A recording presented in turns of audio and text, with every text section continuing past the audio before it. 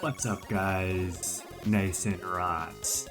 Rube and PD both got here before even things get started.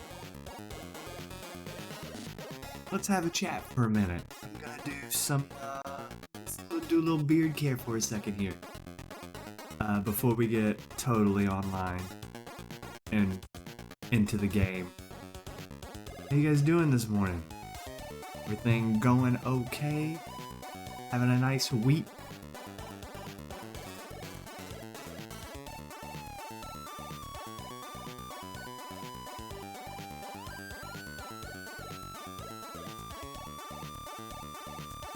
Hello, hello, hello.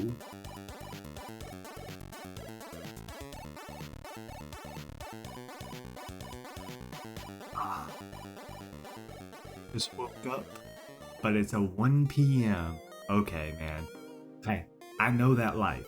Alright, I am 32 years old, and I have had sleep schedules that range from waking up at midnight all the way to waking up at like 4 p.m. Just depending on like what my life was at the time. It's been weird. I've never had a chance to really just have a stable sleep schedule. Life has not been able to treat me to that kind of stability.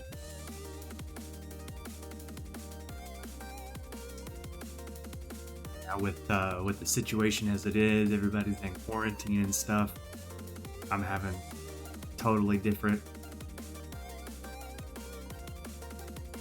situation, going and doing this whole like, man, now I'm getting up at 4 a.m.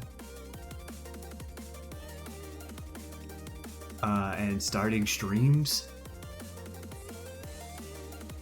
Monster Train is a new game that it's a deck builder. It's similar-ish to the ideas of Spire, like Rube is saying. It's been passed around in early access. Private keys have been passed out to some streamers, especially Spire streamers, and they've been trying it out on Twitch, showing it off, and the official release should be today. I've heard mostly good things from people who were playing it on Twitch. And I've considered grabbing it today and trying it out, but also I'm a little bit small time, and I'm not super sure that I should do something like that with the fact that it's coming out for real today, and everybody and their mom who's into deck building games is gonna be doing that today, and I don't want to overlap with everybody who's like so much more popular and just be sitting here by myself. I know some of you guys will stay and hang with me, but some others may not. So I'm not sure if I'm gonna try out Monster Train today. Might let some of the hype die down.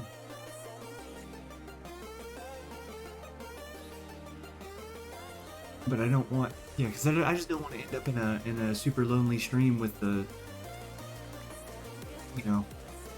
lack of discussion and interesting things.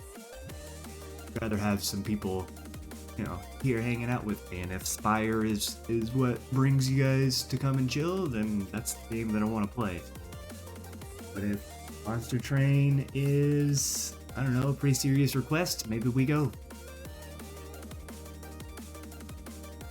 The chill experience? Which one though? The Monster Train chill experience or the Spire chill experience? I'm also a little worried that all the Spire viewers are gonna leave today. The Redbeard chill experience. Okay. I'm a little worried that the Spire viewers are also gonna go hang out with Monster Train today instead of coming to do Slay the Spire. So But that's okay. We're just gonna do what we do best and enjoy ourselves.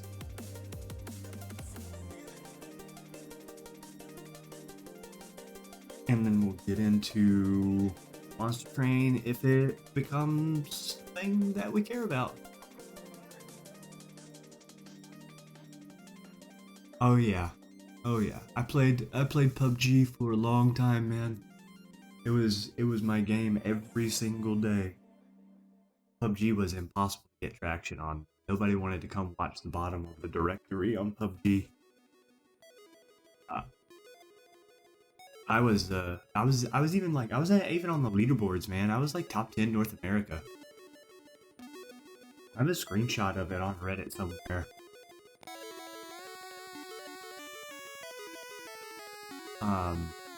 I was really good at the game.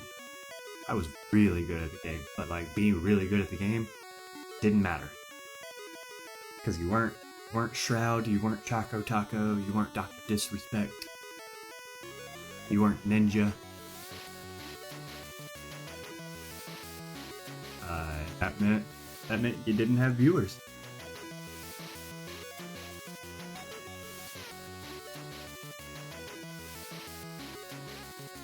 Right. Get a little comb action in after this brush. Work all of that oil in nice and deep.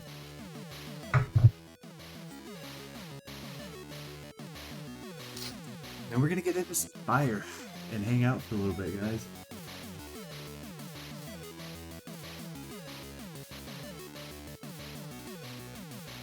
Top 100 duo is pretty nice, man. I didn't play much duo with anybody who was good at the game. I played duos with my brother. Not trying to talk down about him, but like he's not a lifetime gamer like I've been. And when he did play video games, they were always console. He didn't even have a like PC game until he was like 25. Oh. Found a tangle. So he wasn't exactly like fantastic at the game, so we couldn't really do like leaderboard stuff. Too many other people who were like way better. Like he would die a lot, and I would just like go kill myself, go throw a nade on, like lay on a grenade or something, or stand in a Molotov, or drive off a cliff and do a bunch of like the waiting arms of an entire other squad. But you'll see in my stream info, my description stuff down below. I don't remember what part I put it in, what panel I did it under, but one of them is that I am a caster for Plausible. Every 2 weeks, we do a PUBG community tournament for our community at Plausible Gaming, and I run the streams for that and do the play-by-play commentary. Sometimes I handle the whole stream myself, including the commentary and the camera and all of that stuff. Crazy. The next one, let me double check. I think it might be in 3 days. Let me double check for you. You can come by and hang out, man. Check out the next event. Schedule 24th. May 24th, we're doing it. So you can come by and check that out. It will not be on this channel. If you're interested in it, I can shoot you the link to Plausible Gaming, where you can search for Plausible Gaming on the Twitch search bar, and should bring up our guys, like a little red, black, and white PG logo. Alright, I think we're all brushed up here. We're gonna get into some Spire in a second. Yeah, Nathan, hope you do come by and check it out, man. I'll be casting again. It is 900 GMT. That is 7 p.m. GMT. I am 5 hours. It's gonna be a little late for you, I think. I'm 5 hours behind that right now.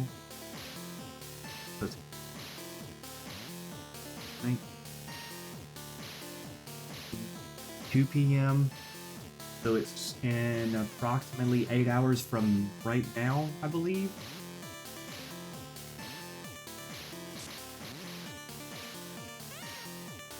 I think so.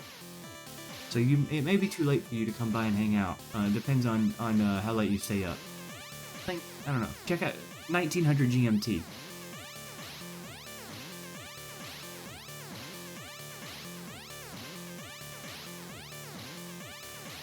Alright, we're good to go. Everything's all combed out, for sure. Not catching any snags there. Yeah, exactly. No, 7 p.m. 1900 is 7, or, yeah, 7 p.m. GMT.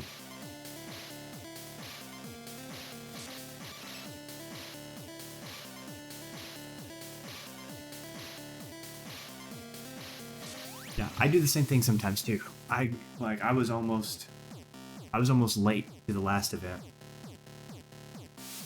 because of that.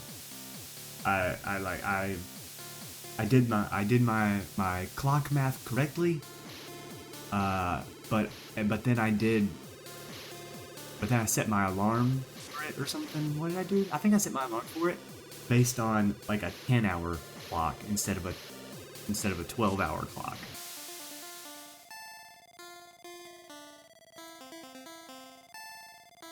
So I ended up getting up like an hour late. Because I run the whole thing, I'm supposed to be available like 2 hours ahead. Alright, we're good to go, guys. Thanks again so much for coming and hanging out with me. Let us get into the Spire. Kaboom. Jam with this tune. Blip Bang, it says? Okay. Blip Bang? That's a song title. And we're going to find a spot on my monitor. Gonna scrape at that. Yeah. Probably sneezed on it or something. Oh, I hope that's not what it is. But I would not be surprised. Man, I have explosive sneezes. I just assume whenever I see a spot on my monitor that I sneezed on it and didn't get it, and then missed it when I was trying to clean it off. Alright, yesterday we had a watcher demo, low ascension, or Jellu was his name. Found some pretty sick relics up here in the relic bar that really helped carry us to victory, but we ended up in a position where we were able to draw through the whole deck super duper fast, just unbelievably fast, with 2 scrolls and snagged an apotheosis because we were, what was it, Pandora? We didn't Pandora. What did we do? Oh, we weren't offered any cards. We weren't offered any good block cards, man. Alro, congratulations! Congratulations! Finish an Ironclad Ascension 0 run thanks to the tips from right here on Redbeardy McGee's stream. Just grinding Ironclad so far? Yeah, very good job, man. That's the start of like a legacy. When you start winning at Spire, that's when it really begins.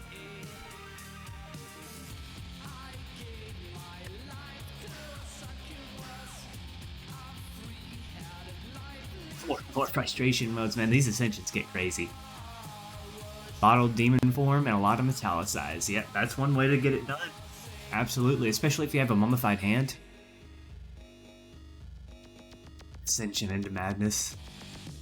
Alright, so yeah, we just weren't offered any like good block solutions throughout all of Act 1 and even most of Act 2. We found like a protect in Act 2 and like that was it. And then we grabbed this like water right here. Like water is what we did here.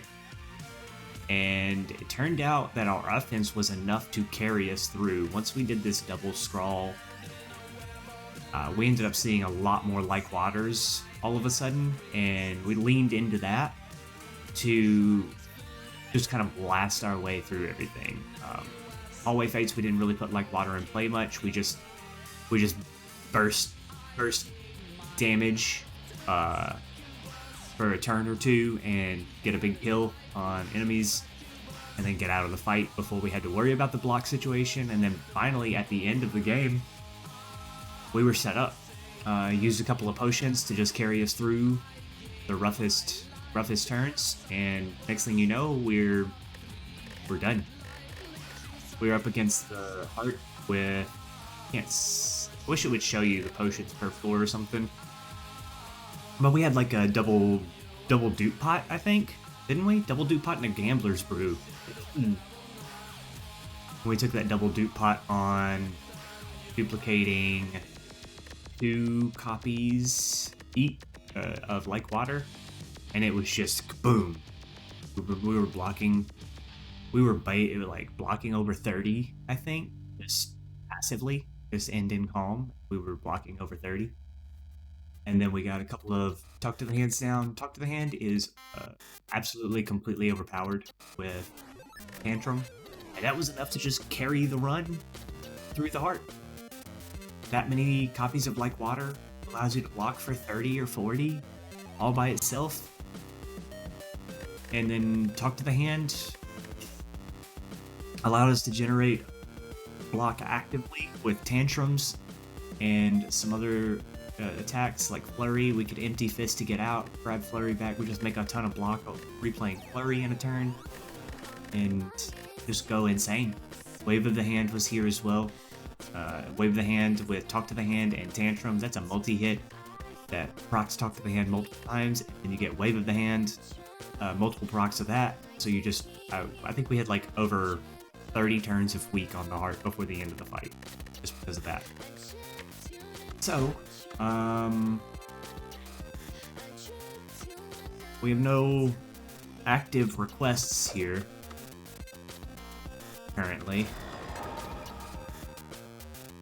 I will leave the floor open for a minute in case anybody's interested. Let's turn it up so I don't forget. Anybody has any questions about things, we can do that. Or requests, we can handle those. Again today, the Ironclad Ascension 5 that we tried out as a little bit of a demo as well it had all the answers it needed in the deck, but up against the heart, the answer that it lacked was drawing cards. It could not get to the cards it needed to play. That's all you play is Ironclad. Diversify, man, diversify. No, I'm just kidding. Ironclad is kind of the most basic and like simple character to learn. Certainly not at High Ascension the simplest character. It's really hard to actually decide who the simplest character is as the difficulties stack together. But the most straightforward character to start with is definitely Ironclad. So it makes sense to play it a lot. But this deck had all the answers it needed to win. It just couldn't draw it fast enough. We actually bottom decked the important cards, like Feel No Pain. Feel No Pain and Juggernaut were like, they were win conditions for the heart fight. We were a little short on damage, and Juggernaut was supposed to get that together for us. Feel No Pain needed to get in play so that we could get things like Fiendfire down. We had plenty of ways to get strength with Limit Break. We also grabbed a Body Slam in Act 3 somewhere, I think, just to have that available to us. We got that back here in Act 2.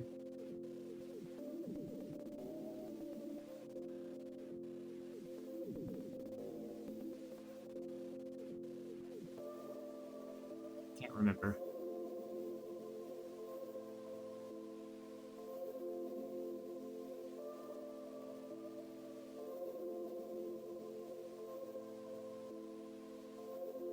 Well, where is it?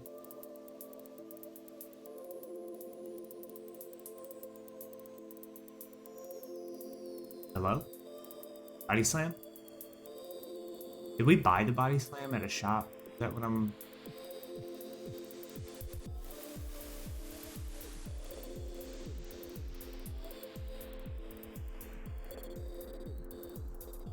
Also no?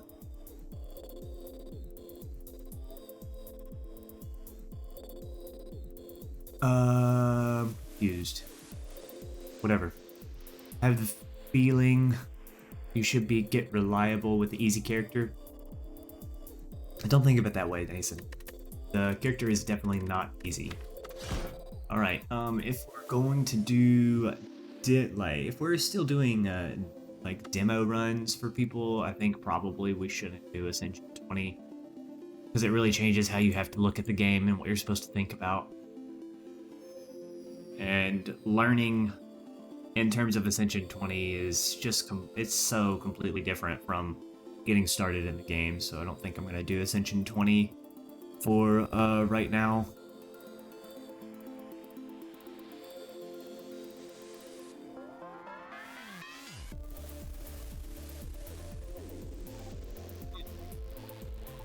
So, Mason, were you here for yesterday's Ironclad, like, request? I don't remember who I did that for. I know it wasn't you. We'll do it at Ascension 5, though. Parents for their birthday. Happy birthday to your parents. Both parents? On the same day?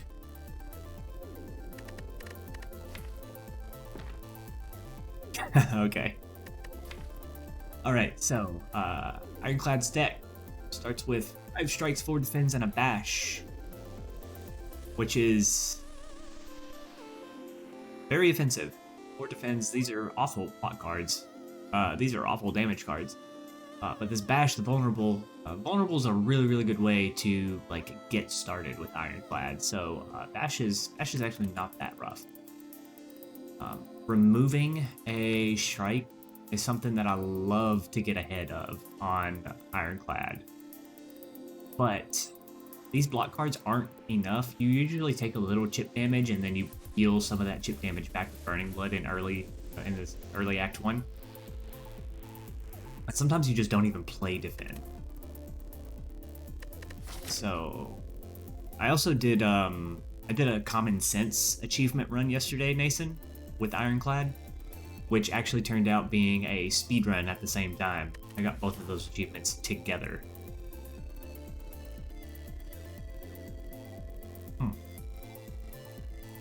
Okay, 2 transforms on a strike defend is also pretty okay. Common sense is you're allowed to take no uncommon or rare cards in the line. Can only play with commons, which is the starter deck doesn't count as commons or uncommons or rares or whatever. This just never counts. These are starter deck basic cards. I don't remember exactly what term the game uses for them. And then the Speed Climber achievement is 20 minutes to finish a run. Finish a run with 19 minutes and 59 seconds on the clock or less. Yeah, 100 gold is pretty awesome. Remove a card. Transforms are weird. Just basic cards. Yeah, so that, like, in that case, it was just these, right? Just strike, defend, bash, for example. Strike, defend, like survivor, neutralize with. I think that's what you're talking about. They took no other cards in the whole run. You gotta get there with the relic bar in that situation. Okay, so I like these 2 options a lot. Transform is one that okay to take, but kind of weird. There are a lot of misses in early Act 1 on Transform. Standard start to the plan is, as usual, looking for 3 hallway fights into a shop or a campfire, followed by an elite fight, and minimizing the forced hard hallway fights later in the act, favoring elites again when your deck is a lot stronger, hopefully. But it looks like not that super fortunate here. One opportunity at 2 elites here. This path right there gives us 2 elites with a rest site in between and a shop to follow it up. We could be very strong going into a 3rd elite fight here.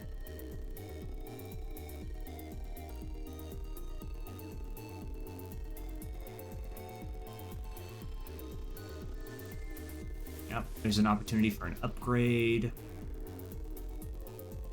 fight, and then we can see about upgrade versus rest here into a potential. Yeah, we get a good shop, a lot of gold here with 2 elite fights. Definitely 3 hallway fights, probably. Let's. We might even try to save our 3rd easy hallway fight for up here. It's very possible to do. We are having to go through 4 events to make that happen, which is a little risky. You typically run into a hallway fight in that chance anyway.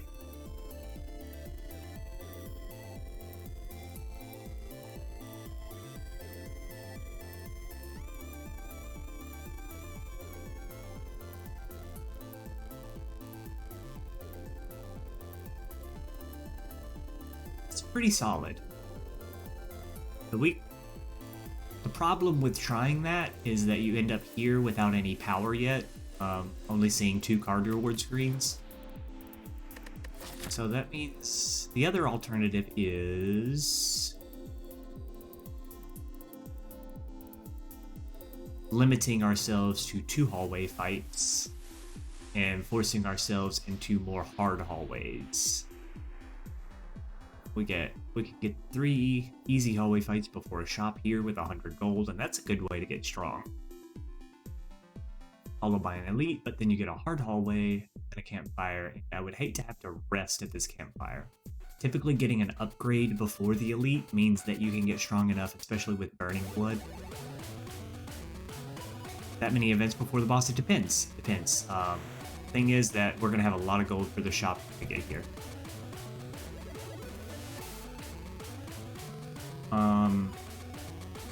So this option here lets us take, this would be the 100 gold path. We would go here and 100 gold extra to spend plus the gold from these fights.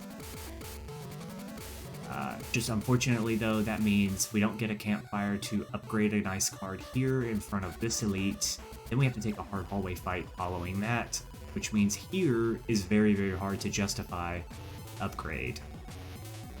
One of these campfires would end up being a rest, and most likely, which means probably rest here in case this is another hallway fight. Not really low odds on this being a hallway fight, with only 1 event prior to that. Really, really low odds of that being a hallway fight, but it very well can be. Which means that we would want to rest here, and that's unfortunate going into this, because this could be like, for example, Regal Pillow or something, and then we get here and we're incentivized to, you know, almost full heal off of a rest thanks to Regal Pillow. But then again, this could also be like Peace Pipe or some other, or Devil, something else to do at a campfire. Something to keep in mind. This would be our 100 gold path for sure, just to get that early shot. 3 hallway fights. A lot of gold to spend. I think I like the later shop. I think this is a much bigger power spike right here for us. And upgrading here could very well mean that we get strong enough to fight this without needing to rest here. So we get here with 2 upgrades already, and these events could be an upgrade too, or card remove or whatever. Then we get to a shop with a lot of gold, thanks to 2 elite fights and all the hallways that we run into. So that means you have to ask yourself, do you want to remove a card just to strengthen your deck for later by getting ahead of the strike removes, or do you take what is essentially a double card remove in favor of 2 transforms? Transform a strike and a defend. It's pretty good. It's a little too risky to transform 2 strikes, even though you would much prefer it. If you get no attacks out of it, then you're stuck with bash, strike, and getting a draw that makes this combination work is very difficult. I really like 2 transforms, especially with Burning Blood. You can afford a lot of HP down and earn it back. And we do have options here. We can, if our transforms are really bad, we can go here to see extra hallway fights and build up even more cards. If they're really good, we could go here and see fewer hallway fights just because we want to preserve our remaining, we're 24 HP down, we want to preserve more HP and get here and upgrade one of our really good cards to go into these fights here and come out in a pretty good position. Other consideration about that, though, is that you want to find potions. Potions are so strong, so useful, especially in early Act 1, to give you that boost you need over elites, which give you the power spike in the relic bar and the rare card percent. And this maximizes our potion chance. This is the most balanced option, 3 hallways. This one is the riskiest start right here, but it does allow us to save potentially a easy hallway fight all the way back here. Our 3rd easy hallway fight can be all the way back here. After a shop, 2 previous elites, potential 2 upgrades, and 1, 2, 3, 4 events for potential extra gold, extra card removes, port tongs, maybe even a heal. 35 gold heal could happen versus a 75 gold card remove on one of these. This is a risky path, but it's also possibly the highest power spike in the act, right? Because of the potential of some of these events to give us really good things. And the double transform, I think I'm leaning towards that right now, just to make that happen. If the transforms are really bad, we do have options to just bail out and still get relatively strong. Losing some HP in Act 1 versus Hexaghost is fine because turn 2 is set in stone based on your current HP. It's current HP divided by 12 plus 1. So it never does less than 1 damage times 6. If you have, say, 12 HP, it'll do 12 divided by 12, which gives you 1. You could have 6 at 11 HP and 12 that's less than 1 then. So it always adds 1 more.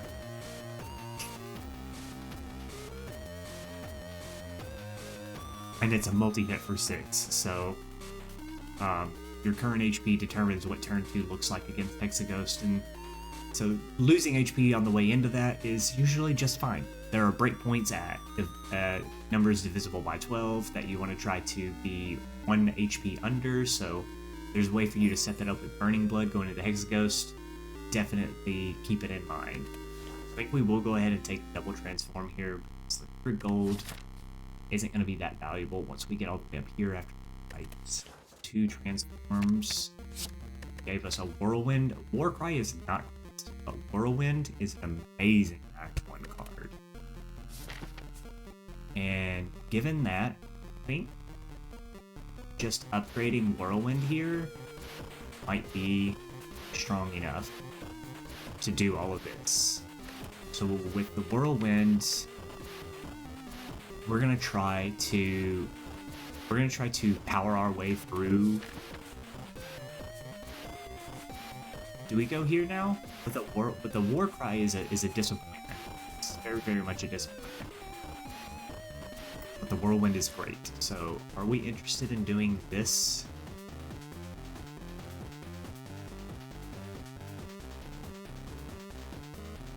After everything that I said about the potential power spike here,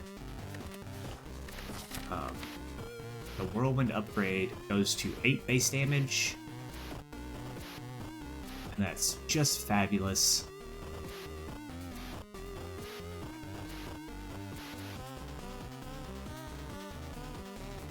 And it can save us quite a bit of HP for Burning Blood to tick back up for us too. Just being able to full dump your energy into AoE damage, pretty great. So, but I think I want to see cards as a result of that. One hard hallway up here is really not a big deal. We do lose one event, but it gives a higher chance of these 3 events not being hard hallway or hallway fights. This is probably the better path now, just because that Warcry is such a disappointment for early active. We can take advantage of the Warcry. So we're gonna go this way just to see the extra cards. Well, there you go, right off the bat. I would rather play Whirlwind right now. That's not Whirlwind. Need to block next turn. He's doing Frail. I want to put all of my defense up there. He's adding Frail to me right now. And I just... oh, he's doubling up. Okay, this is technically 1 extra damage for the energy than this before it gets upgraded, so you use it first. We should be able to get a fight. It's really hard not to draw enough damage. For 6, and full HP. Here we come. Okay, Thunderclap and Whirlwind is kind of a combo. It's not a great one. I have to draw them together. Sometimes that works. Applying multiple to all enemies at once and then whirlwinding is 14 damage on 3 energy AoE versus 15 damage. But if you get the upgrade 8 on this, it goes 8. Well, but you do also have to add the 4 damage for Thunderclap, so it's 14 plus 4, so you have 18 total AoE damage. But if you get this upgraded, then the vulnerable moves up to 12, and you get 12 times 2 there. With your leftover energy for 24, which is already the base, but again, you get the 4 damage here, so it's 28 AoE damage and 3 energy. That's pretty good. But with Exaghost coming up, potential Gremlin Knob, and potential Lagavulin that we have to deal with, Whirlwind is already pretty well a good answer for Sentries. We want a source of Weaken in the deck pretty badly.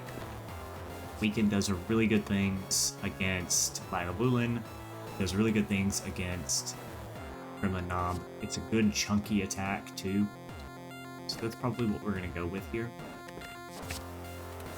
And move on.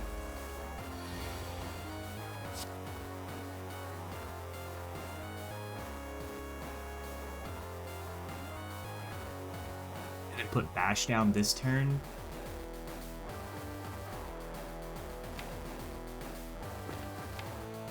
Looking at Clothesline coming up next turn, potentially.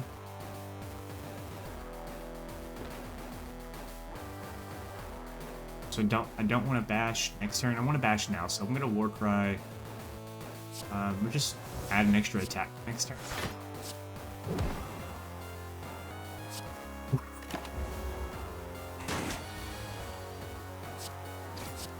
Okay. Clothesline next turn is actually pretty much perfect.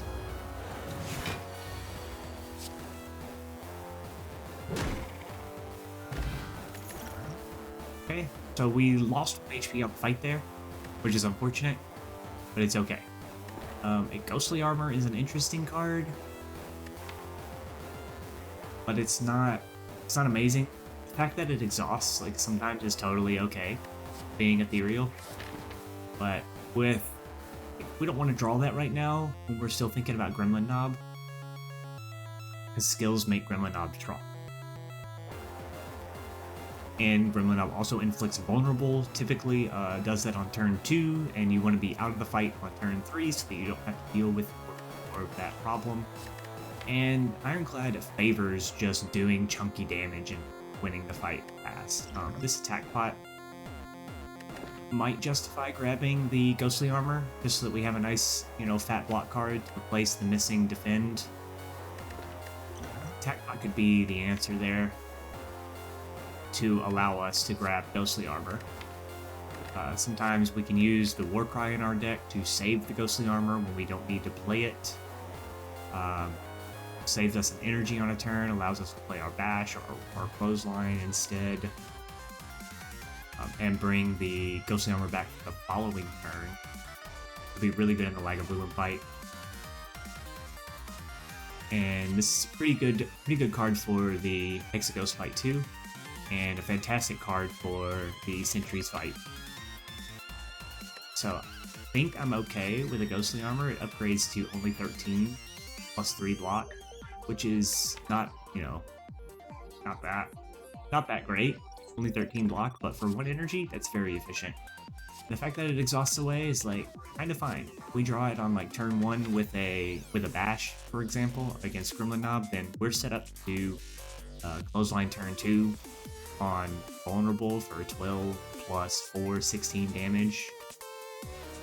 Or 12 plus 6 for 18 damage, excuse me. So I think this attack pot says we're allowed to have the Ghostly Armor, even if we have to deal with a Gremlin Knob.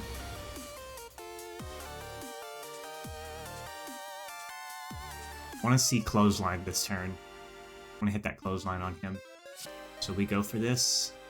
It's not Clothesline, but it is Ghostly Armor, which is pretty good.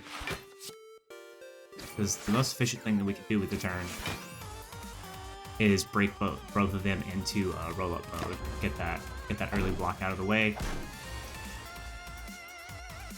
And we have lethal. You're dead. You're dead. We could have also just used Whirlwind.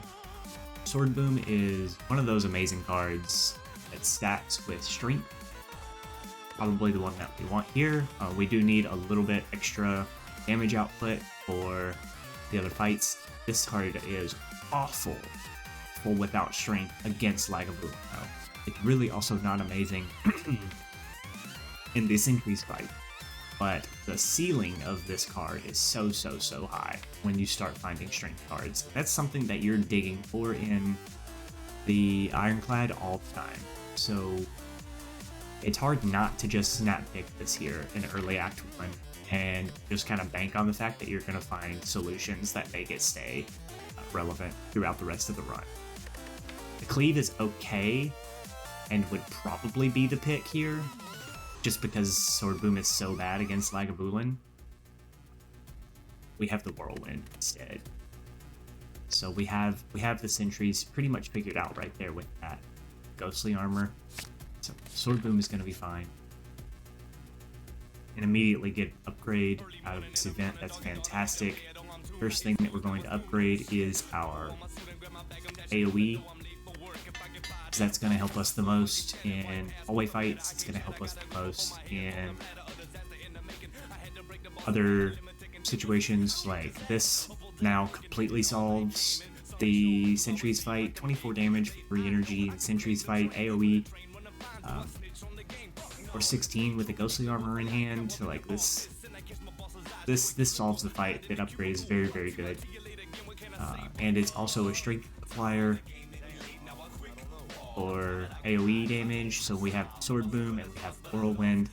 We're looking for a Strength card very badly, especially to scale against Ghost. And here, we just saw one of the card remove events right here, one of the potential card remove events, and our shop is all the way up here, so I really don't want to take a regret.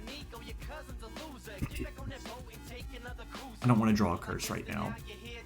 So, and we don't need this HP. We're actually only 17 down. This is a very inefficient heal, and we should be able to save enough HP across these fights that we get to, hopefully, thanks to that ghostly armor and clothesline, that we're just going to take this max HP, just better. And we get upgrade.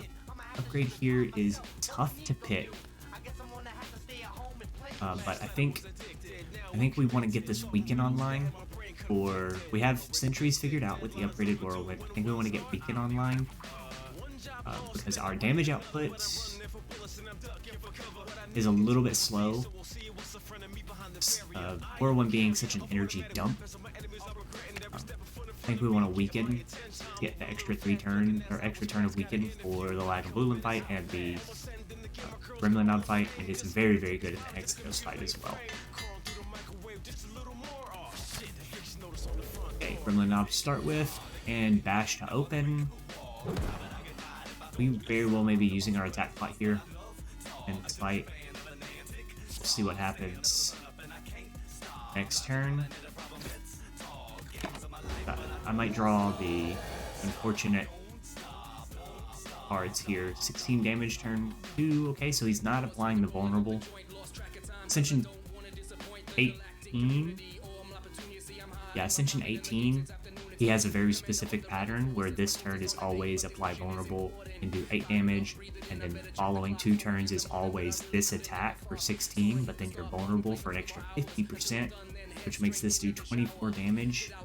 And then he has Enrage. That's always turn 1 on every ascent. I think we'll just weaken him. Take this 12 damage as well. Pretty good damage output there. Okay, he's doing it twice. We get a bash down again. We get 12 damage out of this. We can save 12 HP right now with it, but 13 is a pretty tough breakpoint to hit.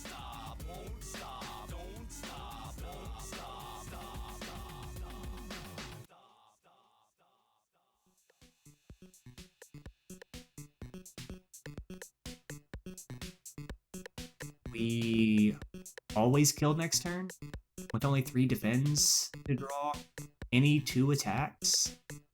Yeah, these 2 attacks always win. Either of these win on their own.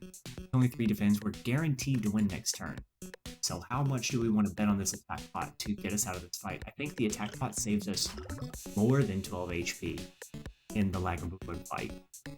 And also, it maybe saves us in the Sentries fight if we get a terrible Whirlwind draw, like a turn 2 or turn 4 Whirlwind. Well, turn 4 is probably okay, but turn 2 Whirlwind probably means tanking 20 damage.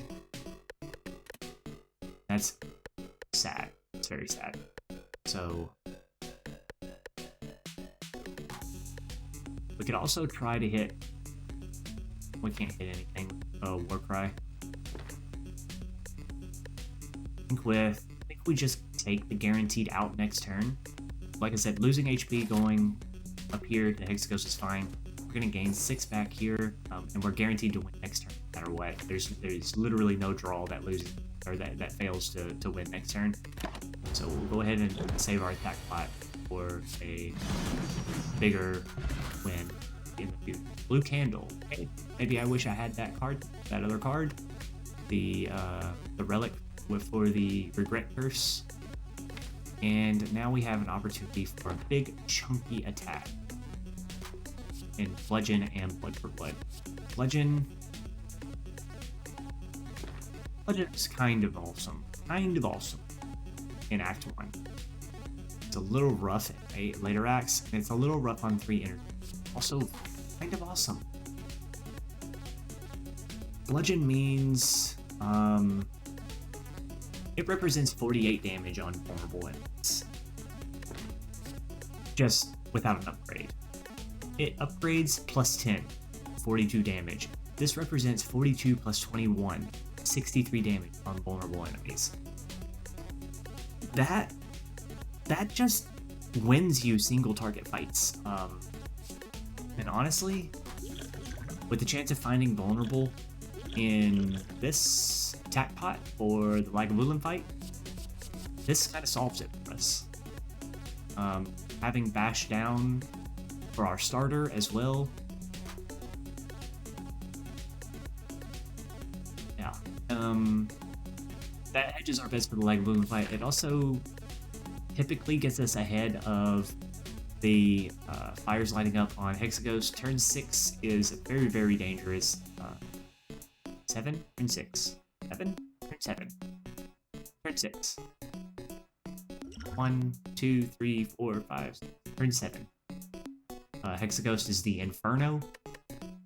It's a 6x6 attack. Very strong. Very scary. We want to try to get ahead of that. He has like 250 HP. That's a lot of HP. This gets us ahead of that once we just have a vulnerable down, especially if we get the upgrade on it. And what are our other upgrades right now? It's Bash for the vulnerable. Just a raw 42 damage attack. This is a very good upgrade.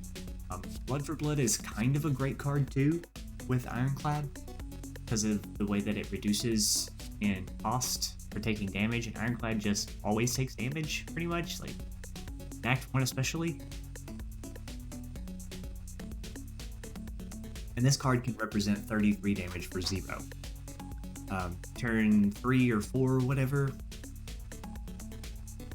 it probably costs 0 already, especially in AoE fights. And it's just really hard to block all of the damage incoming every turn in AoE fights. Ironclad also typically just face tanks that stuff anyway. So there's a chance of that working out and being just free damage by turn 3 or 4. Hexaghost fight, absolutely an opportunity for that there. Birds, a lot of Act 2 enemies. You get multi-attacked by the Snake Plant, and it's pretty good. But this card right here represents a potential 63 damage.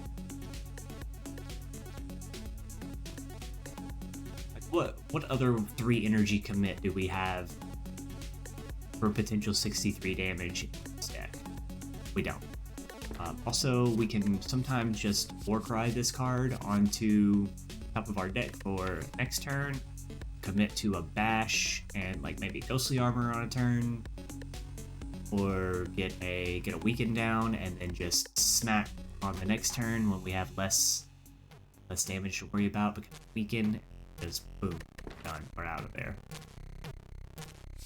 Lay down 32 or 42 damage, and then only have to block, or don't need to block the turn because it's only 4 damage incoming, and get out of the fight. Sometimes that just works out. Legend is kind of a high ceiling card, but it's super intermittent. I like taking it in Act 1. I like seeing the card, but it becomes a card that you don't use any very quickly.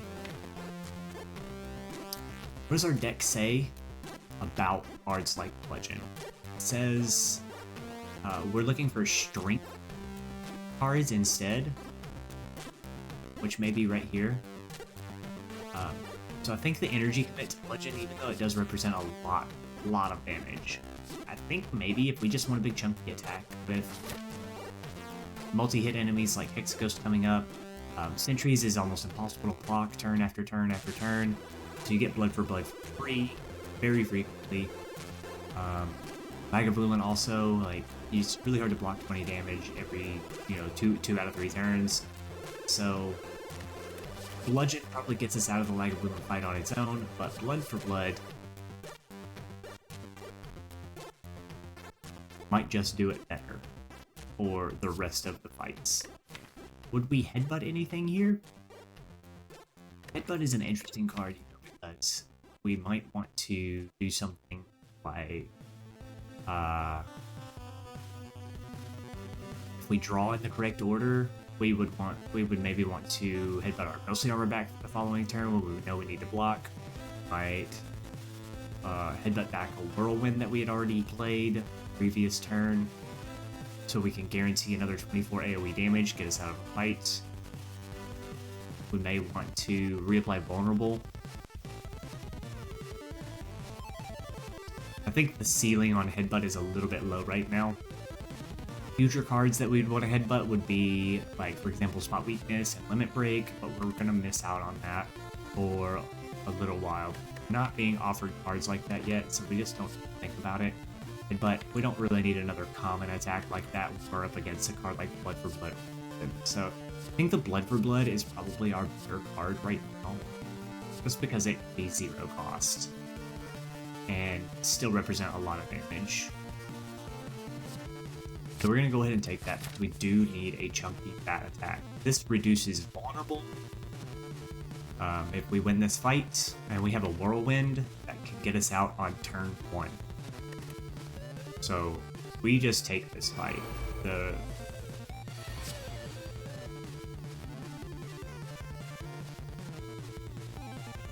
He has 25 HP.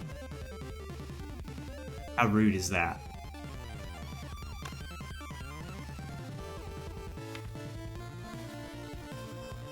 Is there anything that we do here that saves 6 HP, allows us to heal up? I don't think so. Do not think so. So, sad times.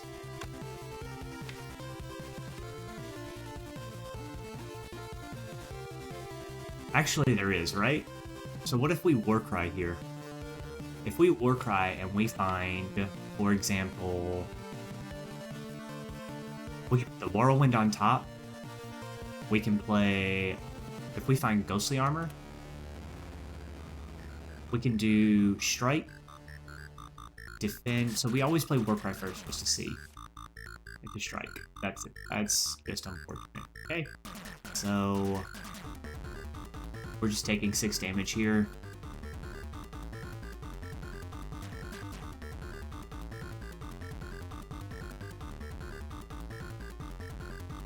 I would have taken Defend or Ghostly. So there was 3 hits in here for sure. What about Clothesline? What if we did like a... What if we... Would Clothesline have been an answer there? Maybe I was just like being a little too hopeful about Warcry there. If Clothesline landed, we could have 6 and 4 incoming. Defend. It would in fact save us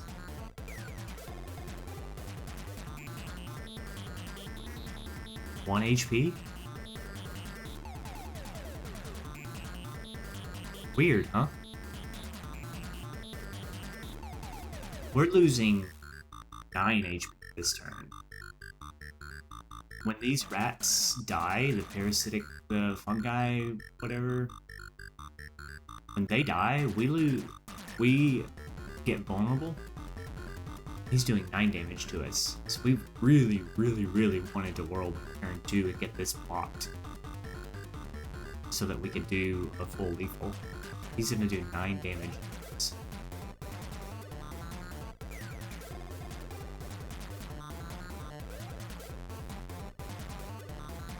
So what if we do it anyway? And we save more HP? We can. We play Defend this turn, we strike him.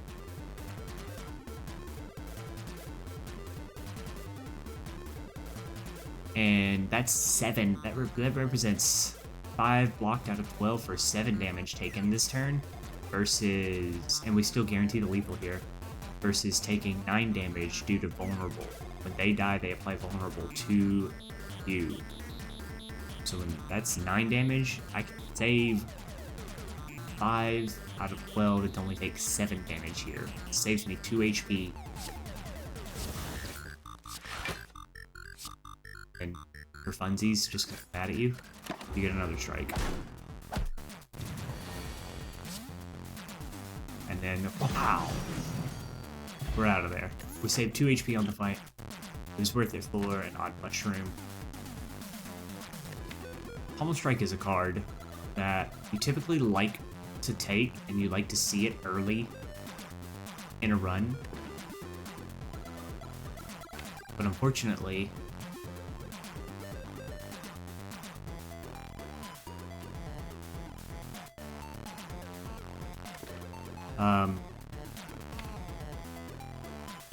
where are we on upgrades right now? We're looking to upgrade Blood for Blood. Upgrade makes it base 3, and it also adds 4 damage. That's a pretty solid upgrade for Ironclad. Like I said, that represents 33 damage on target. I think that's where we want to be right now. Pommel Strike, when it's upgraded, draws 2, which makes it very, very useful. It's very utilitarian attack common. But it's not great here when we have the damage output that we see and Warcry already to kind of just control what our hand looks like sometimes. I do want a card like Pommel Strike, but right now I think this series of pickups means maybe we don't want it, because sometimes it also Pommel Strikes into a Blood for Blood we can't play. It gets a Whirlwind that we don't want to play that turn. We be maybe short on energy for being able to play our expensive Bash or Clothesline on the turn. Sometimes it draws Ghostly Armor on a turn that we don't play Ghostly Armor, and we either have to waste energy saving the card for later in the fight, or it draws Blood for Blood that has not had its cost reduction in play yet. I would like this card, but I think it turns some of our deck off right now, that we're happy to just let it play out as is instead. Don't want Heavy Blade because it's inefficient versus Sword Boomerang and Whirlwind. Well, not versus Whirlwind, but as far as single targets go, Sword Boom does a lot better. So we're pretty happy to just stick with Sword Boom here. We already have a Blood for Blood, so we're gonna go ahead and skip these cards. And find a Whetstone. Whetstone can hit, hopefully, not strike. All 3 of these upgrades are fantastic. These suck, but take your free upgrades. Got a double strike upgrade. I'm unhappy. I'm a little unhappy. I'm very upset right now. Pretty disappointed in that result. But we do get our own upgrade choice here, and I think we just take this.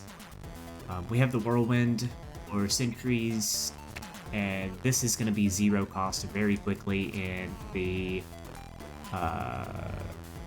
fight with Hexaghost, with only 3 defense and a Ghostly Armor.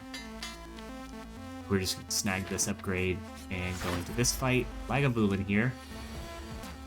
We can weaken, we can apply weaken, we can just open with that.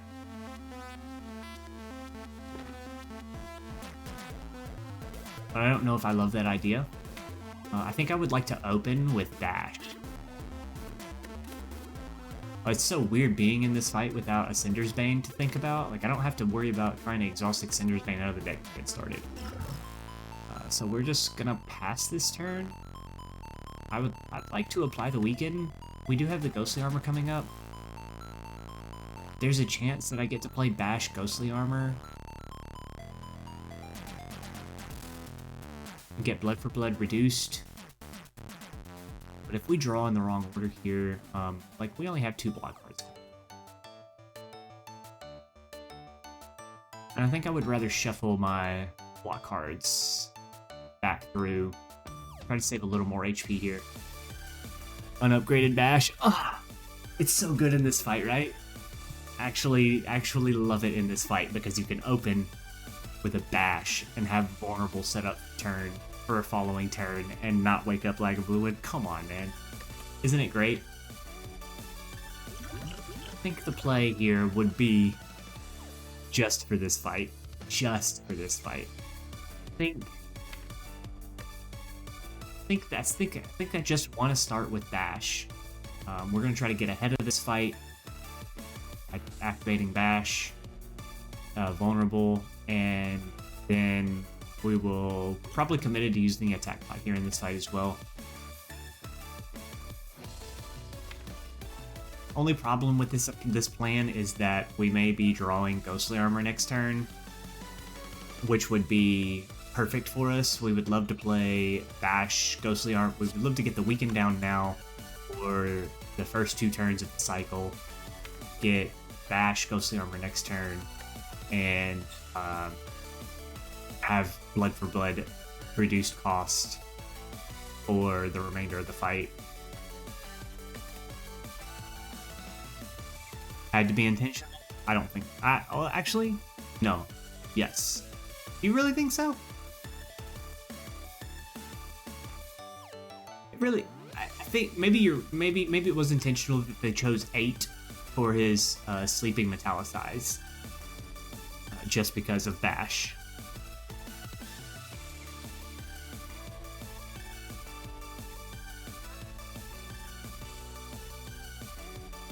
This is a tough turn. Getting 3 weekends down is pretty solid. How much faster do we go if we wait? I think we just open with Bash. Just because of I think we're committed to using this attack pot in the first cycle. We're gonna go ahead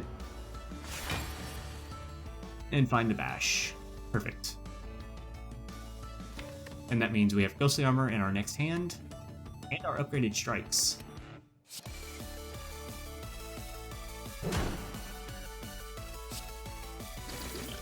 I think I do want to go ahead and commit this turn. Vulnerable's already down. Actually, maybe we wait till next turn. Because it also could be like a clothesline or something. We don't want to commit at this turn. We might be able to get weakened down. 26 damage and 10 block. What?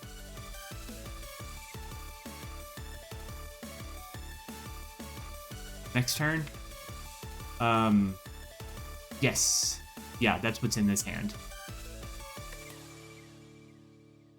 And this may be able to apply weaken with like a clothesline.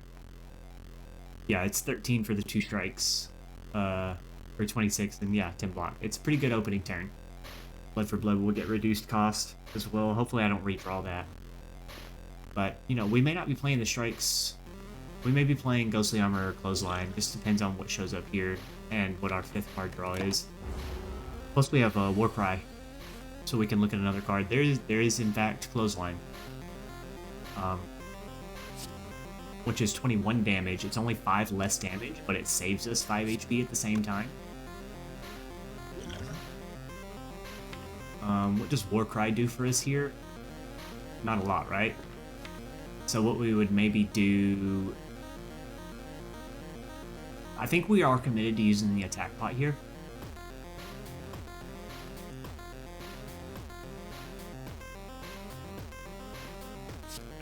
I think 5 damage is worth... I think saving 5 HP is worth playing the Clothesline here. It also saves us 5 HP next turn, which has... Yeah, we have a good way to clean this fight up. I think we are committed to using the attack pot on this fight, on this turn. It may restack vulnerable. We want to take advantage of the vulnerable that's still here. And it will help us choose what we do with the rest of this turn here. So let's go ahead and do that. Oh, it's a Bludgeon. Bludgeon represents 32 plus 16, 48 damage this turn. That's just better, right? Just plain better. It's a really great result there. Shots called. So we are going to save the 5 HP now for sure with this card. Do we ever Warcry? No, we don't Warcry. There's just no cards we want to see next turn that are in the current hand.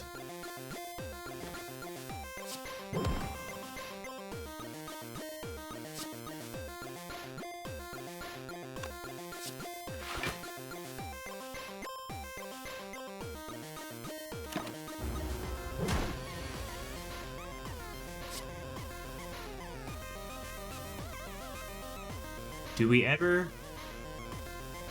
commit? Not for saving 5 HP, right?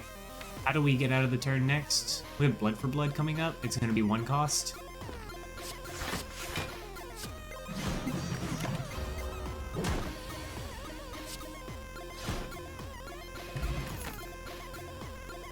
Fiendfire, I like that card.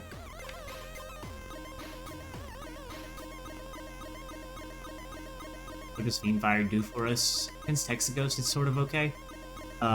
This has put us at a breakpoint as well.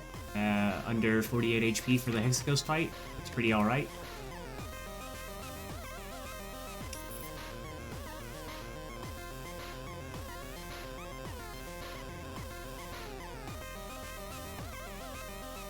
Oh. Fire is probably better than 2 max HP. How is Burning Pact for us?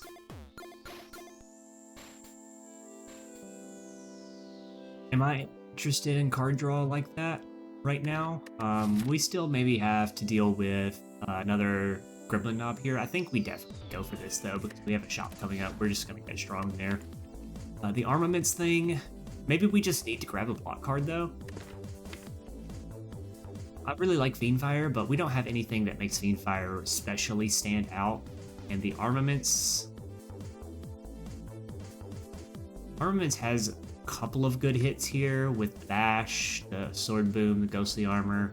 Sometimes it just upgrades Defend for us. 5 block.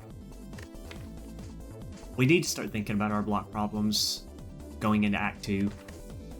And armaments doesn't solve it, but it makes it okay. I think maybe we're looking for block solutions in the shop. So we do have damage output here, but we'd like to get some other source of damage too, though. For the Hexaghost fight, the Blood for Blood is going to be helpful, but our block situation, we're going to be face taking a lot of damage. We really want to draw a block on turn 2, and then apply lots of vulnerable and weaken and get Blood for Bloods down over and over and over again. But this should be free after turn 2, so we should be able to just apply vulnerable and hit Blood for Blood frequently. And we want to redraw the Ghostly Armor on a bunch of turns, and we probably will be ahead of the Hexaghost fight and get out before turn 7 thanks to the fact that that's going to be available to us. Armaments is an interesting card. Maybe Fiendfire is just correct to get us out of fights earlier. We just don't have any strength yet in the relic bar. We don't have any strength in our cards, which makes it it's a really good card. It's just such a really good card, but we have no card draw. We actually have card reduction in the transform to Warcry. This reduces our hand size by 1. It's unfortunate.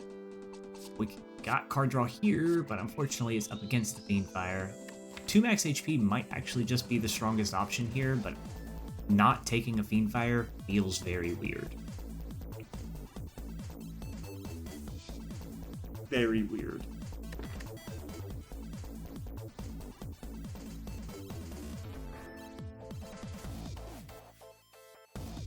This is also our rare card for right now, which means our shop is not going to have any good rares in it.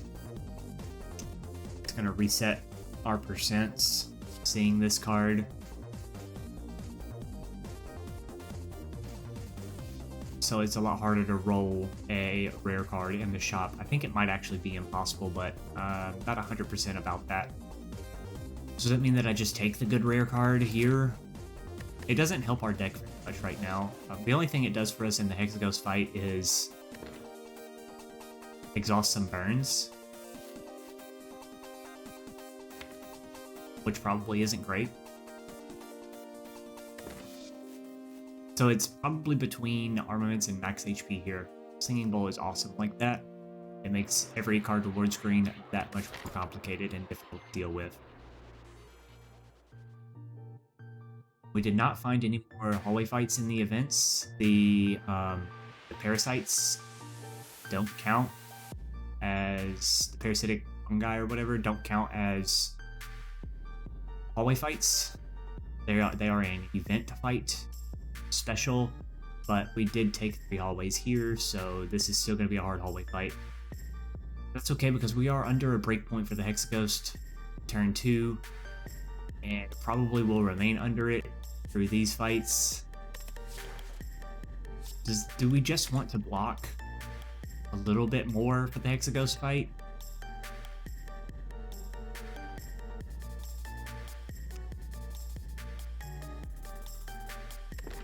Or are we trying to hedge our bets against a Fusion Hammer again? I did this yesterday where we ended up taking an Armaments. We passed on Armaments a couple of times in Act 1. And then at the end of the act, we felt pretty confident about winning the act and getting into Act 2, and we were really hoping to find a Fusion Hammer. And this is, we transformed a Strike and a Defend.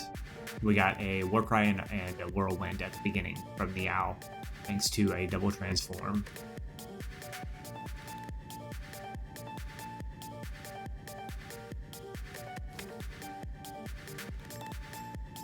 Just need the armaments.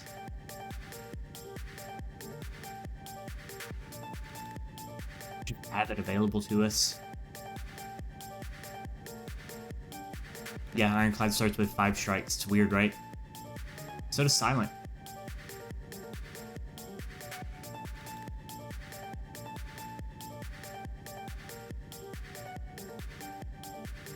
Yeah, you're surprised because 5 strikes in the Ironclad deck, it sounds like a lot when you think about it, but it works out really well for the way Ironclad plays in early Act 1, so it's not that strange to you that he has 5 strikes.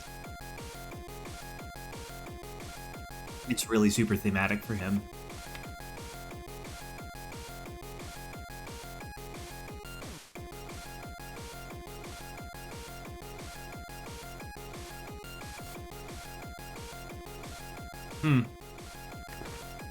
It's a hard screen, with 2 max HP being available here. And Armaments is just not an amazing card overall. It's kind of a trap. It also wants to eat one of your upgrades in the next campfire. But that never happens, right? We're going to get a much better card to upgrade here. I think I prefer that a lot. 1 neutralize and 1 survivor, yeah. Silent strikes are just thick shit. If only they were cheaper.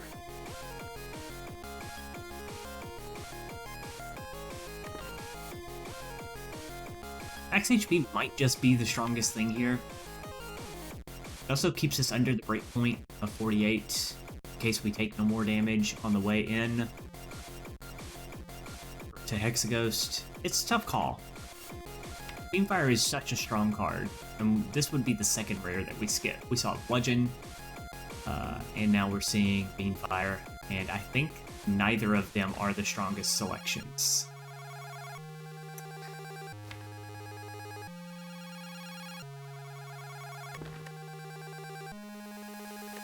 The deck does need to block a little bit more, but we can also just output more damage in place of blocking.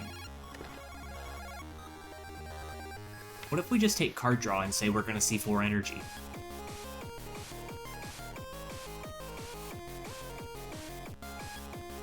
No.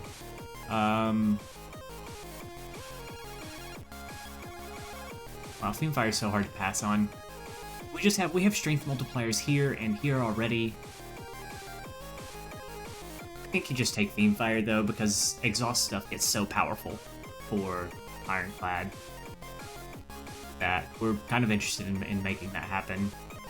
We could just kind of burn Fiendfire out of the deck against the Hexaghost and maybe eliminate a couple of burns. We're just gonna grab it. And then we see a shop here, we get some strength to start with. That's amazing. That's amazing. This is amazing. In Act 1 Orrery, wow. There's a shrug. I really like Red Skull. I also like a strike remove. This is a very hard shop. Very complicated shop. What a lame Act 1. I have to think so much here. Yeah, Exhaust the Burn in the Hexaghost fight might be okay. I think just having Fiendfire in the deck is just good. Red Skull kind of wins some stuff. Yeah. Orrery and removal, the Orrery.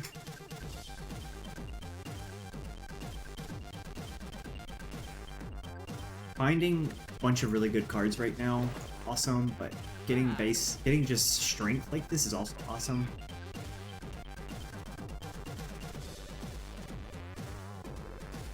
I think I would be comfortable with a strength pot. I really like Dark Embrace.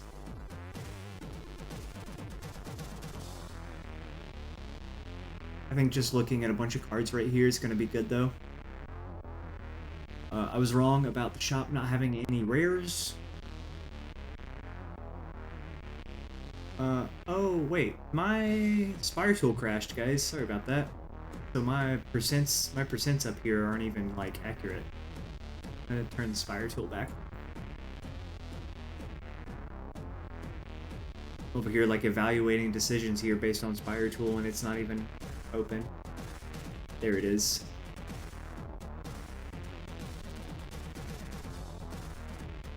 We should see a potion coming up from these fights too. Maybe even both of them.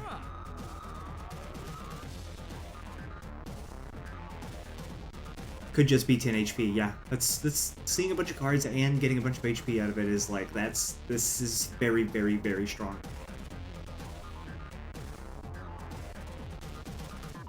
It's hard not to take this. And, I mean, I would like to remove a strike, but also, we can just dilute the deck with Worry in a lot of cases. By just adding other good cards to draw instead of strike. Unfortunately, our rare percent is very, very low. Oh, I kind of hate that, but it's just what it is. It sucks that we saw rare card here, the Parasite Mushroom fight here, and then another rare card here. But it's okay. I think this is just entirely too strong to pass on. And then we can grab the Dark Embrace if we find something really good to go with it in Orrery, or we can grab like a Strength Pot to just make our Sword Boom, Whirlwinds, and Fiendfire do a ton of damage in the Hexaghost fight. I think you just click this. Wow, there's a Reaper. There's a Juggernaut. We don't have Juggernaut stuff right now though. True Grit. Second Wind. This is probably a max HP. We just saw a lot of really good stuff. What?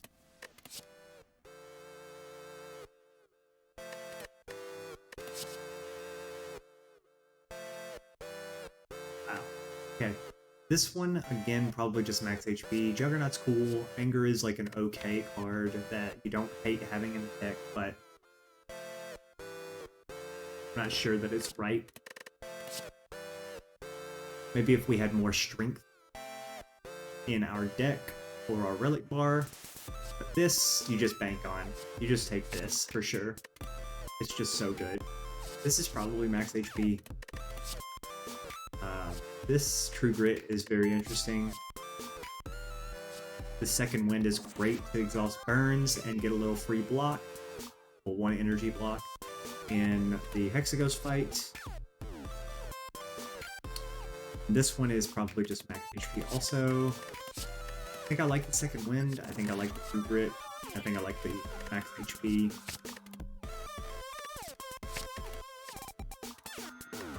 And does that mean that I like the Dark Embrace now? Over the Strength Pot.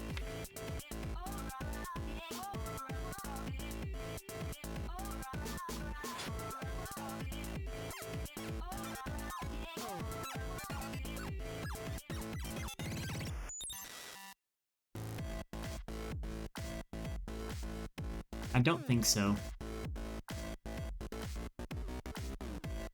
I don't think I want to get Dark Embrace in play right now.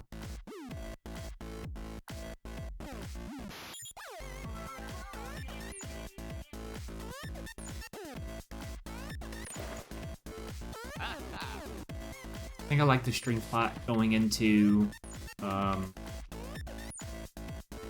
a Gremlin Knob fight, potentially, and a Hexaghost fight. our deck isn't exactly strong yet. It's just it has good diversity, but I think we need a little bit of extra damage, and it's expensive as well. The Fiendfire, the Bash, the Clothesline, Reaper are all 2 cost. The Blood for Blood takes time. Drawing this late, or drawing this like super early and then super late on the second shuffle against Hexaghost could mean that we are falling behind in our damage. Probably want the Strength Bot. If we draw this turn 1, we probably want the Strength Bot in the Hexaghost fight turn 1.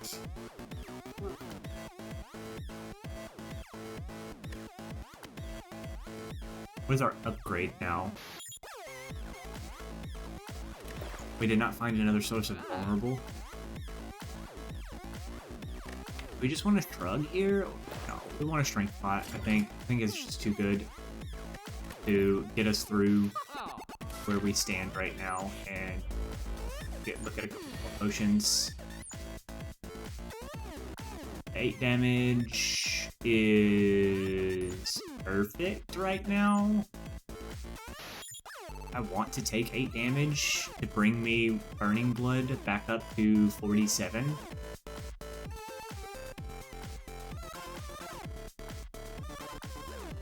So that would just be absolutely great here. I think I can just commit to 24 damage right here. Be happy about it. This is 9 for 1 energy though, so we can get 1 extra damage.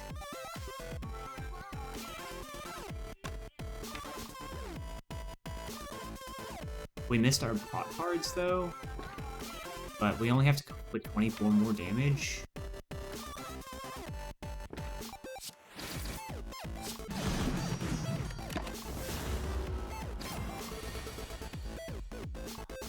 And we didn't find it.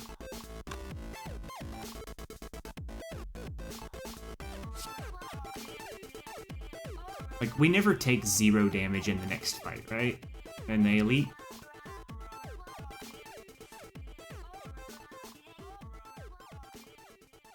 Five times 1, 2, 3, 4.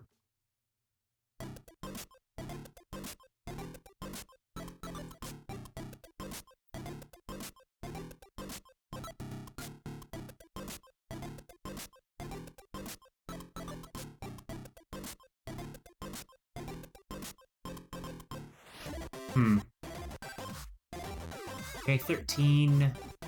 Call it 7.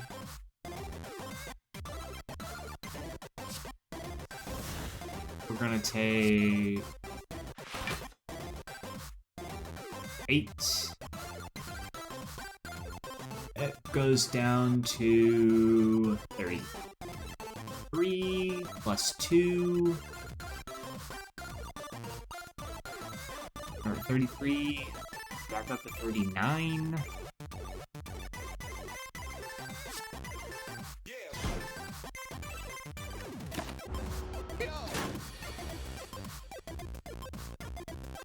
Take 3 more. Take...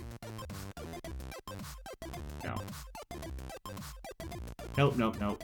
We just get out of the fight here.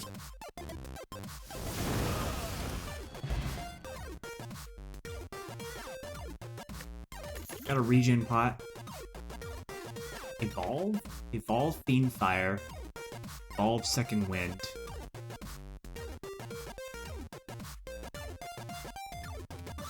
Evolve is kind of good for the Hexaghost fight. It's otherwise not amazing right now because we don't generate any statuses.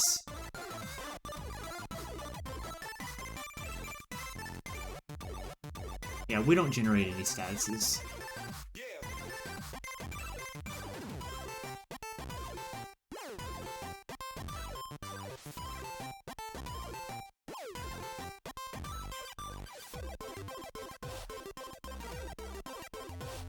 There's the Chosen. When he hexes you, makes you put Dazes in your deck.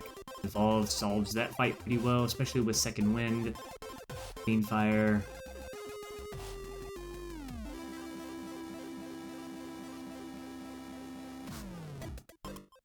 Works pretty okay against slavers, but we want to be out of the slavers fight before that becomes an issue, and we have Whirlwind. Make that possible.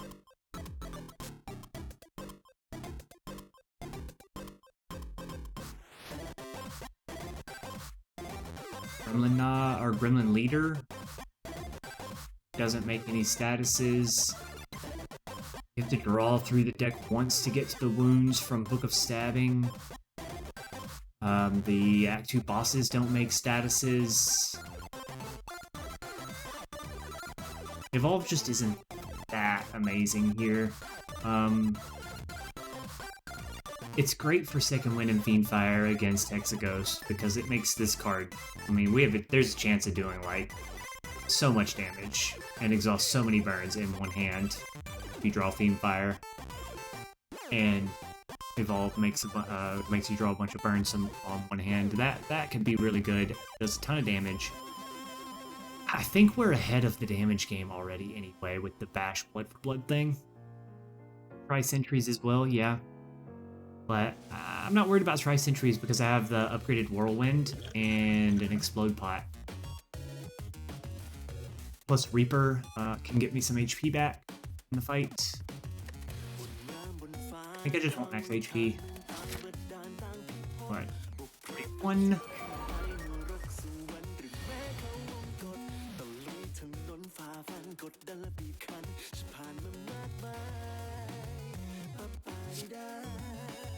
Want to hit temp. 14 damage is perfect here. We find Whirlwind next turn, hopefully. Go ahead and get that out of the deck because we don't care about the defend. We're trying to win this fight before we need to play a bunch of defend cards. Okay, there's Reaper instead. 4 and 9. Explode Pot doesn't work here.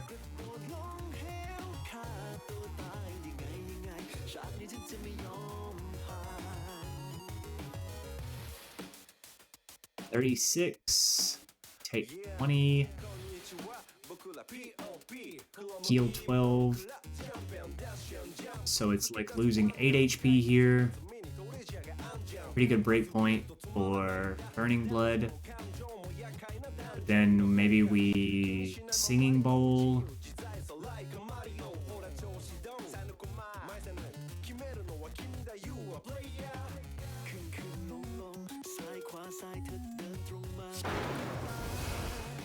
That mean we True Grit here? Take 13.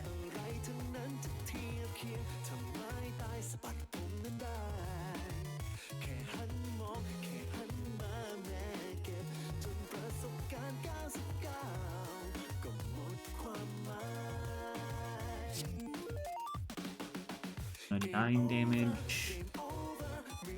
What if we draw Fiendfire next turn for 35? Kill him? Or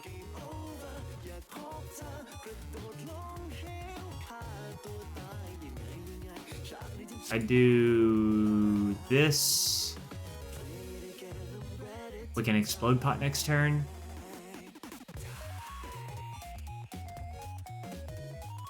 With Whirlwind.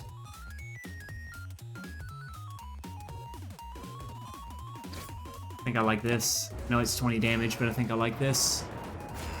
We have the Regen Pot to get started. Okay, Fiendfire.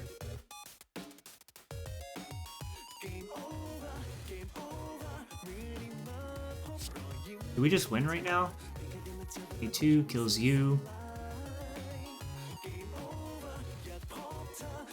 Whirlwind.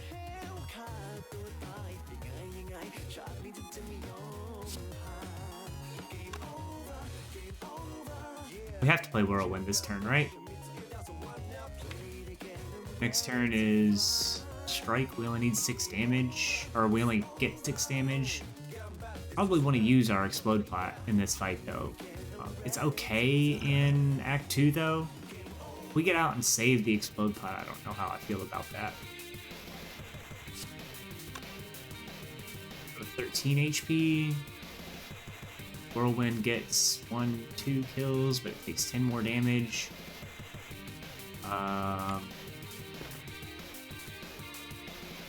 If I can find the strike here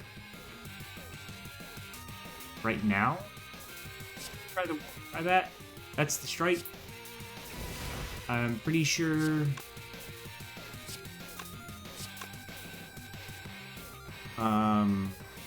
Explode Pot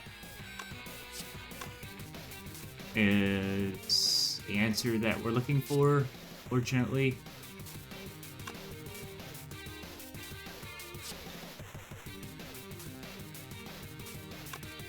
Which is kind of sad.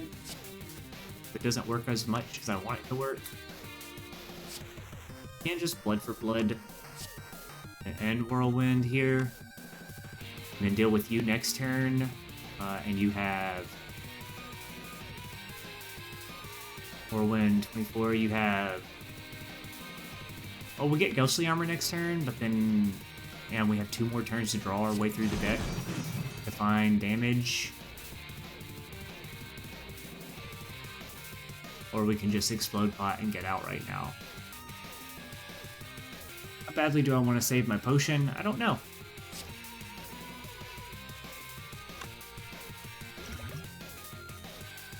Wouldn't mind having this for next act, but we also have a chance of seeing potions from here or the Exegos fight.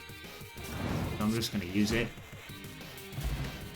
Bag of Marbles is like, it's okay. This is an HP. That sucks there.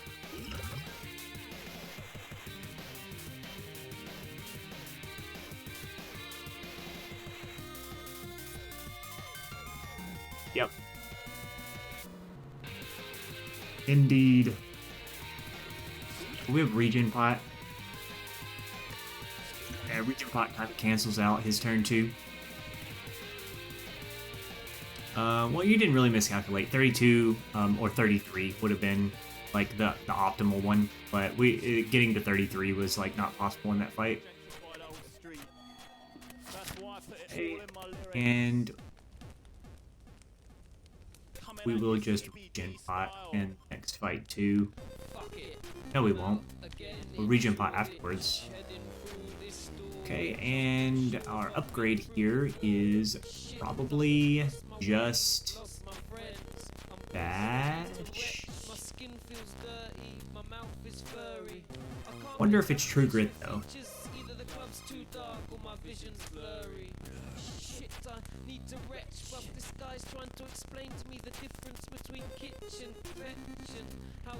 Because it's only 1.11 damage. Which means like a maximum of like 4 HP. It's 5 maximum of additional 5 HP in the Reptomancer fight, and like that's it. What's up, Cigarette? How you doing, man?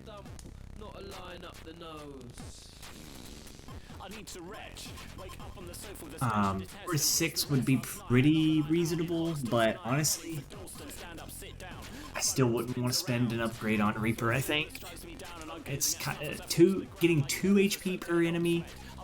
Additional is pretty good, but I probably would still just not upgrade it.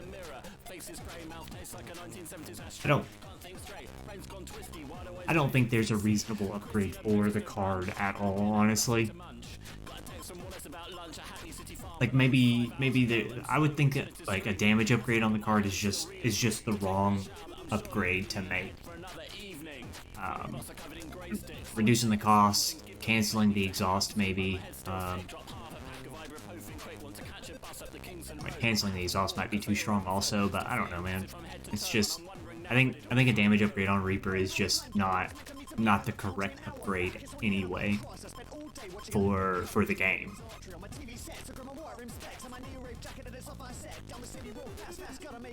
Combust, Hemokinesis, Rupture, and Reaper. Yeah, that'll do some fun stuff, man.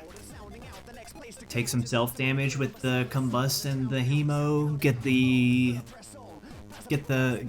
strength from Rupture, and then just Reaper as a finisher for the fight. Get all your HP back. It's pretty solid, man. pretty solid. I wish it worked better in higher Ascension. It would be a lot more fun to play more decks like that, but they're very, very complicated to make them function in higher Ascension.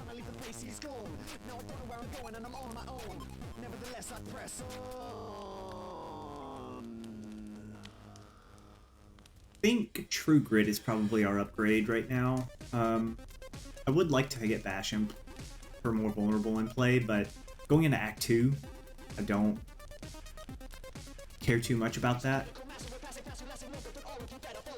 It's getting to the point where we want to stop playing Bash. We're going to play probably Clothesline over Bash when like they draw together. And got Reaper and Fiendfire, which they both benefit a little bit from vulnerables. I think just being able to target the card that we exhaust is probably going to be better. Couldn't beat the heart. Yeah, that's one of the problems that I have with Ironclad, is that like you still have to be able to come up with a ton of block. And we may not need the strength pot for this fight. Get to restack the vulnerable. We do want to save the ghostly armor. I want to keep that for later.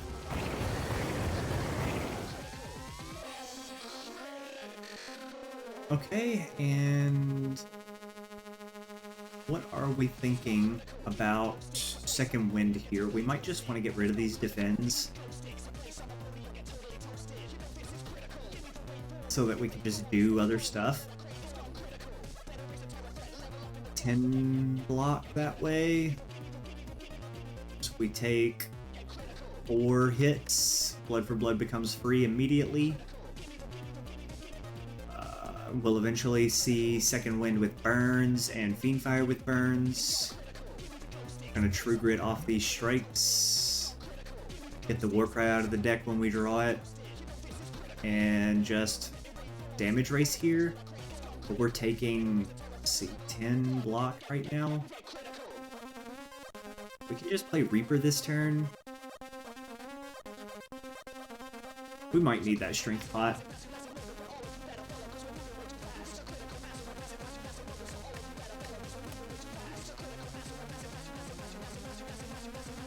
It's not going to do us any good this turn, is it? Extension 1 with Ironclad? Yeah, the heart will get you. You don't have to fight the heart, though. You do get back up. And you do get to climb an Ascension just for beating the Act 3 bosses, Alra. So, congratulations on making it to Ascension 2, even though you didn't get to beat the heart. We're getting 10 block. We can get... Yeah, all we can get is 10 block this turn. We're taking 14 damage. Blood for Blood becomes free.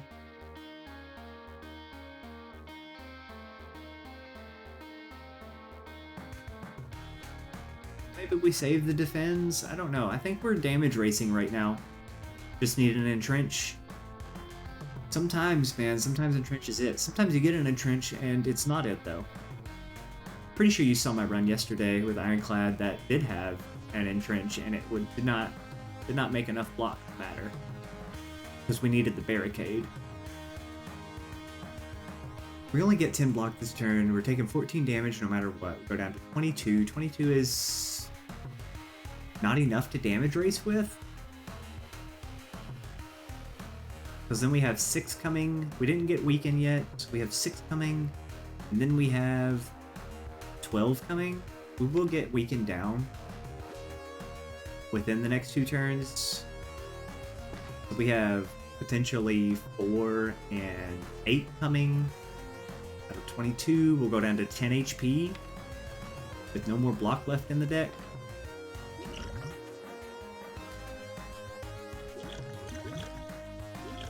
What about with strength?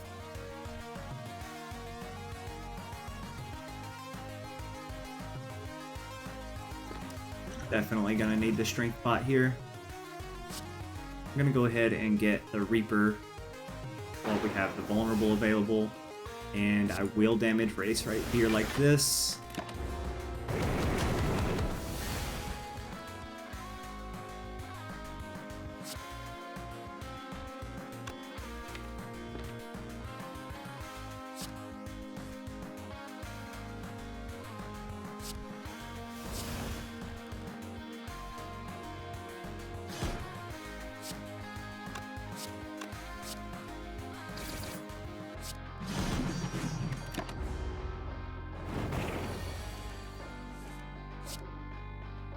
unfortunate bash draw, but 12 damage is too much damage to be taking right now.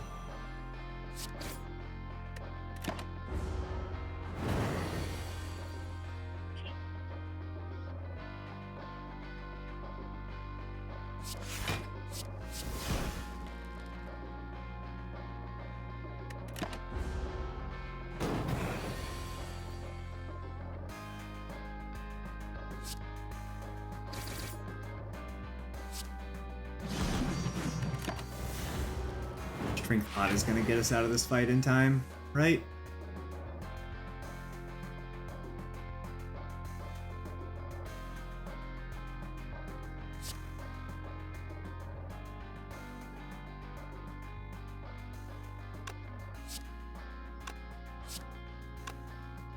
This only does 8 damage this turn.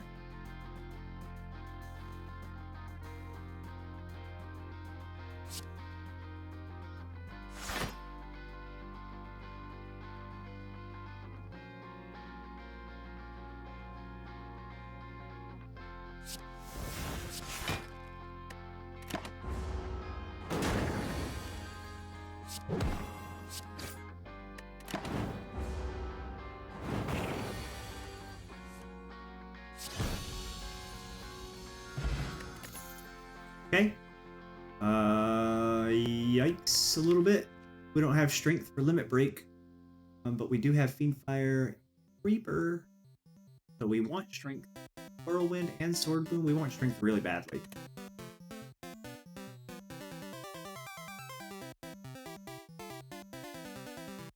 But limit break doesn't make strength. It doubles existing strength.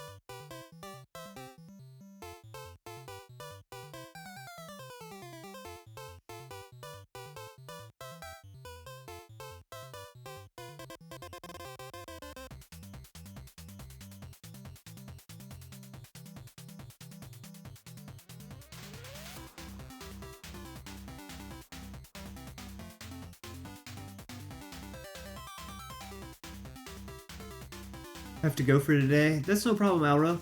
I'm just going through another Ironclad run for Mason. So thanks for coming by. Appreciate you being here. If you make it back for a little bit today, I'd be happy to have you. If not, that's totally fine, man. We're gonna get some other runs in anyway. So if you get a chance to come back and check them out, I'd be happy to have you. I don't think you're allowed to take a limit break with no strength, though. I don't want 2 Fiendfires in the deck. Take a Berserk, it's okay.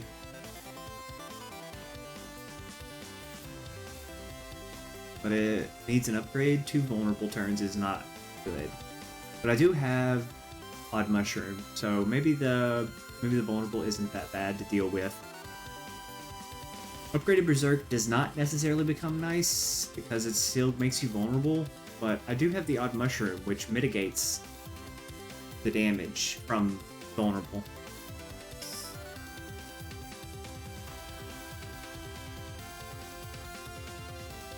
And we're looking at getting a lot of max HP in this run with Singing Bowl. We're already at 93 right now. I think I'm okay with accepting a Berserk just because of this right here. I still want to get it upgraded.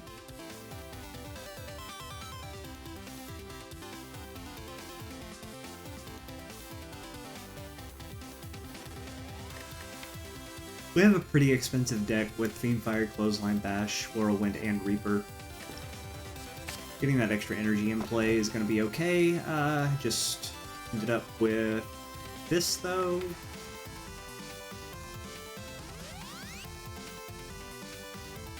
So, like, an extra energy from Berserk plus Snecko isn't bad at all. Fortunately, it kind of breaks Blood for Blood. Really wish I had the Bludgeon instead because of that. The Warcry is going to be kind of lame now. And then Astrolabe is also an interesting choice here.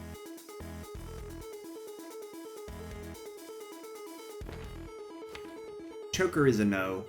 Choker Like, if we get Dark Embrace and Corruption and stuff like that, well, those options need to stay on the table, so Choker limiting us to 6 cards per turn is just not good. So we want to look at other options, definitely. Snecko is just strong. It's just strong. Drawing all those cards makes Fiendfire so much better. It gets us back to the Reaper more often.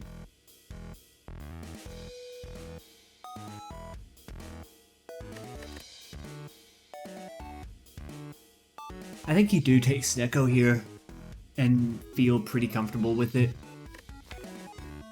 We haven't spent any gold on strike removes yet, card removes, so these are still cheap right now, just 75, then 100 gold to get 2 of these out of the deck. It's a pretty good Snecko deck, I think. But with the Berserk Blood for Blood thing, like I kind of wish that Snecko wasn't being offered right now, because I want this to actually stay at 0 cost, but this way it will draw for random cost and just be a good 22 damage, and sometimes that's just worth it. So we will take the Snecko. The Berserk kind of gives us 4 base energy a lot of times. And Act 2 starts us with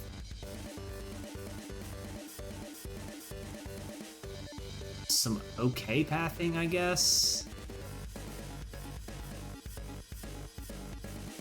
Ugh. A little tired there. Probably need to make another coffee. I had one this morning already before I got started. But man, waking up at 4 a.m. every day is quite difficult. Quite difficult to keep that up and still feel good every day. Also, lacking in breakfast options right now. Probably gonna grab a snack for that before we get started in Act 2 here. The Collector is an okay fight for us to deal with thanks to Whirlwind. The Reaper is also pretty good throughout Act 2. A lot of AoE fights to get healed back up on. Just no strength yet, which is unfortunate. We're gonna find something, hopefully. And I think maybe... pretty unhappy with some of these pathways. We're pigeonholed into a shop right here if we want to see a strong act. And we can make a lot of gold back this way. I just don't really want to deal with these hard hallway fights up here. But are we taking apparitions? And this... always take Runic Pyramid? Oh man, it's hard not to take Runic Pyramid. So, I really do take Runic Pyramid pretty much every time I see it, and it's not always correct right away. It's correct to have it later, but Runic Pyramid is really hard to take with Ironclad's expensive cards on 3 energy, and it's also really hard to take with a lot of strikes left in the deck. I really prefer to see Runic Pyramid after Act 2 boss. We got Snecko, so we don't take Runic Pyramid at all here.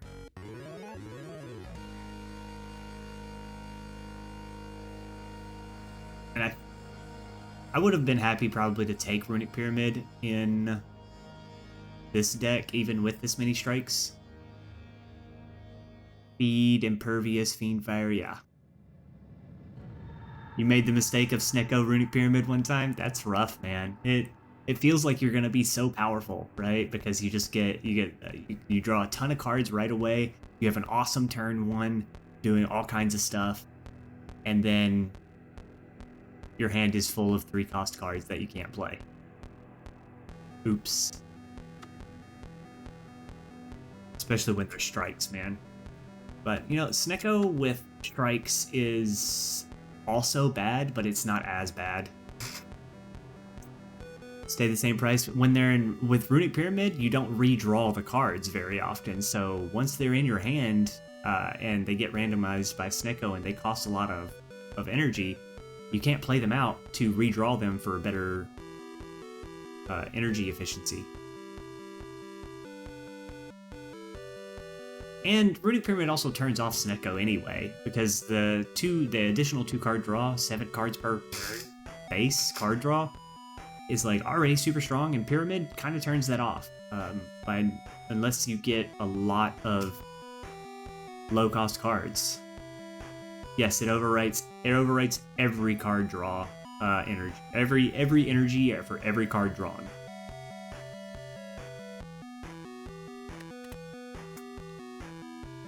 I think we do need to go to this shop.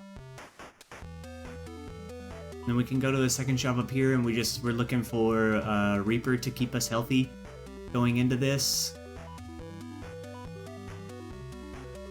Just because this shop means no second elite. And I think we're okay taking on elites. We're not okay taking on 4 elites, though. Are we? We might be. First encounter with thieves? Yeah. Might be okay, though. Might be able to get like a really fat, cheap hand with Reaper, Blood for Blood, and Whirlwind or something, right? X cost cards? Nothing. They're just X cost cards.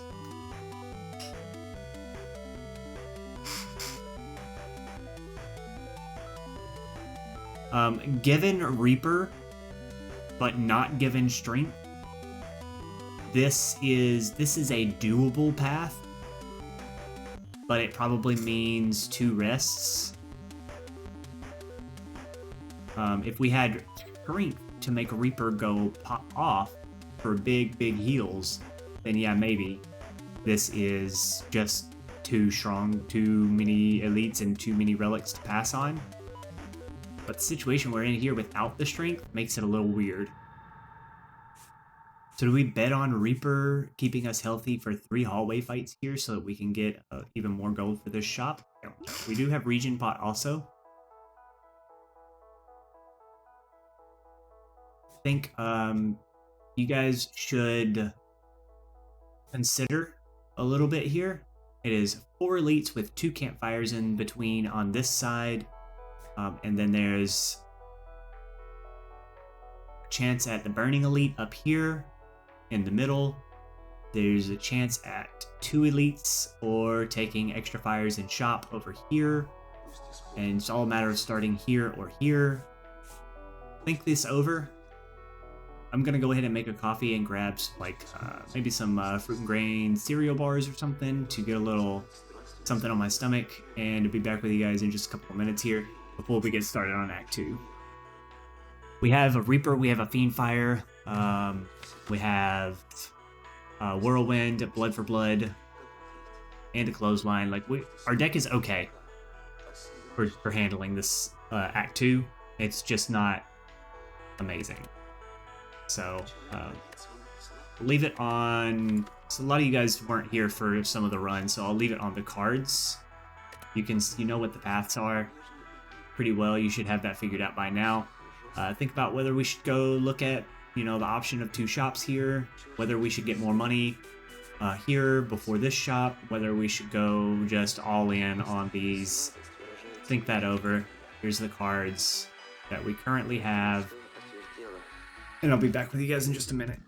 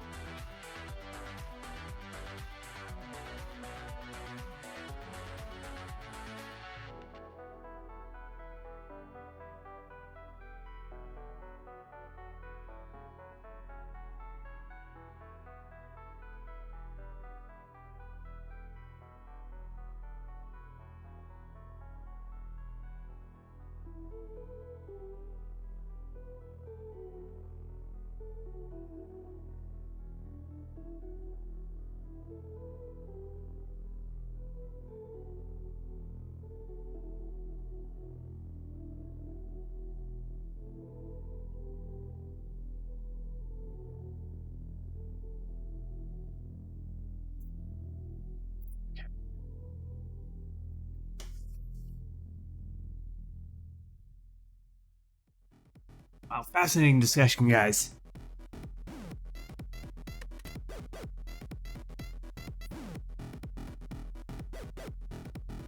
So the plan is to just be too strong, right?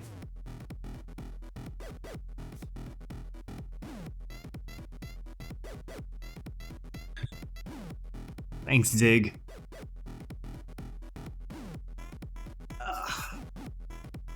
Want to go...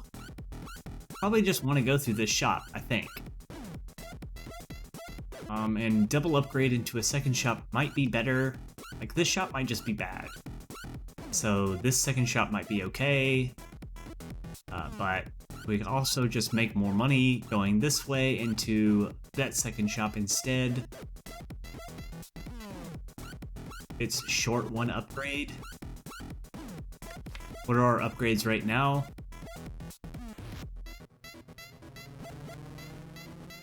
Probably the Berserk. 2 turns vulnerable is just, that's a lot of vulnerable to be dealing with, and the Reaper with no strength doesn't, even though we do have the odd mushroom, it just, it's tough, man. I think we want to go here. So it's a matter of whether we want to try and risk our early HP here before this elite fight, just to make the extra gold when we get here, or if we go this way to try and preserve more HP without having to bank on Reaper happening in really good AoE situations, to go this way, because we're probably not going to Reaper very well right now. We're going to try to get out of the fights with Whirlwind first, since our strength is pretty poor. The Berserk upgrade is nice. It's nice. It's going to be great to have it upgraded to just mitigate that vulnerable a little bit better. Book of Stabbing is absolutely, you're right. Our worst elite fight is definitely Book of Stabbing, because we have the Reaper and we have the Whirlwind to manage our AoE fights pretty well. And we do not have strength or scaling block or anything to get out of the Book of Stabbing fight effectively. It's going to be tough, and I think seeing a shop may solve that. Thankfully, though, having Snecko means that typically we just get to be strong. So our upgrade is, it might just be in Fiendfire and Berserk right now. Fiendfire and Berserk are pretty good upgrades right now, because now we draw extra cards, so Fiendfire can be fat. It can be super fat. It upgrades to 10 instead of 7. So that's that turns it from a 7x6 for 42 into a 10x6 for 60. It's a very, very good upgrade right now with Snecko hands.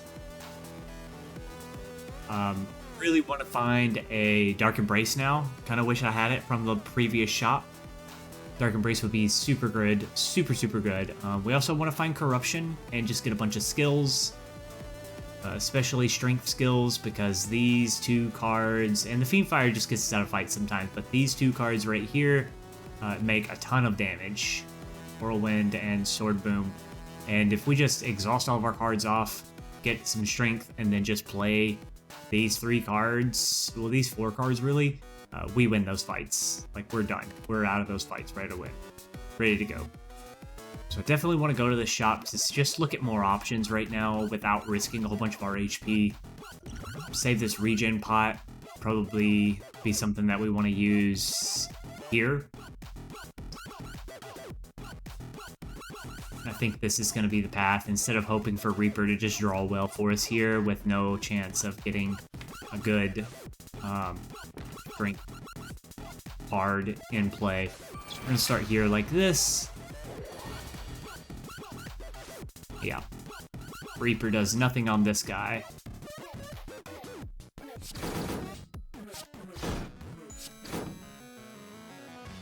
I can get 1 HP right now.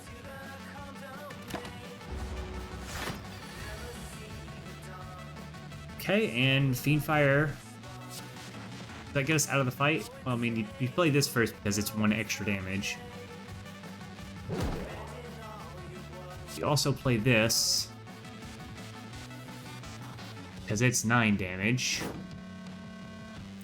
And then you also play this because it's 24. And then you can play this.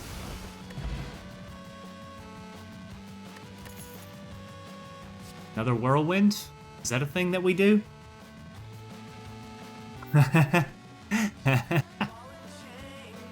Just draw a bunch of great cards with Snecko and you're good.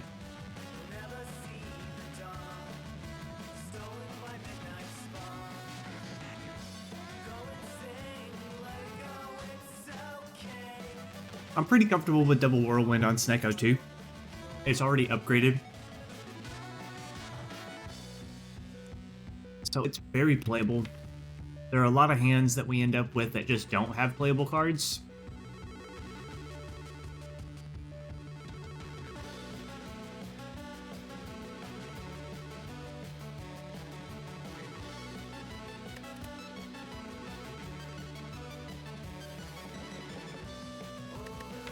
Thanks to Snecko, but they're not all that common probably. And I don't know if we need 2 whirlwinds right now, and I don't know that but the collector fight, it's a thought. Also, seeing whirlwind twice in one shuffle for the Gremlin Leader is pretty good. And it is 24-48 total damage, unless we get Berserk in play for even better damage.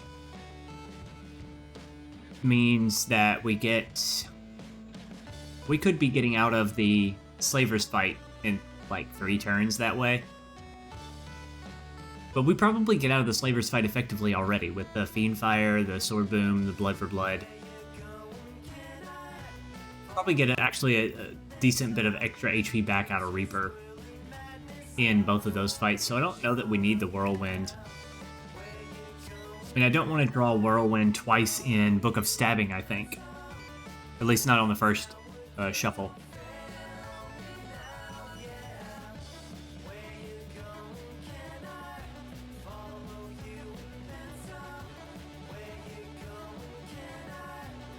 Right.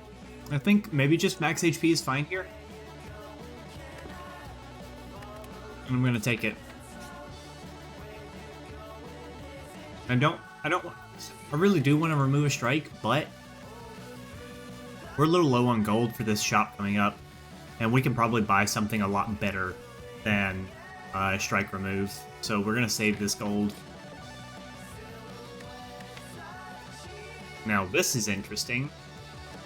So we have Singing Bowl, so we can get a lot of our HP back after we do this. In 5 bites, but do we want 5 bites now because we have Reaper?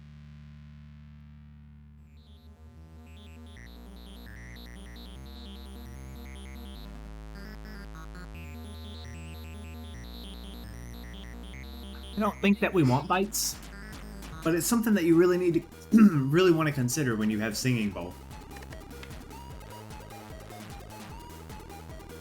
But given the Reaper already, we just want to find strength cards and make massive Reapers.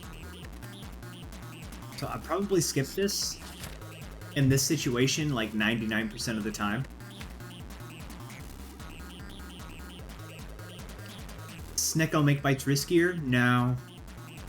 Bites are still better than strikes, even with Snecko, by a long shot. But given the Reaper here, I don't want the extra card in the deck.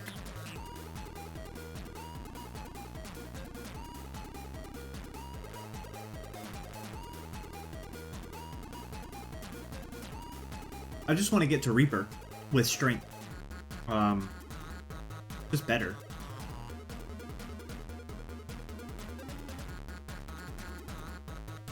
And with Reaper, bunch of max HP from Singing Bowl, like it's just probably better.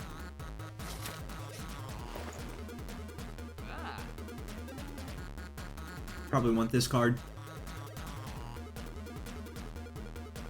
What else are we looking at here? As far as shop cards go, it's just Dark Embrace. So we could take a Dark Embrace and then maybe we take a Flex Pot instead of a card remove.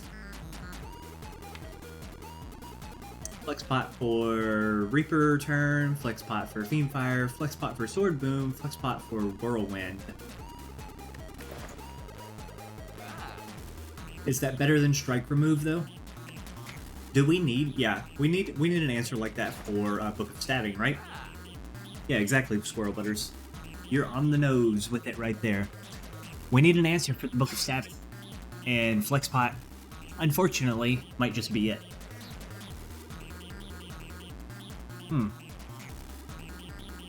Watch that. Down. I think we always take the Dark Embrace because of Fiendfire, Second Wind, and Reaper. It makes Warcry a little less bad thanks to when it costs energy. It makes Warcry not reduce my hand size. It doesn't take an upgrade slot because it's an energy upgrade, and we have Snecko, so energy upgrades don't do anything. I think Dark Embrace is just good here. It goes really well with the Second Wind and the Fiendfire. Makes Reaper, like if Reaper costs 0 or something and we get to play it, like that's pretty amazing. So we're gonna probably just snap pick that, and then the Flexpot I think is better than a strike here, which is a little bit unfortunate. I really want to remove strikes pretty bad. I really just want to play my Sword Boom, my Fiendfire, my Clothesline, my Whirlwind, like all of my other attacks are just so much better now. But getting out of the Book of Stabbing fight effectively is going to be very difficult right now. We do not have 170 plus damage in the deck in one shuffle, especially if Snecko is not quite kind to us. So we just need an answer for that Book of Stabbing fight, because it may be who we see right here. And a 50% chance, and higher ascension at a 15 plus, this is a 100% chance for a ride, so I haven't clicked this button in a long time. That's a lie, I took it once. I did take it once recently. Probably in a Snecko deck. Or was it, might have been a silent deck with Bag of Prep and the starter relic.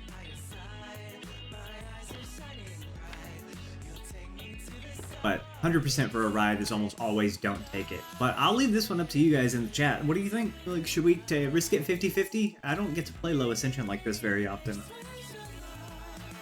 How good is a relic right now? I don't know.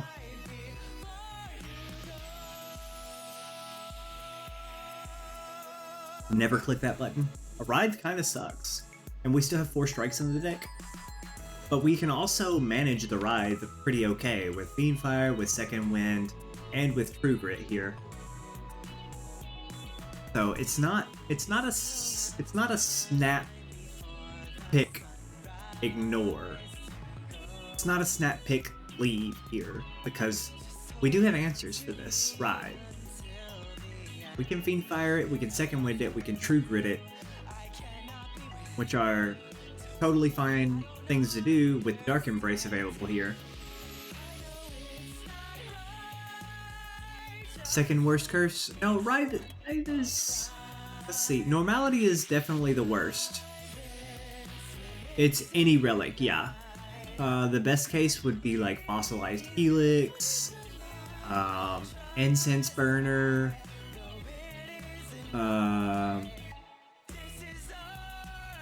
what else is good there? Oh, it can't be an event relic though. Like you can't get Red Mask here. You have to get Red Mask specifically through the events for Red Mask. So special relics like that don't show up. There are quite a few bad relics that it could be. And we also just saw Orichalcum, which would be an okay relic to find right now, but we just saw that in the shop. What else is there to see? There's... Oh, as far as event relics go, like Odd Mushroom is bad. We also have Blue Candle, so this is, you know, this is not that bad to take. We have Blue Candle, we can manage things. That also, it means card draw for 1 HP sometimes with Dark Embrace.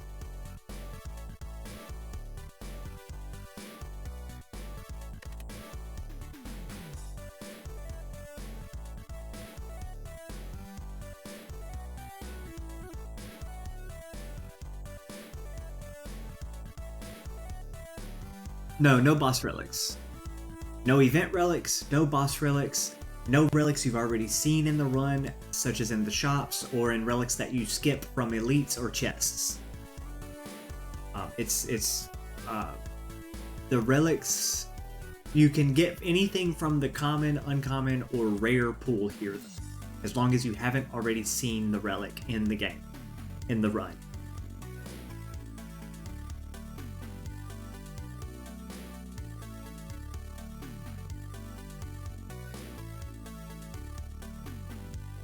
So you want to see, definitely want to just see a rare relic here. We could find, I'd be okay with like Bag of Prep though too. Hate having an innate curse card. What are the worst curse cards? Clumsy is the best curse. I think I like Writhe better than Regret, especially with Snecko. And I like it better than Pain. But both of those with Blue Candle are fine. Not really worried about Pain or Regret. So in this deck, Neko mitigates the Writhe. Blue Candle mitigates all of the curses. But Pain and Regret, without Blue Candle, Pain and Regret I think are much worse than Writhe. So it's Normality, Pain, and Regret are your main ones. And frequently, if you have some card draw that you can get in play on turn 1 a lot of times, I don't really mind a Writhe much at all. Especially on Ironclad when you can exhaust it off pretty easily.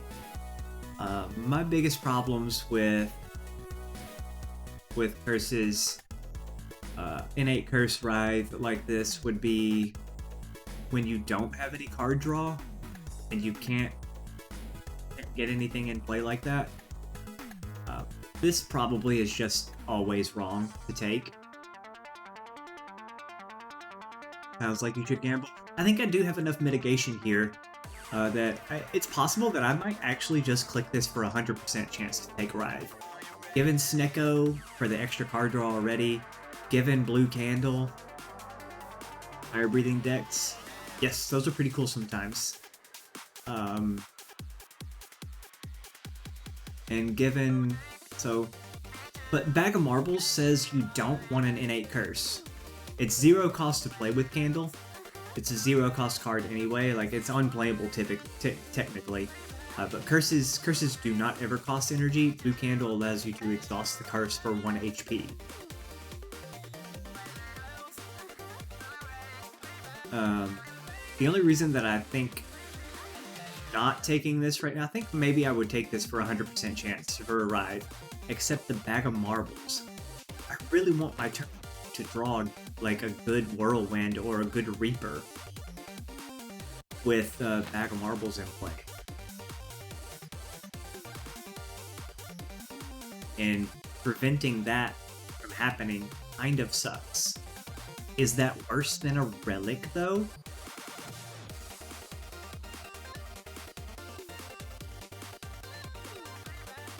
Like, what if this is Bag of Preparation? Bag of Preparation just owns.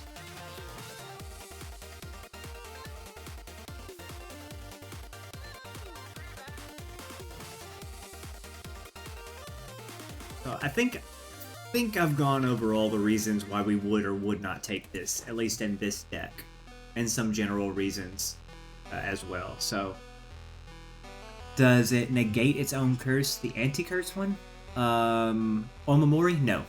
You get the curse before you get the relic. So, Omamori does not work here on this one.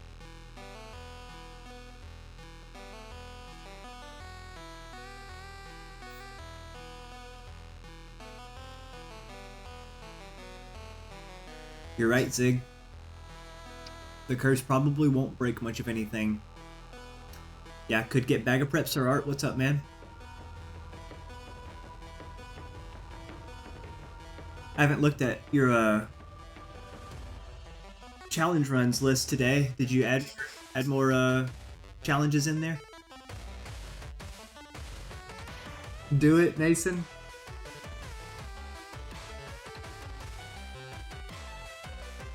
Sounds like 2 for Do It. Sounds like Zig wants to grab it. Sir Art, I'm gonna count you as 3. Oh, you said yeah, you agree. Like 3 says to do it. Nason didn't really have any input. He's just curious about whether you should or shouldn't do it. I think yeah. I think that sounds like a pretty unanimous decision to go for it. Make the mistakes we don't dare to make. Got the curse. That's not great.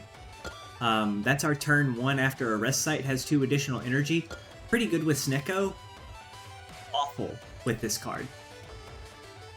So now what we're looking for to happen is to get a Dark Embrace in play. On turn 1, and then Blue Candle the Writhe. Pretty poor result there. What do you know? We found it. But this is a terrifying turn.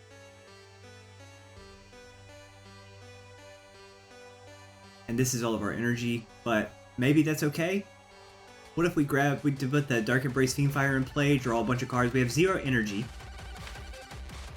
So Whirlwind is bad here. And I would hate to pass Whirlwind, but we can see other 0 cost cards here.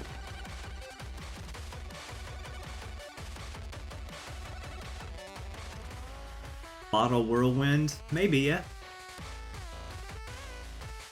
So, does this kill anybody with Vulnerable?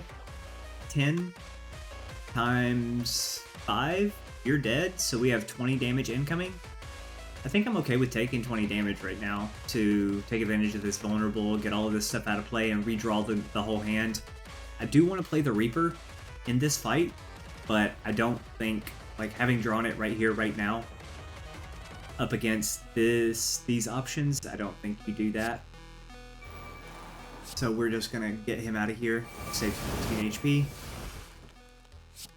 We found a block card, and we didn't find Reaper Whirlwind.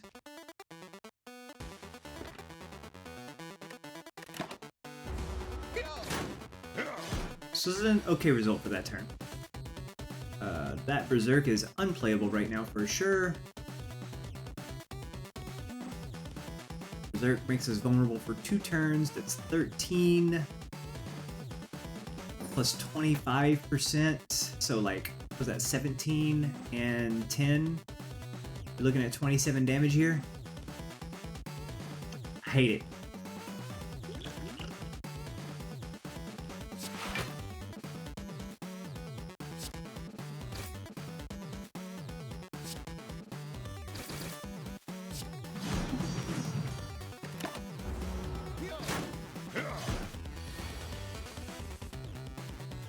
Alright. Gives us an opportunity to play Blood for Blood for free here. So you're dead. Saves me 8 HP, but what if I bash Blood for Blood? I can hit 8 and 33.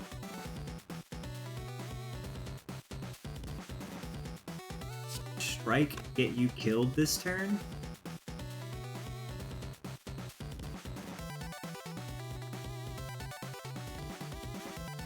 But that leaves us more damage than we need to take, probably. 8 versus 7. Kill you and block. Second wind this turn is really lame because the wounds did not draw with it at all. We're stuck with a pretty bad turn coming up. Whirlwind shows up and gets us out of this fight, though. If I take you low. And is it important to do that right now? It might be. It might be the best thing to do is to just get you under 24. And still draw the wounds.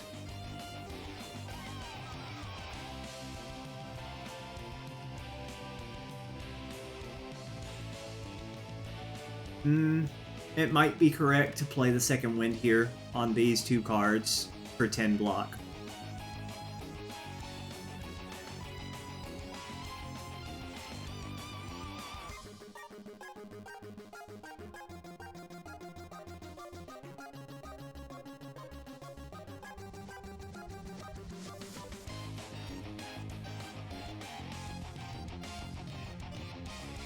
But it still means, like, what is our play here, though? I mean, we have the full block if we kill you, but then we have to deal with you for 7 more damage next turn, and we do have a couple of block cards here.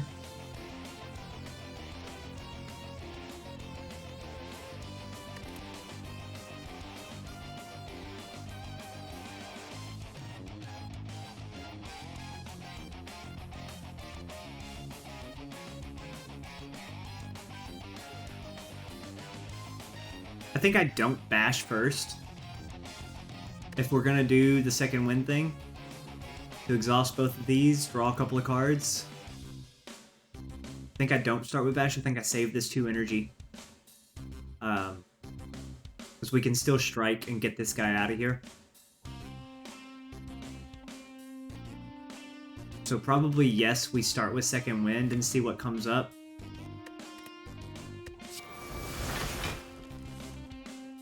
True Grit. I already have the full block. Do we go ahead and draw one more card here off of this wound?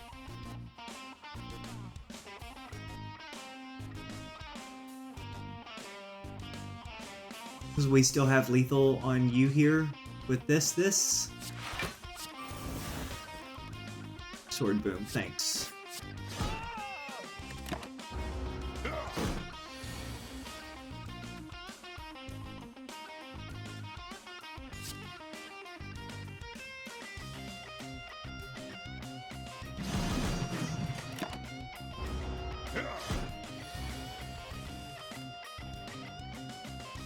Huh.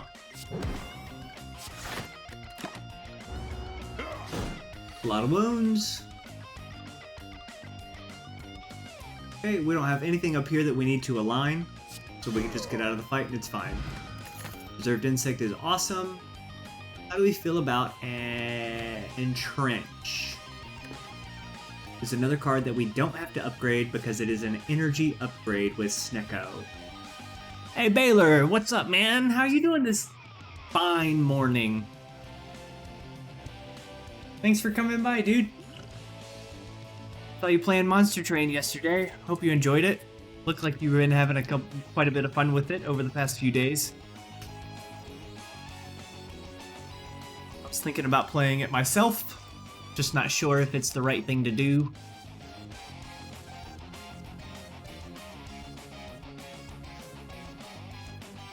Had a blast with Monster Train. It looks like a pretty cool game, man. I want to check it out. I want to try it, but I'm not sure if it's... I'm not sure if I should right now with everybody else gonna be picking it up today and trying it out. It's just gonna... So much Monster Train content is gonna be on Twitch today. I think it's gonna be a cool game. Don't think it's gonna replace Spire for all of us, but I guess we'll see someday. Soon. Alright. Let's go... Entrench is cool. Trench isn't cool with Second Wind. We don't have the cards that make any block yet, other than Second Wind. Like, Ghostly Armor's here. Despot with the 11 party raid. Is that like Pokemon? Yeah, Dane. Of course. What's up, Dane? How are you doing today? Hope the rest of your stream was cool last night. I had to go, man. I had to get to bed. Waking up at 4 a.m. every day is hard.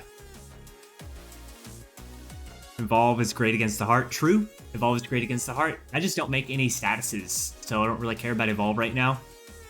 What's up, Rebel Nay? I know what you meant. Raid. Despot, man. Thanks for the raid, man. How was the rest of your stream, dude? You were doing some Ironcladder, I think, to polish it off.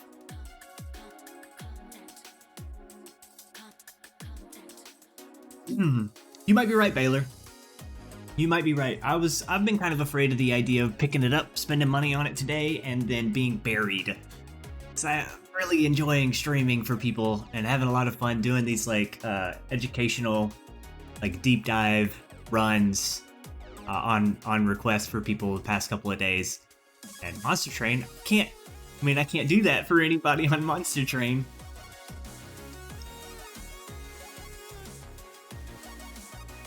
Might be the worst week to try to build an audience. It's 50-50 for me. It's 50-50. Like maybe I'm just like the coolest guy that shows up on Monster Train until the big boys show up later. But I don't know who's gonna play Monster Train today earlier in the day either.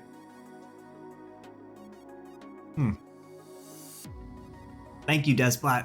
I'm gonna have a great stream. I hope everybody else who has showed up is also having a great morning. Thank you all for coming by and hanging out with me. We are doing an Ironclad run on request for Nassin Rots. Not sure exactly how to perfectly pronounce that name, but he asked for a little bit of help learning some things about Ironclad. So we are taking a deep dive into some lower ascension Ironclad right now. So if that's not your type of thing, I totally understand. But if it is your type of thing and you guys are looking to learn some more stuff about Ironclad and Spire in general, this will be the destination for it for the current time being.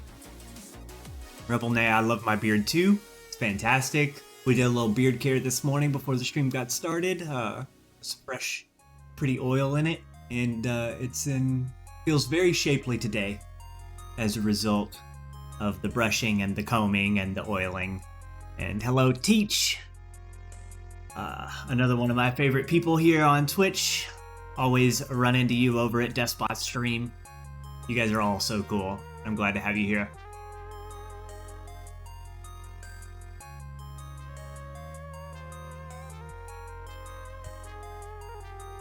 So, where do we stand? Entrench is a card that I would love to pivot into in the future. I would like to have that option available to me. If I find a barricade, I would go wild for a barricade with the Snecko Eye here. And a barricade plus an entrench is just kind of a game-breaking thing to fall into. I'm not sure if we're ready to start thinking about a pivot like that. Beard oil a few times, put it under your nose, and it's all you can smell for the day. I like to massage a little bit in right here onto the mustache too. So, but you gotta get some good, well-scented stuff. I have this stuff right now that is called Clary Sage scent. I'm not sure what Clary Sage is, but it smells nice. So I wouldn't mind if I was smelling it for a little while today.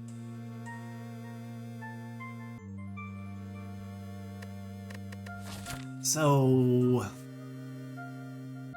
this much HP and a regen pot and a flex pot going into this combat here seems good. We're not making enough gold that we want to go this way.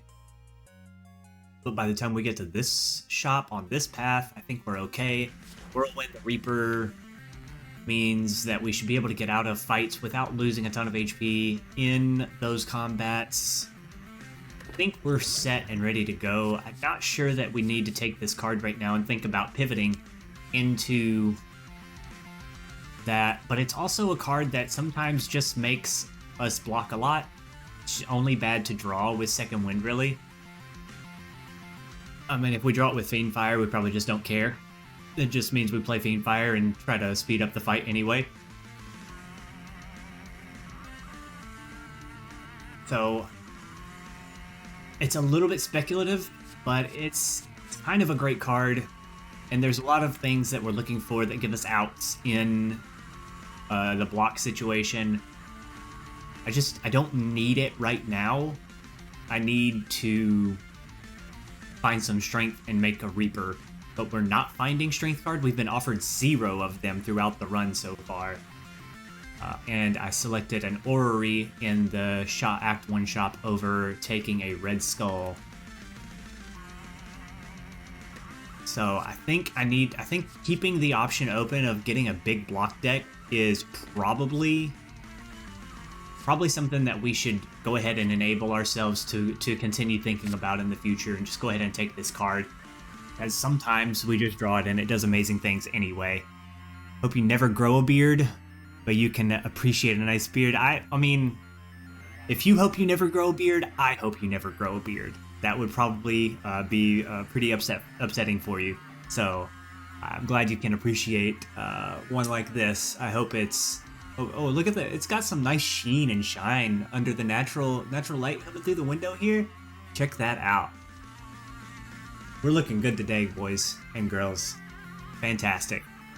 And my favorite character is the Silent, but I'm not allowed to be a Silent main because that's Dane's thing. And most of the requests right now are coming from newer players of the game. The guys that we're hanging out with today are mostly newer players of the game and mostly play Ironclad while they're learning because that's kind of the tutorialized character in the game. So that's the one and the most straightforward character to get started with. So that's why we're going over the Ironclad because it is what has been requested. It's actually the second day in a row that I've done a lower Ascension Ironclad run to demonstrate for people. And oh look, a shop now. There's an Inflame.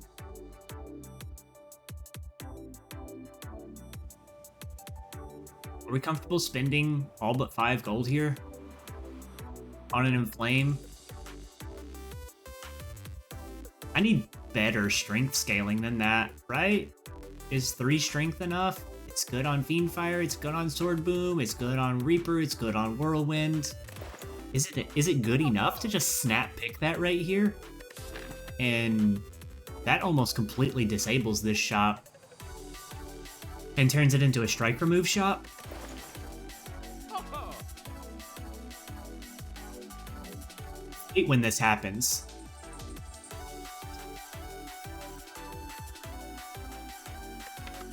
This could be very, very good for us. Reaper, Whirlwind, Fiendfire, Sword Boom. They all are begging for strength. But I want a much, much better strength card than Inflame. Halfway through Act 2 is not looking for 2 strength anymore. It's looking for, like, 6 strength.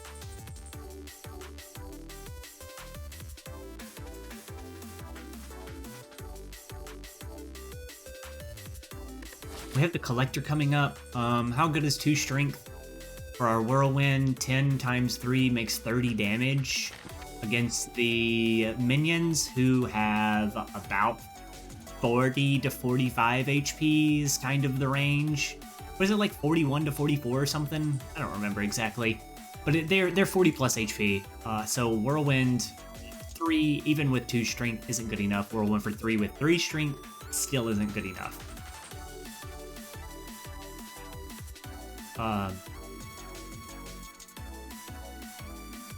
Just as a solo card, but it's pretty helpful overall in that fight. What about for Gremlin Leader? It does nothing really in the Gremlin Leader fight. When we get Whirlwind and we play it for full energy, like it just gets us, it clears the minions anyway.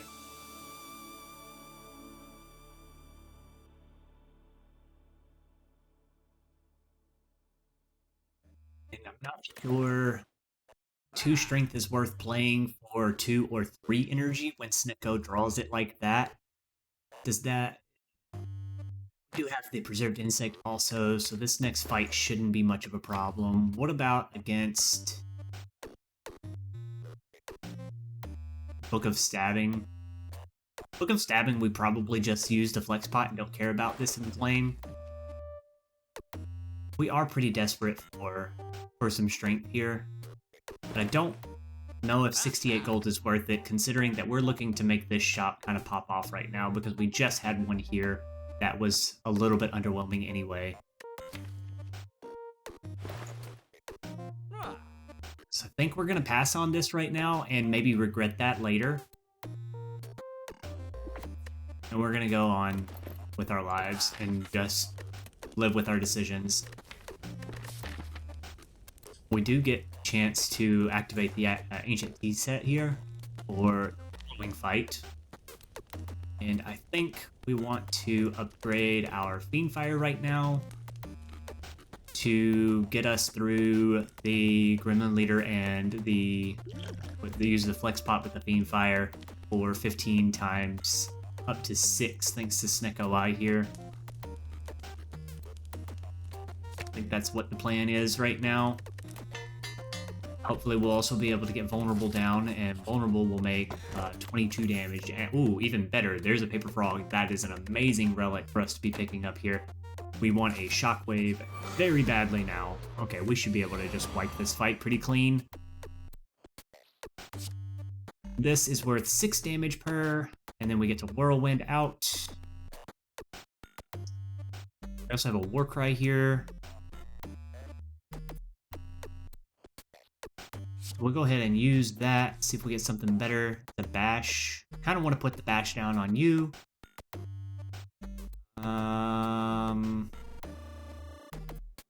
So to redraw this, we might be able to get to play that for free next turn, thanks to a Snecko draw. 1, 2, 3, and then 4, 5 here probably works fine for me. So I definitely want to go ahead and maintain the Vulnerable on you. This is going to get us out of the fight, probably with a Fiendfire next turn if that comes up. Definitely going to use this for big healing. We can do some extra damage right here because this is more efficient for damage, thanks to 9 base versus 8 base. And this is already going to kill both of these guys. Rebel Nate, thanks so much for the follow. I appreciate you coming by and hanging out with me. This is more efficient for damage. We're going to go ahead and take that. And then this, we have that was a great turn 1. Stacked up extra Vulnerable. No reason to even play this with Blue Candle. We're fine. 1 cost. But we win the fight here, don't we? Bye. Bottled Lightning. See, this Body Slam is an interesting thing because of the fact that we picked up this Entrench, but it's too early. We need to find the next level first, which would be probably a Barricade. Probably all there is to it is just find a Barricade. But this Body Slam is something that I think the Entrench is enough, like, insurance right now to just have that in mind. For Barricade stuff. And also it's going to be great when we do, like, say, Feel No Pain, Dark Embrace, Fiendfire, draw into Entrench with some energy left over, and get a big fat Entrench off for a turn. That sometimes that can be just a huge payoff for the Entrench card already. But Body Slam, I don't think slots into that yet. Without the Barricade to get us built up and actually turn this into a big block deck like that. Probably don't want that over 2 max HP for the time being. Our current solutions for the Act 2 are already here in the deck with the Fiendfire, the Whirlwind, and the Reaper. So we're pretty comfortable where we stand right now. This is going to be something that we're looking out for in the future if we find that Barricade, but until then, I don't think it's something that we should be too desperate for. Now, we can also bottle a skill, but I don't have any skills that I'm interested in using on turn 1. The Second Wind or the True Grit is kind of interesting to go ahead and have on turn 1, just because they make a little bit of block for you, and they both give me the opportunity to exhaust the Writhe on turn 1 without costing me a Blue Candle proc, or costing for 1 HP to play the card out of the deck. So I think we're okay just moving on with our lives without the Bottled Lightning, just because there's not a good target for it right now, which is pretty unfortunate, but it's okay.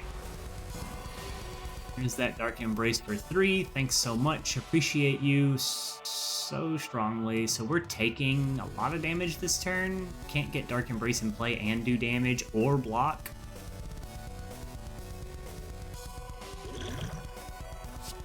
So we're just gonna let it pass, block a little bit here. We should not have to redraw through the deck and deal with this Writhe.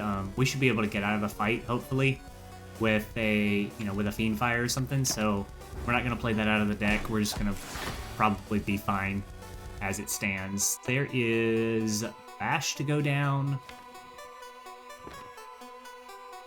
And with Paper Frog, Bash, and hopefully draw Fiendfire next turn, we should probably just get out of this fight. We get to Ghostly Armor here, we get to weaken. One...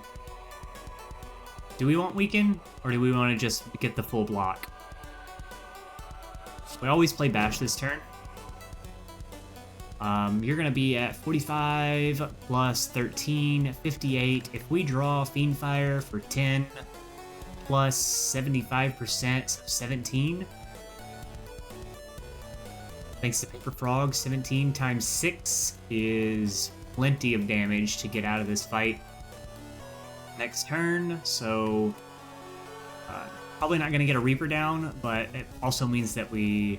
Do we need to put this Clothesline down? We already have full block with the Clothesline, right? So it's a whole big thing to even think about that. My consideration was to get play Entrench and get Berserk down here. It's just not going to be necessary. So we should just win this fight. Don't get to get a Reaper off.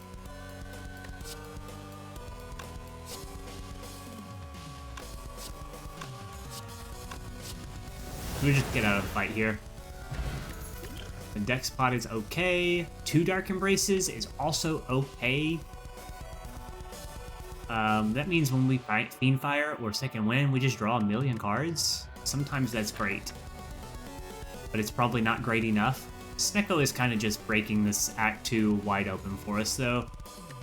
Allowing us to play or draw so many cards. Most of our deck is good cards. Thanks to being able to get that Act 1 Orrery. I think second Dark Embrace is interesting. It's an idea that gives you a chance to draw just so many cards.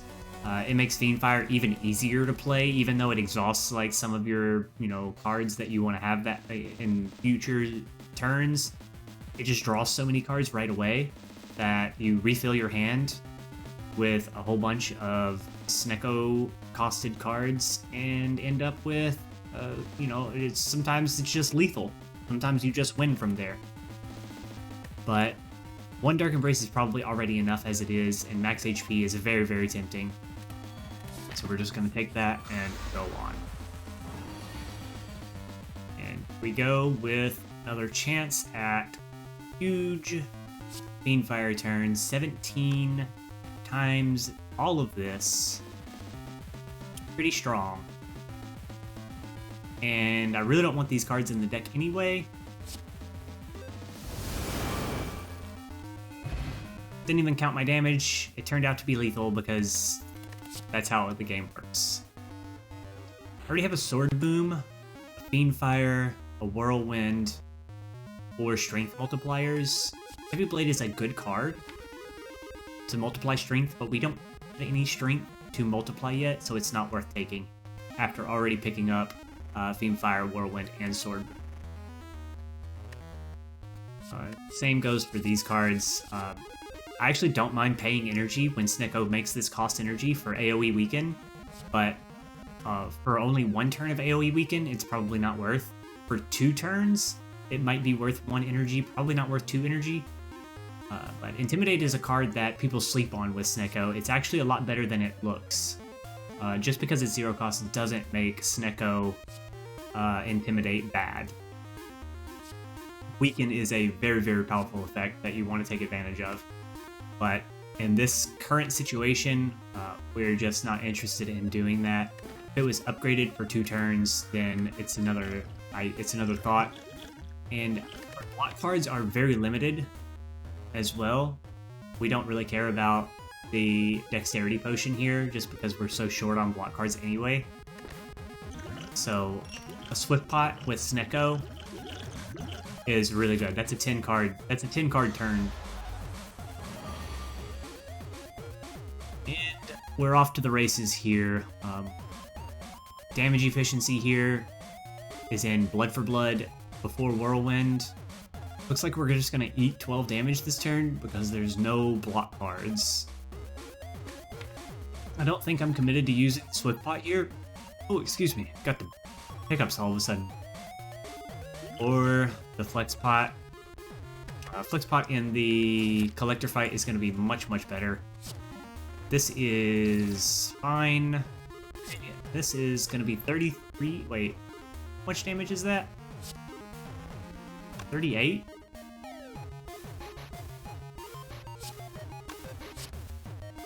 This is 8. Wait, what? Is this 14 or something? Bag of marbles right now.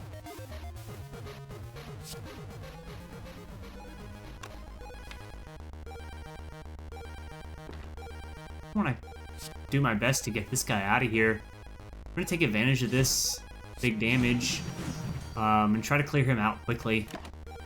So this guy gets dangerous quickly as well, but this guy is the one that puts vulnerable on. Full Dark Embrace, I guess.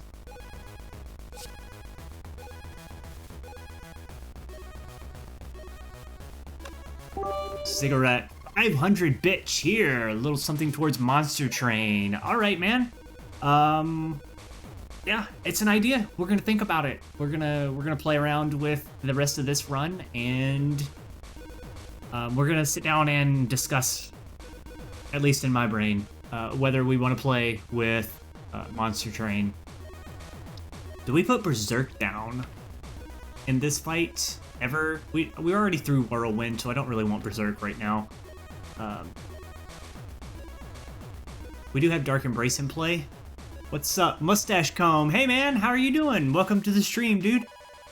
I wasn't able to get back to your stream the other day. I hope you were. I'm not sure if you even made it back online that night, but I hope you've been having a good time. We're just doing a lower Ascension 5 right now instead of 20+Heart run to demonstrate some stuff. We had a request from the chat. So you're just in time for some Act 2 and Act 3 action of Ironclad in a lower Ascension that is much more easily digestible for new players. I don't think I want to spend energy on True Grit, but we're just going to play Clothesline this turn. We just need to figure out what target we're going to hit with it. And this Warcry is probably worse than Strike Plus right now. Draws me a card, and it's Defend. That's unfortunate. Okay, you have a lot of debuff attacks that you do, so I think we're gonna... I think we missed on the cards that win us this fight without taking damage from you, unless we get good debuff turns. And we're gonna be weakened. You're doing the powerful negative effect is the one that is gonna start providing dazes, which is awful because we're drawing 7 cards right now, which means any skills we use next turn are dazes, and they go alone in the draw pile here, and that's going to be bad. All is well over here. All right, cool, man. I'm glad things are going good for you there. And thanks for coming by. You're going to enjoy some Spire today, man. That's for sure. All right, we're going to bank on you doing debuffs next turn. Again, you're going to weaken me, and that's going to be sad. But I'm going to hit this Fiend Fire. We're going to do the kill here on this guy, or the weaken on this guy for next turn's damage. Instead of having 11 incoming, we're gonna have it weakened down to, what is it, 8? 7? And we're gonna hit, like, hopefully like a Reaper Fiend Fire next turn, kill you. Take very little damage from this attack. Yeah, it's only 7. Perfect. Reaper is here, and Fiend Fire. No need to play any skills, probably. 4 damage here, Fiendfire. You're always dead.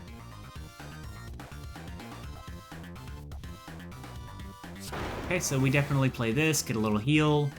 Nice bash. Oh, Dark Embrace just shuffled us. I didn't think about that.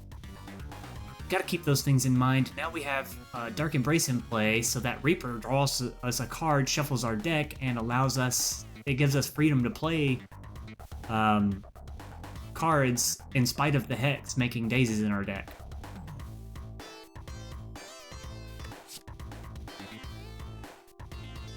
Okay, and we only need to play Fiendfire for 4 cards. 1, 2, 3, 4.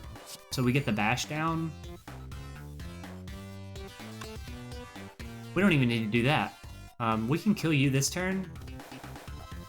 And Fiendfire you into almost lethal, right? They have 9, 8. And Fiendfire here. I can actually get out of the fight right now. Because this is still 4 cards. Snecko is crazy. Attack Pot is okay. We might be interested in a power through. Snecko and Second Wind exist. Probably take the power through for the big block card here. It's already upgraded, which just makes it that much better. It's 15 block by default, but 20 block, 2 wounds. I'm not that severely disgusted by. We have the True Grit, we have the Second Wind, and sometimes we just Fiendfire them away. And then Dark Embrace into new cards. Really not upset about taking a couple of wounds here. We are very, very desperate for... Well, not desperate, but a little bit desperate for some actual block in the deck. 101 HP, 93 current HP, Attack Pot. Might be better than Regen Pot now. This Reaper has been working out pretty okay for us. We've been drawing a lot of good cards. A lot of good Snecko draws have happened. Which is simply just thanks to the fact that we only have this many bad cards. This Warcry sucks, but it's still okay in a lot of hands.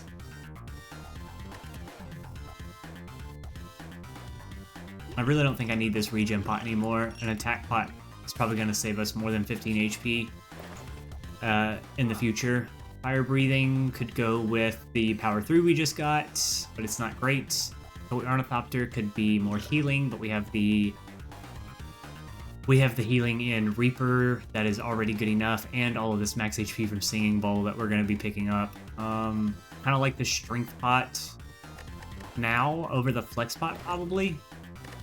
I think we just always want to remove a strike right now, which is a curious thing to do for sure, because you have a curse in the deck, and it's not a great curse because it's innate, and it means that you have it in your hand on turn 1 always, and that is not great.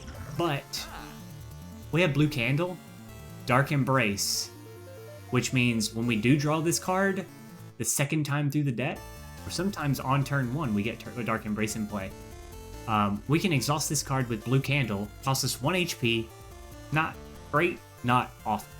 And then we turn that into a card draw thanks to Dark Embrace, and that's better, way better. It exhausts out of the deck, way better than a strike.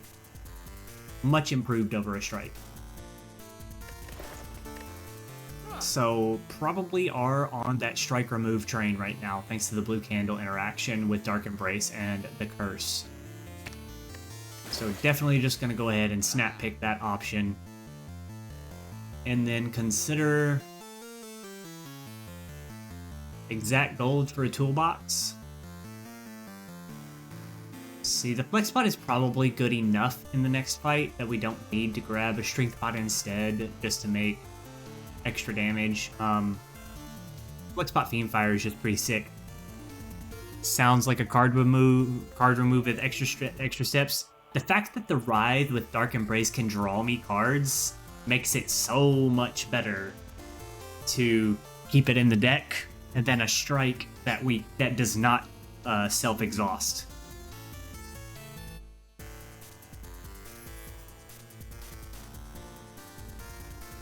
You draw a strike, man, you just draw a strike.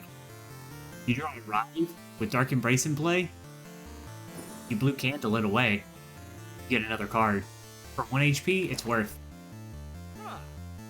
I would pretty happily draw an extra card for 1 HP on most turns anyway. Alright, these potions, the Strength Pot, I don't know, I think the Flex Pot with Fiendfire as a finisher is already good enough. Can also save me 1,000,000 HP on a Whirlwind turn if I have to have that option available. It's just fine. The consistent 2 strength for the whole fight would be good,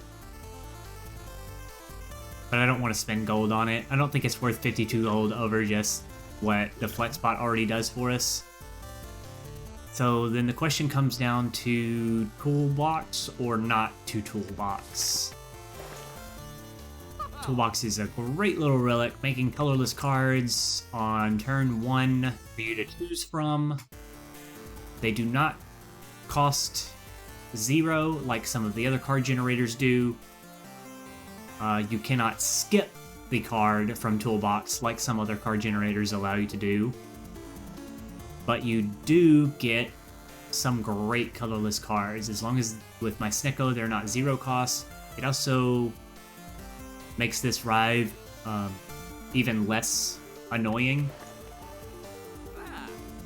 to have in the deck, because my turn 1 now still has 7 cards in it every combat with the Snecko draw.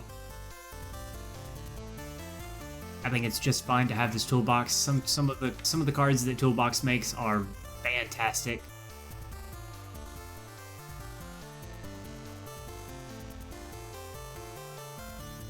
And I think it might be the correct pick here. So we're gonna snag it. And snag an upgrade on block card? On the Berserk.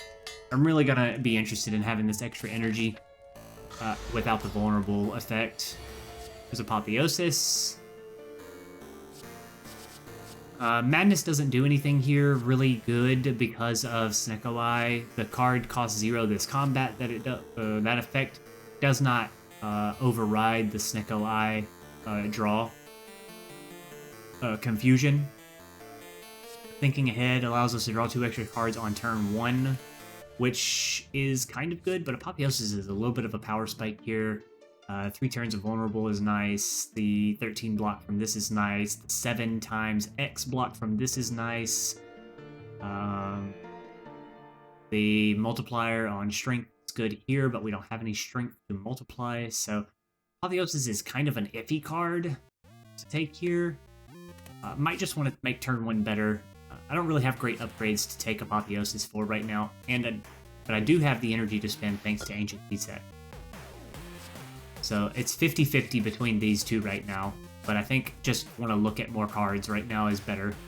And maybe save a card for next turn. We don't get to see our hand with Toolbox, which kind of sucks.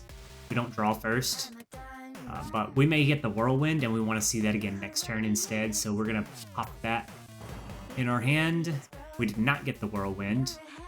What about saving a card here? Are we ever just Fiend Firing this whole hand? No way, right?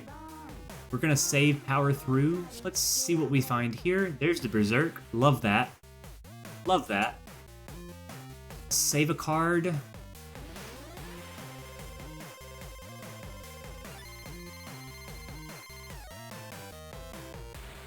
Okay, we probably don't need Entrench in this fight. This on turn 1 is going to be just a ton of damage with the Paper Frog and the Bag of Marbles. Let's put the Weaken. Let's redraw this. I don't need the Entrench in this fight. I don't care about this in this fight. Probably don't need this in this fight. We're going to do Berserk this turn. Clothesline.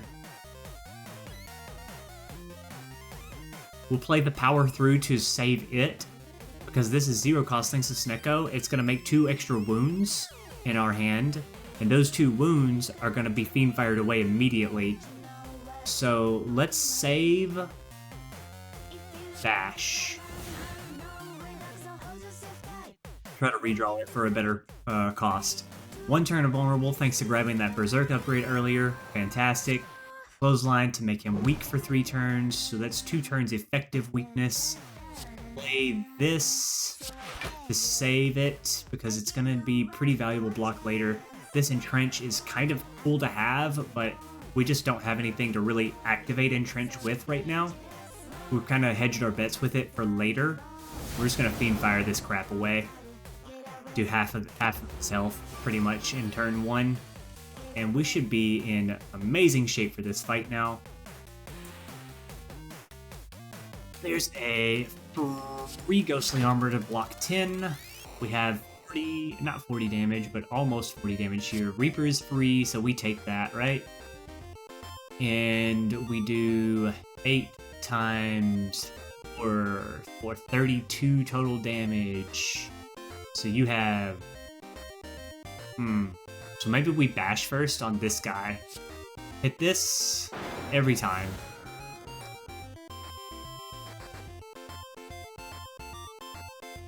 Go ahead and put the bash down here. Save us a little bit of HP. Does a little less overall damage to everybody here, but it gets the kill on that. Because we were 2 damage short on this guy anyway. And this is the one that had more HP, so we're going to take this to the bank here. 12 damage, not great, not awful. We should be out of this fight before we even have to deal with the debuffs. Go ahead and get Dark Embrace online. This card. Okay, whatever. Kill you right now? No, I'm actually going to leave you alive. You're buffing. Shuffling the deck right now. I can Dark Embrace something right now. I'm going to leave you alive on 1 HP, because if I do that, and I hit... there's not really a good hit on this turn, but Bash would be pretty good, I guess. Next turn is the Mega Debuff turn. And given the Mega Debuff turn is another free turn for me to do whatever I need. And I want to find... go ahead and not draw strikes again. So we're going to just boot that out of here. Leave him on 1 HP. And the Whirlwind would have been nice to have, but we're going to get... if we really have to next turn, we'll just kill him. But leaving it on 1 HP means that if you do the Mega Debuff and then we can keep you alive, we can block the damage. It's going to be 7 plus 5, so it'll be 12 damage because the buff applies AoE, plus 5 strength to everybody here. Is it plus 5 strength on this Ascension? I'm not sure. I have to block 12 damage from him next turn or just strike him. I think I would be happy to take 12 damage just to leave this guy on 1 HP and wait for another summon turn from Collector, hopefully in 2 turns from now. And then he'll be on 1 HP and I'll just clear him out right away. And only have 1 minion alive to deal with. 11 damage is blockable here. We got the Bash. We don't play this card right now.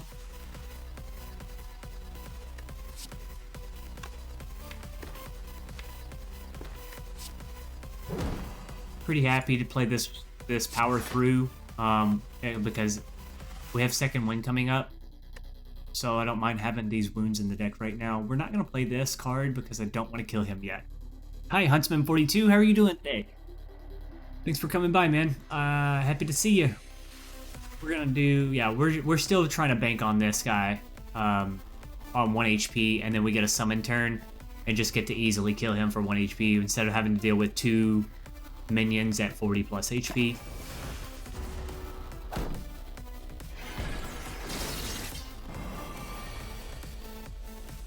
He's doing the summon, that's perfect. A little bit unfortunate draw on this part. But we have all the block we need in our hand here. Sort of. 1, 2, 3, 4. Yeah, this is fine. Because we're going to end up finding pretty big damage. We also have block coming up next turn, so this is fine. Just stay alive. There's power through again. And bash. Yeah, go ahead and do this, that's fine. We need some extra cards to second wind anyway. You're buffing? Whatever, man. As if I care. Okay, we never waste this damage, right? On him with Paper Frog. For free. We have 4 energy thanks to Berserk right now. And lots of block in our hand thanks to this and this. And now all of these wounds, I just need them to draw with second wind to keep me alive for a while. Go ahead and clean this up, maybe? Actually, just leave him alive. It's inefficient to do that. I'm only taking 3 damage here. I'd rather weaken this guy and do 18 damage. Because we can draw a Whirlwind next turn and play it. Hopefully second wind is just not too expensive, but we can play Whirlwind next turn. Taking 3 damage to do this. Play Whirlwind to clear out this guy. Hopefully second wind a bunch of wounds to get the block that we need against these two. That weaken is really good there. Yeah, fantastic. There's a blood for blood. Does that mean we have the kill here? Ascension thing? I am not doing the full Ascension thing. I'm on Ascension 5. I'm demonstrating an Ironclad lower Ascension run instead of playing on max Ascension. Somebody requested it in the chat today. So we have another 26 damage here, but it doesn't do much through there.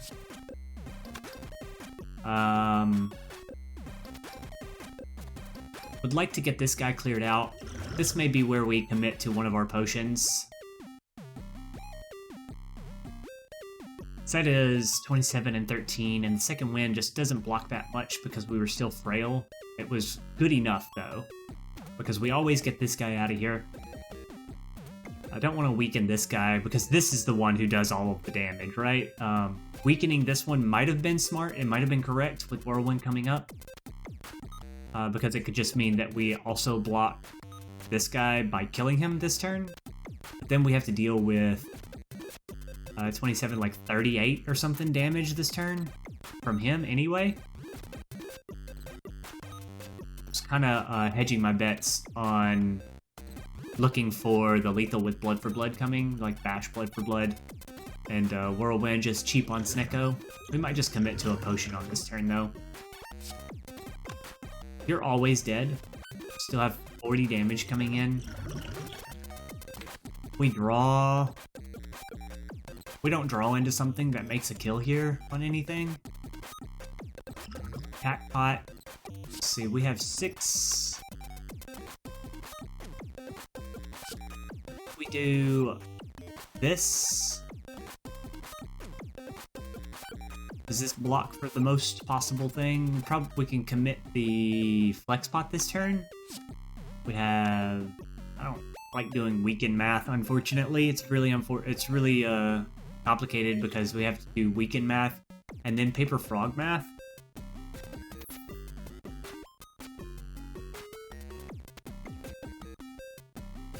Don't like to do that right now, but it might be necessary.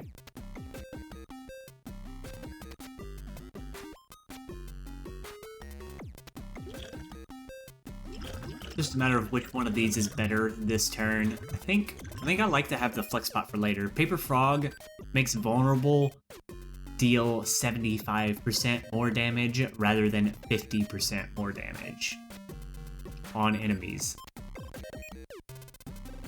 Which is an interesting one to have because I also picked up in Act 1 the Odd Mushroom so that when I am vulnerable, I receive 25% additional damage rather than 50%, so it saves a lot of HP too. So vulnerable is a really cool effect in this run.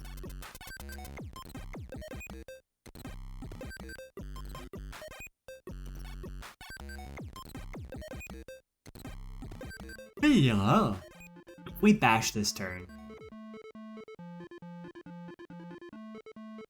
It's not better than Blood for Blood Whirlwind, right? But yeah, is it? Not for this energy. Blood for Blood's just better. We have 16 and 6 though. That's pretty bad. Thunderclap? No sir, no Thunderclaps in the deck. But Flex Pot with Bash, Whirlwind. Okay. We're gonna fiddle the math here a little bit because it's important to try and Ascension 5 it's less important, but as you get deeper and deeper into the game, these things do become important for you to keep in mind. So we're gonna go ahead and go through with it, even though it's something that I was feeling a little lazy to do for the turn. But Snecko has not been very kind to us here. 2 cost strikes, like, yikes, man. So we have Paper Frog, which is what makes this so complicated with Weaken. So what you do here is you apply. Let's see, if we play Bash, we're thinking about a Flex Pot here. So Bash is base 8. And we're gonna, if we Flex Pot, adds 5 for base 13. Base 13 then weakens by multiplying 0.75. And you end up with 9 damage for Bash after Flex Pot. Pretty bad. It's a really bad turn to be using Flex Pot. But it applies Vulnerable and gives us a Whirlwind for same base after the Weaken. So you end, because of they're both 8 base plus Flex Pot for 13 base, Weaken to 9, but then you get 75% more damage. So you take that 9.75 and you multiply it by 1.75 and you end up with 17 damage. So I have 9 and 17 here, just not good enough. Maybe we should look at our attack pot instead. The attack pot could mean a vulnerable source as well. 8 hours to win your first run? That is not uncommon. You'll go through quite a few runs in Spire before you get the hang of what you're supposed to do and what kind of deck you're supposed to pick. Okay, that is not amazing. Are we headbutting second win for next turn? With power through? Just an idea. We can't just take clothesline just because it does 12.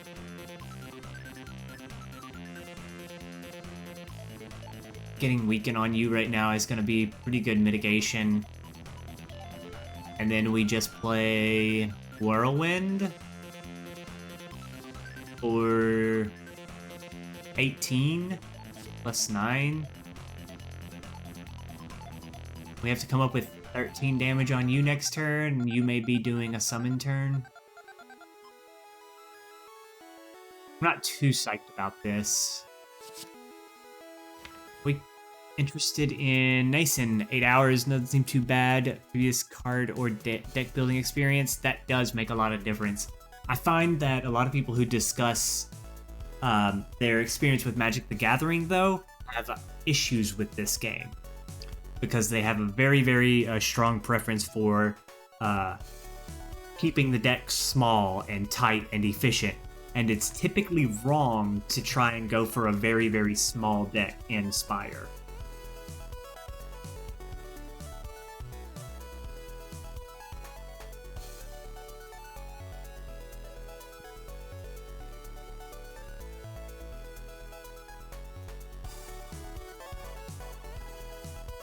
Sometimes you can make a small infinite deck, but you have a lot of questions to answer and problems to solve in Spire runs. And a diverse deck is how you do that typically. But I'm also assuming that you're going to go for the heart. And if you go for the heart, that's a huge problem to solve, and infinites don't do that necessarily. You need some really tricky solutions to that stuff.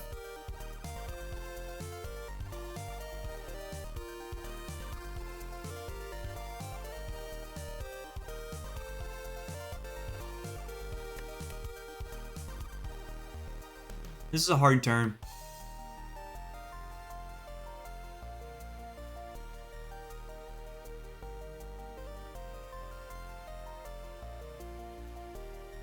I'm gonna go... I just want to keep vulnerable stacked on you. I'll just weaken here. Keep the vulnerable stacks on you. Do this. Still takes a lot of damage. But the vulnerable, we can maybe try to get out of this fight right away.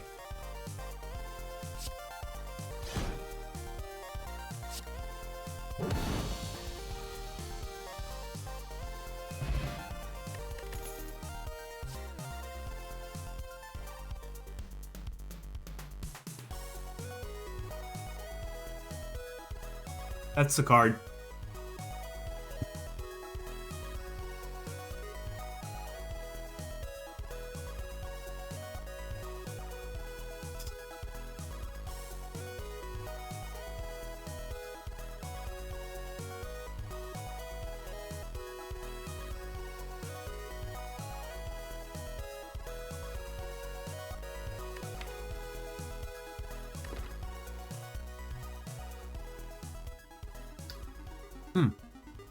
Got crumbs all over my lips now.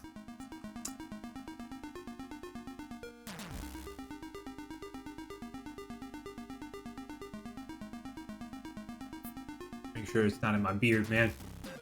Alright, yeah. Demon form with Snecko, fantastic. It's amazing. 3-cost cards you just don't care about. Anyway, with Snecko, it's a super high impact card, gain strength every turn. Draw it pretty fast with Snecko, so like even if you don't see it on turn 1, it's pretty easy to locate it in the deck by turn 2, turn 3. It's really easy to get it in play most of the time. Sometimes it costs 3, but you know, that's fine when it costs 3 because a lot of times it comes up against other cards that cost, you know, 0 at the same time. Probably looking for base 4 energy in the boss reward here. A second Reaper would be something that I would take if I already had a demon form in the deck, probably. But I can't... I don't need 2 Reapers. The demon form plus 1 Reaper is going to keep us healthy. And because of demon form and the Reaper that we have in the deck, we don't need to do Impervious. Even though Impervious is an amazing block card. And exhausts for Dark Embrace. It's just... Demon Form is just too good right here, right now, so we're snagging that. And we did not see a 4th energy. That is very disappointing. I have, how much Dark Souls do I have?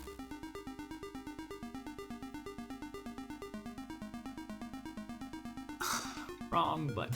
Click search bar. Dark Souls 3, Dark Souls 2, Scholar of the First Sin, and Dark Souls Prepare to Die Edition. So I have all 3 Dark Souls. I have played 85 minutes of the first one, 0 minutes of the second one, and 68 hours of the third one. I was really trying to enjoy Dark Souls 3 for a long time. I ended up getting bored with something and moving on to PUBG, I think. Not necessarily bored. I just got stuck on something and then started playing PUBG like a lot instead. Yeah, September 2016. Something else happened that I stopped Dark Souls for. I don't remember what it is, though.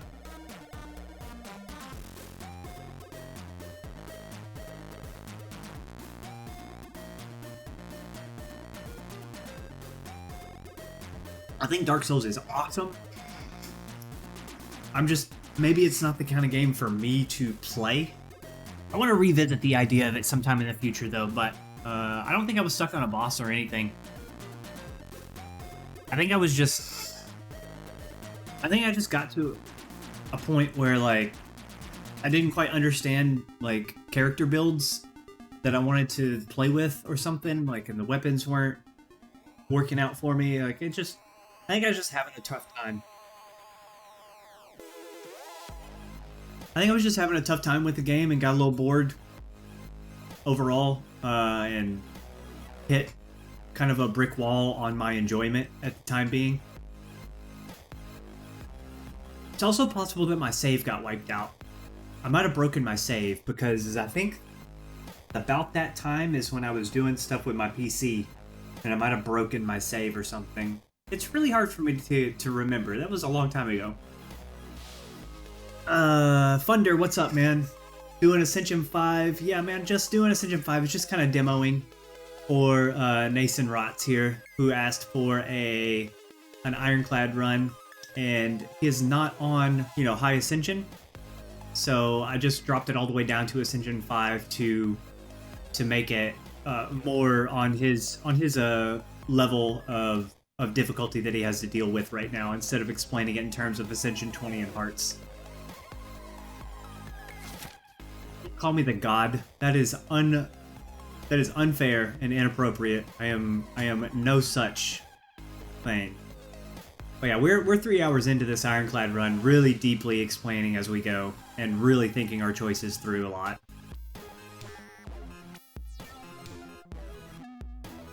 Yeah, no, I was talking about Dark Souls. Shut up, Art. Winchnut, what's up? Get good at Dark Souls? I don't know, man. I do need to get better at Dark Souls. I think I just got like bored with one of the levels that I was playing through. DS3 builds. I think I'm gonna revisit Dark Souls in the future. Now's not the time, but I think I want to play it again. Maybe start from the first one, and we'll just get around to it. These suck, man. Snecko and Pyramid is just a thing that you can't do.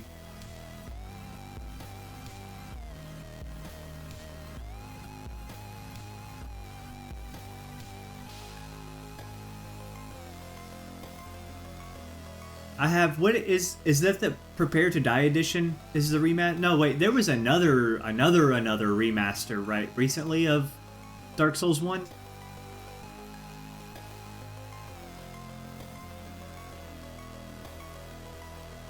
More recently? Yeah, Prepare to Die is the old version of Dark Souls with the DLC. But they remastered the game like last year or 2 years ago or something, like fresh.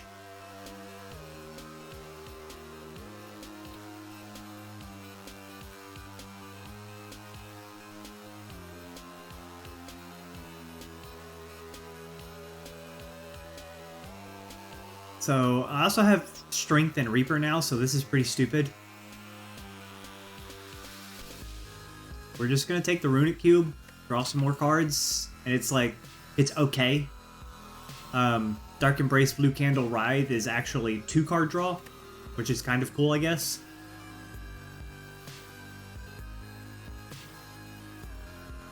We're just gonna do this. Don't have a broken controller. You haven't souled. Oh, I don't have a broken controller. I haven't souled enough. Okay, and we need all of our keys right now. So that's unfortunate a little bit. What are our upgrades? Just this. Really, that's it. Now, just this upgrade is super important. Where is this guy? Right there. We need to collect our keys. We can get 1 key. Oh no, it's a single elite path.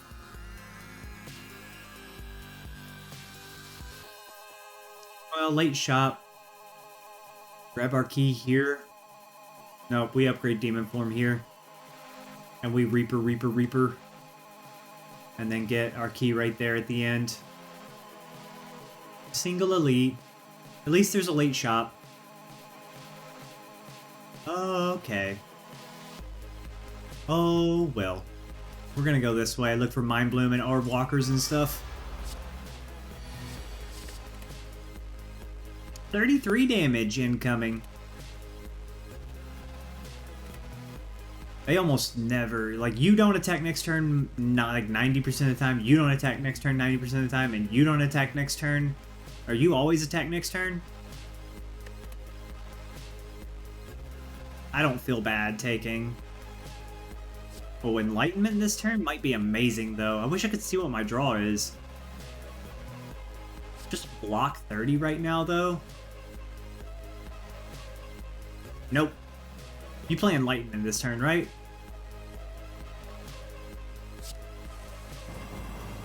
Nope, it was wrong. It was super duper wrong.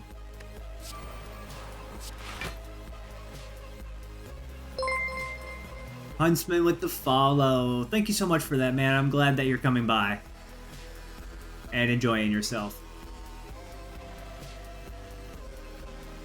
Okay, well, I'm not spending energy on this when I can Dark Embrace it.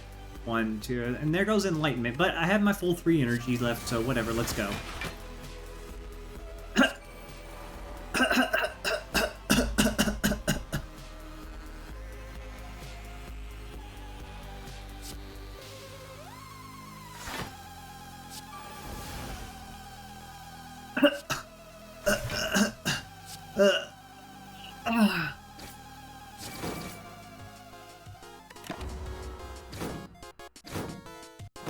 Didn't need the panic button either.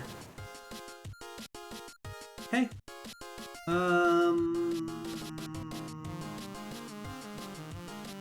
Yeah.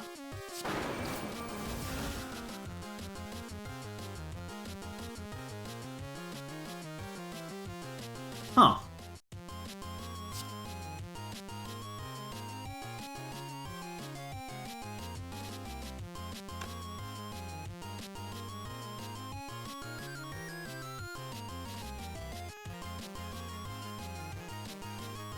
The beard. Oh man, we're feeling pretty shapely today with the beard too, so we're having a nice time right now.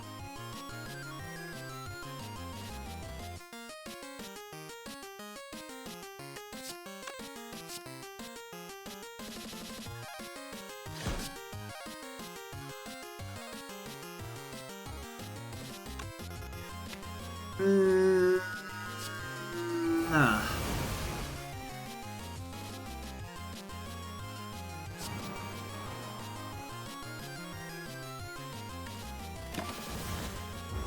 Quarantine is the best time. The difficulties in Ascension 5. So I think once you get the game going, you always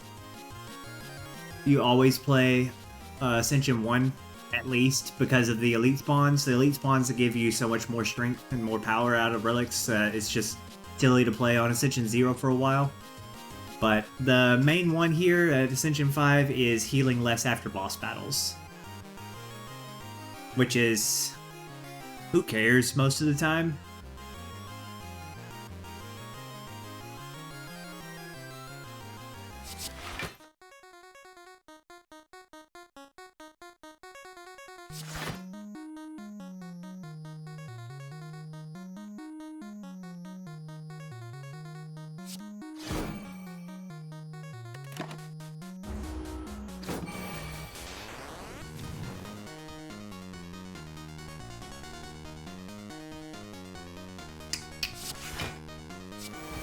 I just wanted to do that. Cool.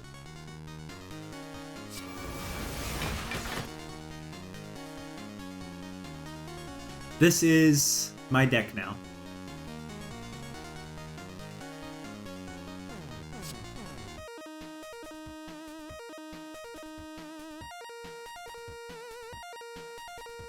Because of Demon Form Reaper. I already get 6 HP out of this. I now have Demon Form for extra strength, and I have Reaper for heals. So, recovering HP is already available to me. I'd rather just draw some cards sometimes. And now, this Heavy Blade is not a bad pickup. It's upgraded already, so it's a 5 strength multiplier. It doesn't need its own upgrade. It doesn't take an upgrade slot from us. We have Snickos, so the card cost doesn't matter. The efficiency of the card doesn't really change. We still have Sword Boomerang in here to choose between. We have Fiendfire to clean the deck down. This Heavy Blade is a good pickup now.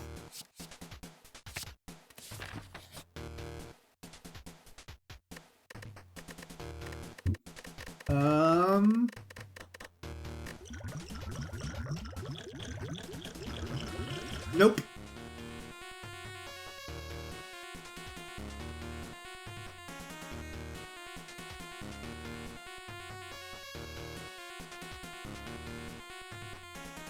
Yeah, for sure, Huntsman. 1 second.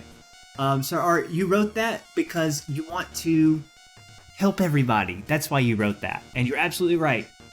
Some of the big ones, or most of the big ones are, excuse me, after Ascension 10. Because at Ascension 10, you get the Ascender's Bane in the deck. Sure. And Ascension 11 with the less potion slots, that's tough, man. That one got me for a long time. Like I had to do a lot of runs to really wrap my head around being able to, or being on reduced potions. Unfavorable events at 15, I think is not such a big spike in difficulty.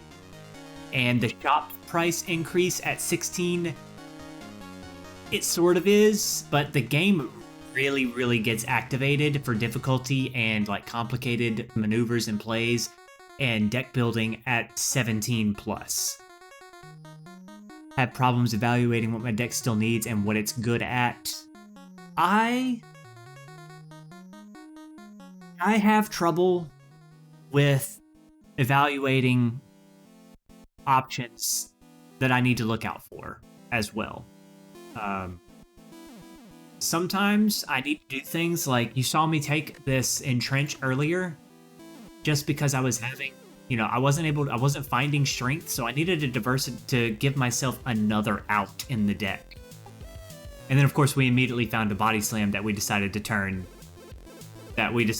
down.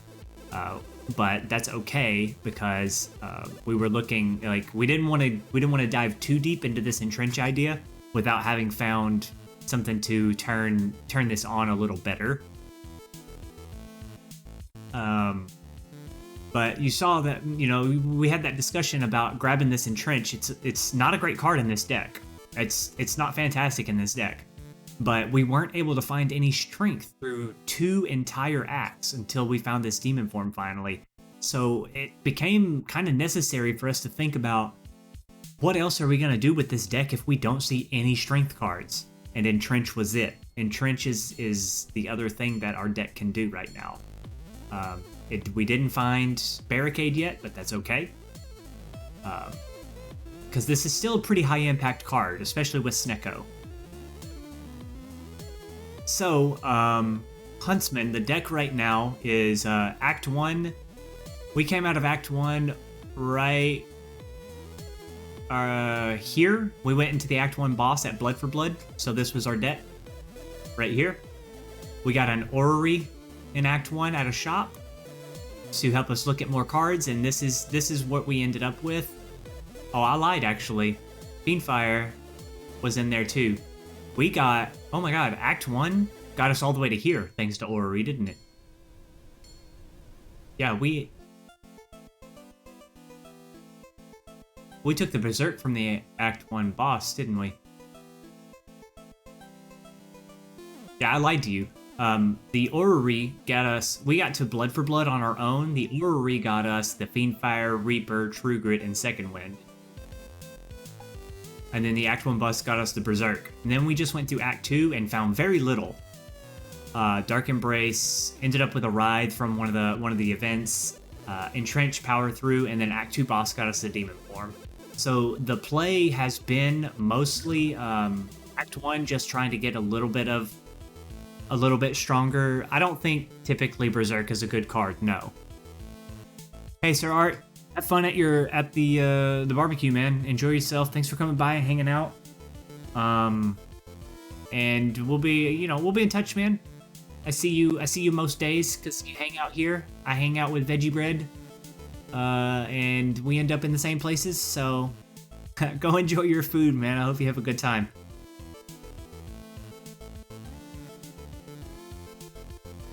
So anyway, spent Act 1 trying to just get some strength in the deck. We did a transform at the beginning. Do slash help or something, Mason. I think slash help works in Twitch. And so to that end in Act 1, we did a transform at the beginning for 2 cards from Niao's Blessing, and it gave us a Warcry and a Whirlwind. The Warcry has not been good. It's just been here. What's up, B? But we got the Whirlwind, and the Whirlwind was really good to get going in Act 1. We snagged a Clothesline just for weekend. We were up against Hexaghost and had potential fights with Gremlin Knob and Lagavulin. We were taking on 3 elites in the act, is that correct? So we ended up going with Clothesline, Ghostly Armor, Sword Boom, Blood for Blood, all of this stuff in Act 1 to just get enough strength to get through that. And it was a close fight in Act 1. Ghost almost took us down. We had 11 HP ending the fight. It was just enough to get by, and had to commit a strength potion to it. Even though this deck is kind of good at doing damage, it wasn't enough damage to beat Hexaghost in time.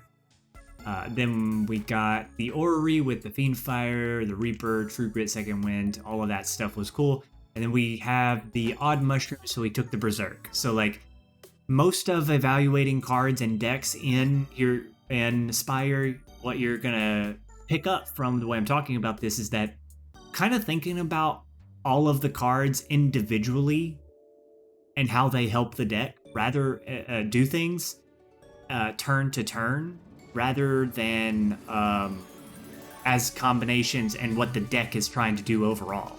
We're not really comboing. We haven't been offered really good combos in the deck yet. The card reward screens in the shops haven't provided us many options for that, so we're really just taking, most of the time, good incremental upgrades to our deck, 1 card at a time. And the play really is to try and stay high health with Reaper, use the Singing Bowl to get a ton of max HP. Our block situation is pretty awful. It's pretty abysmal, but it's passable. Thanks to finding this Power Through and Second Wind, True Grit and stuff, like, we're okay. And finally, we found Strength. We were looking for strength. We couldn't find strength. So we decided to take an Entrench earlier on in Act 2 just to diversify the deck and give us a couple of different options. So now we have options in finding a Barricade. A Barricade would be really good in this deck. And we also have the Demon Form now, so we added another like good strength multiplier in Heavy Blade. And we have Reaper, and now we have Strength Generation in Demon Form. This is going to help us stay full HP even though our block situation is pretty bad. And that is kind of where we stand in the deck. And the plan is mostly just that. Like, this is enough right here. This Demon Form and Reaper is enough to probably get through all of Act 3. It gets a little tougher when we start thinking about taking on the Heart at the end. And in that case, we're still looking for some kind of answer to block the Heart. And getting a Barricade in play isn't quite enough for that either. It is a great Snecko Eye deck, though. Not a big fan, not happy with the Warcry, but that came from a Transform at Niao, and that's nothing we can do about that. And don't love the Berserk, but it is an okay card because we have the Odd Mushroom. I still didn't want to deal with 2 turns of Vulnerable from Berserk, so I did upgrade it, even though I don't love this card. But we also were not offered any Energy Relics. There have been no Energy Relic offers, not from the bosses, and not from spoilers. Yeah, Fall Huntsman, don't worry about the spoilers. These potions are also terrible. But yeah, we're not finding any energy. We have Snecko, which is like it's not really an energy relic because cards cost from 0 to 3 randomly, and that is 1.5 energy average cost, which allows you to play on 3 energy, typically 2 cards per turn. In that case, it's not really how it works out. That's just the average, you know, the rule of averages in math. I don't care for these potions either. At least they were free to look at this event.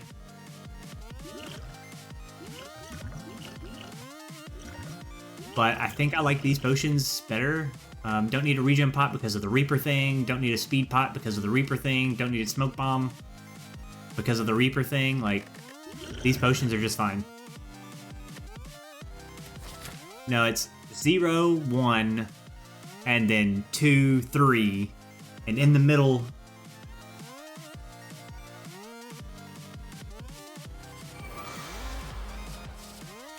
Master Strategy is probably, I don't know, Hand of Greed is pretty good for this, but not for this fight. It's really hard to get a Fatal for Hand of Greed on these guys because it only counts on the last one. Percent above this is rare card percent from normal enemy combat. This one is rare card percent from elite combat reward, and this is potion drop percent.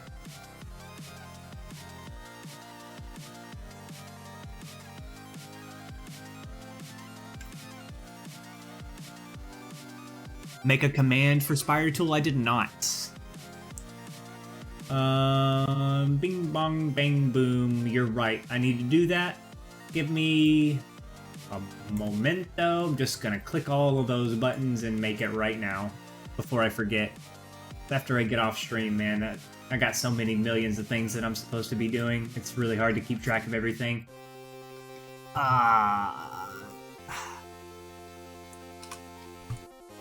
Boom boom, bada boom boom.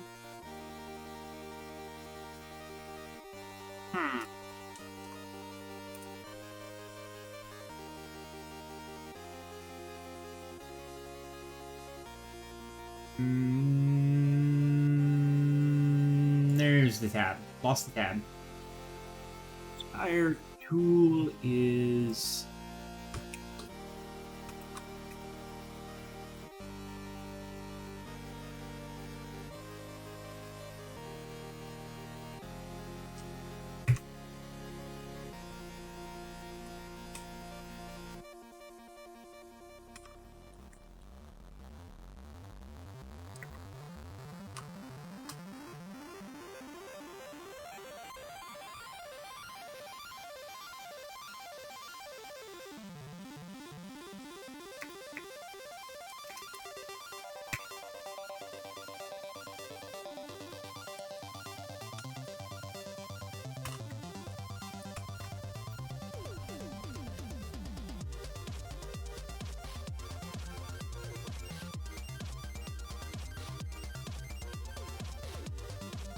There you go.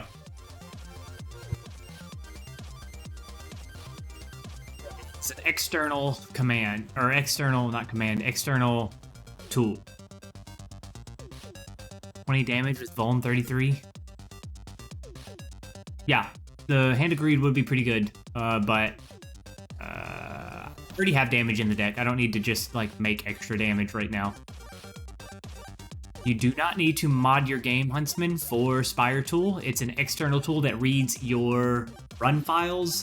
The only thing about Spire Tool is that it wants you to be on beta version. Let me double check why it wants the beta version of Spire.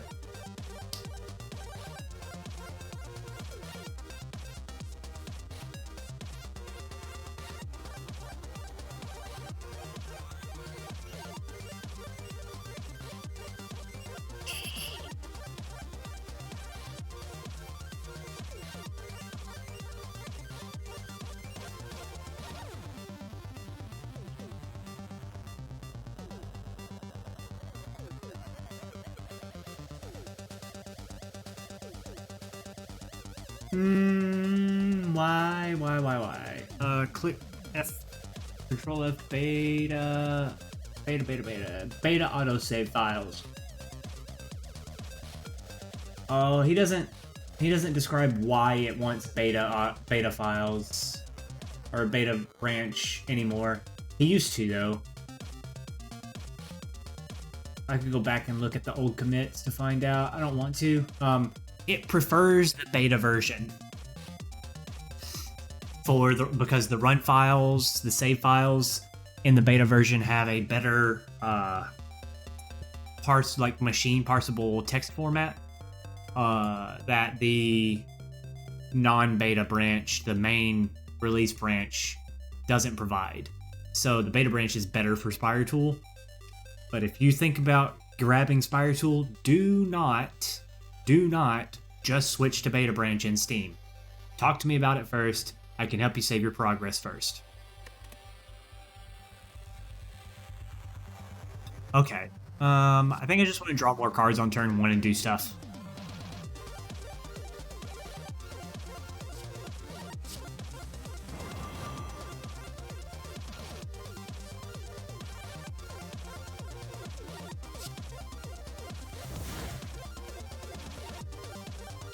They turned out not to be fantastic, but we can get a huge turn here out of Reaper. Just make the energy take the damage here. 25% more damage with that. We can Berserk, Power, Entrench.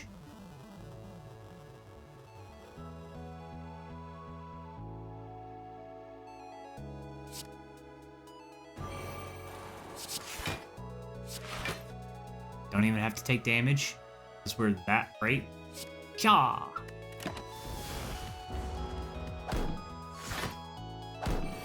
Okay, and we're now looking for Demon Form. Cool, it's only 1. And we stopped caring a lot about damage incoming right now. You are making block. You're not making block. You have 48 HP, you're gonna have plus 12? I don't know on low ascension. Let's just start managing the fight this way.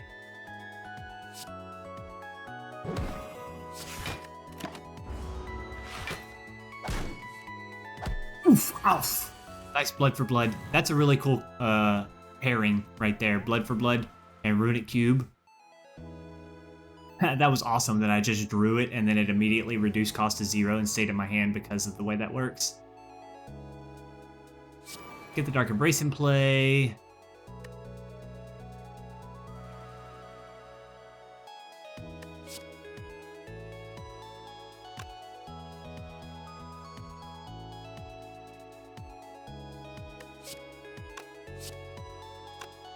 $24 and $16.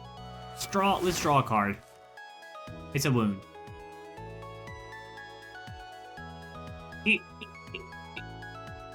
It's a wound.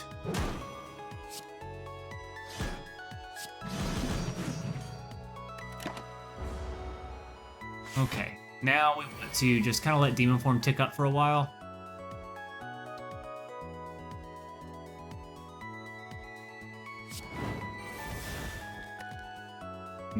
Nope.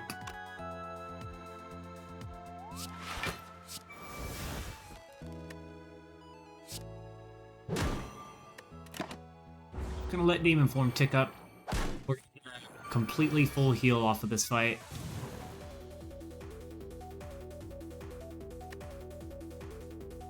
Cannot Whirlwind right now.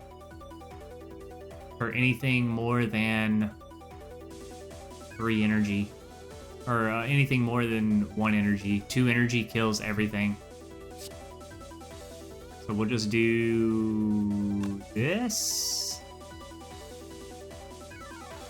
Is Reaper a full heal yet right now? If we just Fiend Fire, draw the Reaper.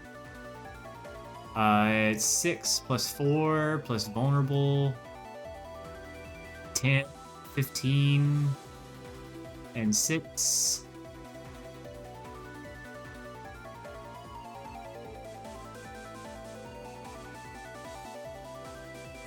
And Burning Blood.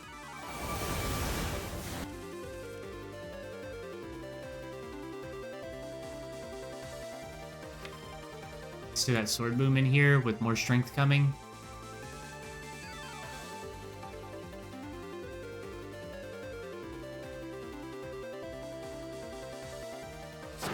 Ding! Bing bong boom. And that's a full kill. Okie dokie. 2 max HP here seems like it's the correct thing to do. Flex is kind of interesting, but...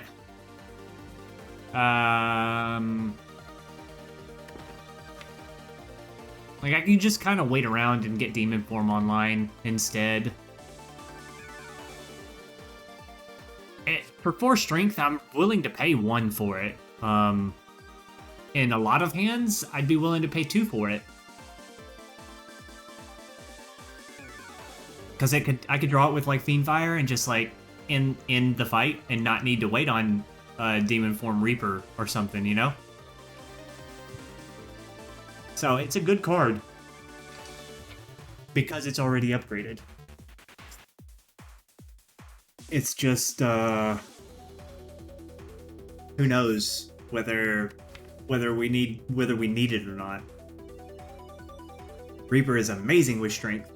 You haven't seen Reaper Huntsman? I think it's an unlock. I think you have to unlock it.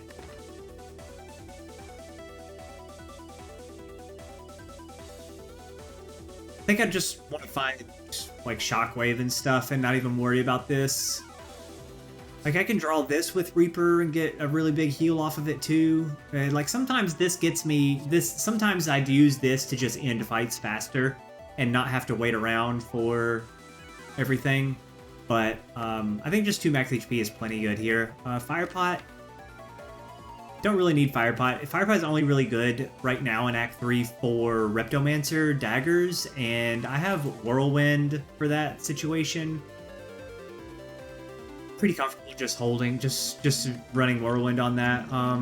These potions are pretty solid already. Just gotta stick with what I've got. You are not great to deal with.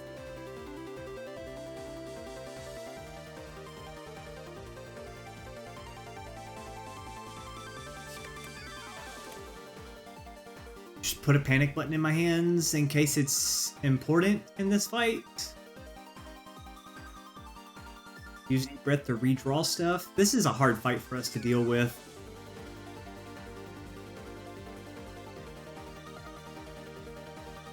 Unless we get Demon Form online right away.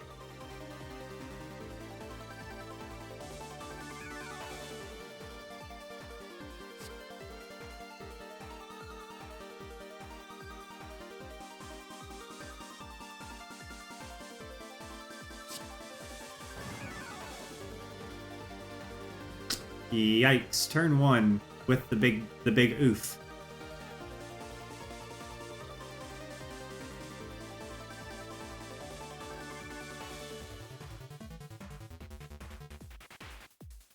Nailed this fight with the silent. Yeah, the poison can build up so fast with Catalyst. It's really good against this fight sometimes. We have here 10, 15, 25 of it.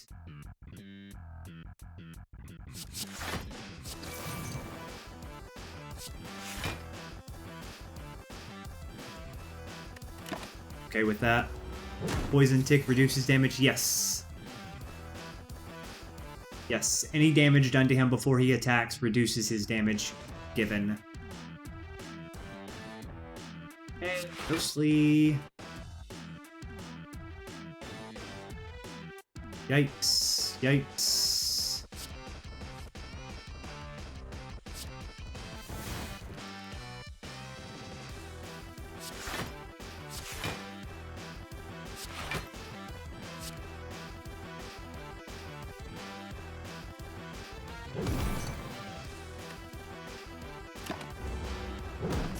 Missed Demon Form the whole time here.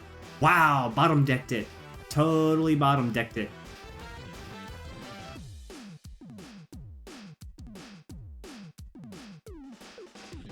Don't have Dark Embrace online either?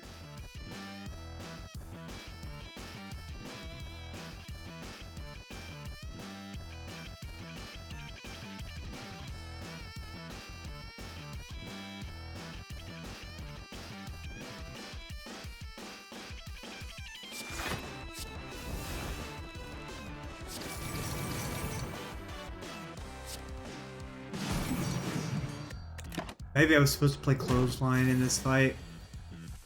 Oh, and I got it for 3.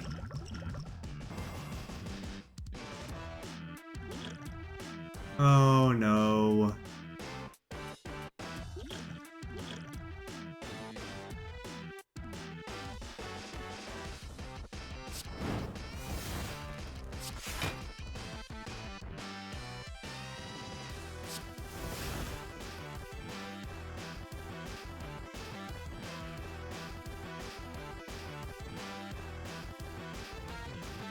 We could just die.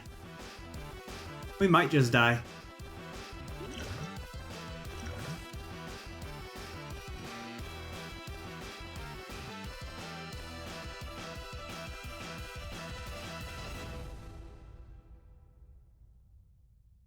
Catalyst 3, Catalyst Plus? That's crazy.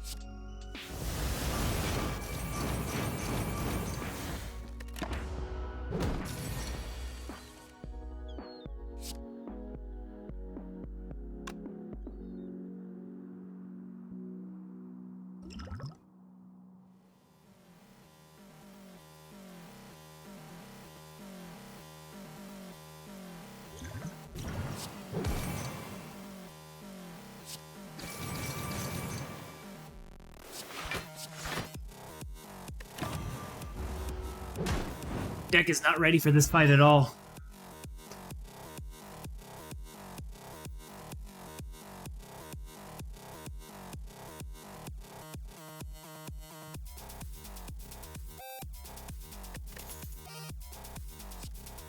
I want to draw more cards like this. Yes, please. Thank you.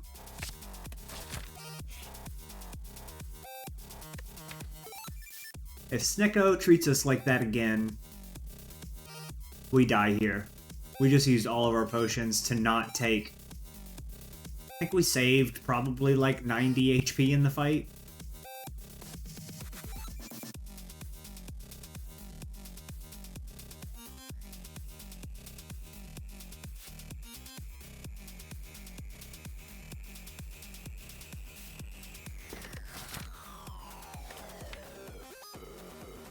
It's really hard to let Reaper build up in this fight too.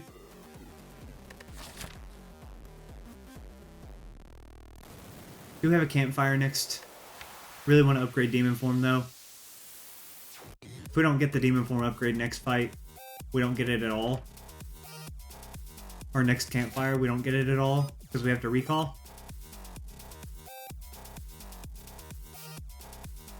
2 strength per turn, yeah.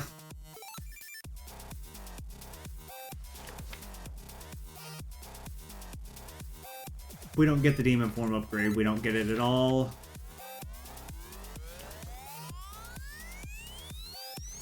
This is a really hard fight.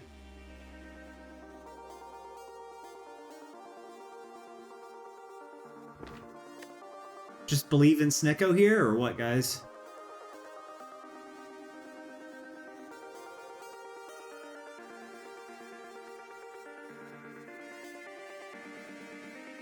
Before I give my opinion on things, I want to hear what you guys are going to think about taking this fight on. It is not a specific relic. It is specifically a rare relic, though. Not worth the risk. Run. Run away. Stay alive! Don't think we need it, Nason? Could be Incense Burner, could be Fossilized Helix. Because it's A5, you could probably YOLO it, and Snickelwag can probably just win the fight really fast. Yes, absolutely. This fight, if it goes poorly, will force us to rest at the next campfire on the next floor, and that means no demon form upgrade because we still have to get the key, which means at the end of the act, we only have one campfire between us and the end of the act, which means we have to recall here or recall here. So we definitely take the demon form upgrade and we Reaper up throughout the rest of the act so that we can recall here and be pretty much full health by the time we go into the Time Eater fight. The demon form upgrade is going to be super important for this fight too. I think demon form upgrade right now, because we haven't found other scaling options, this is all we have to bank on. I think we need it. Brave Sir Robin time. Yeah, this fight we definitely don't want to rest, and a lot of hallway fights coming. But we do, the hallway fights are healing for us most of the time. It's just that transient really put a kink in the works.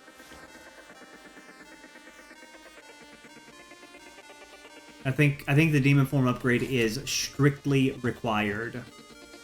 So, I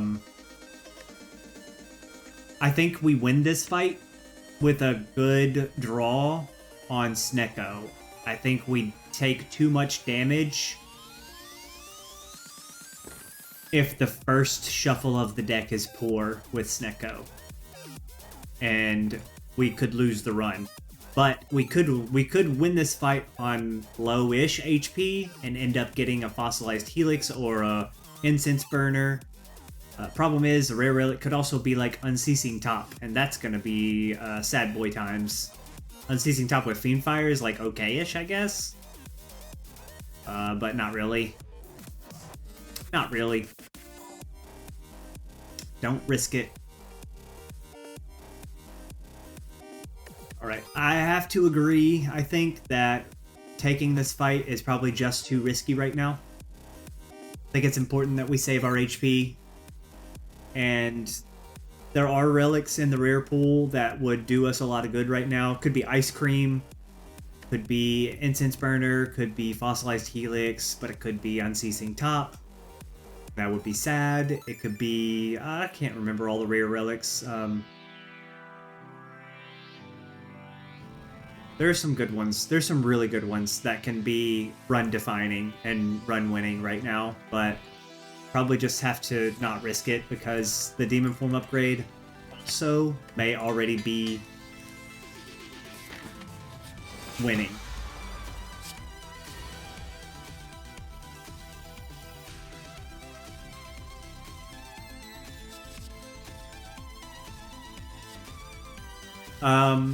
I was really thinking about taking this card, but it crashes the game sometimes with the Slay the Relics mod. You guys can hover over my relics. Because the way my overlay is set up though, you have to hover above, like up here somewhere. But you can see what the relics do if you hover above them.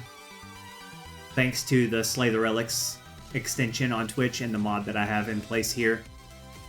So these just hover a little above them because of the way that my overlay is set up. You can hover on them. I don't know about that. It shouldn't work that way because of the way, because I actually shrink the game a little bit to make everything fit on screen right now. Marty McFly's pants is your favorite relic? I don't understand what that is.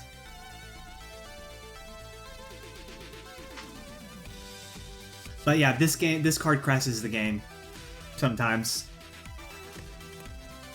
The bomb could mean that we don't get a Reaper this fight. I want to get a Reaper this fight. Won't get a great Reaper off of this guy. I think I'll just take the Violence, though.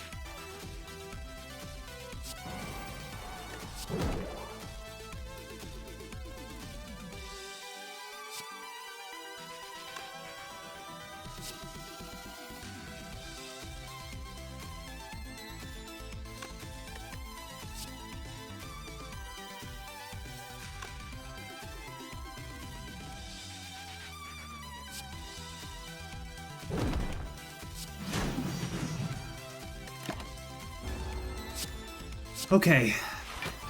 Makes 25 more block. Dark Embrace is here. And this is probably fine.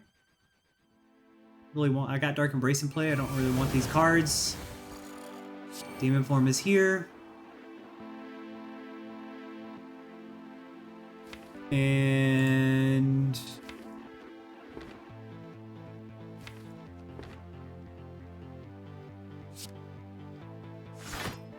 don't care about this card either.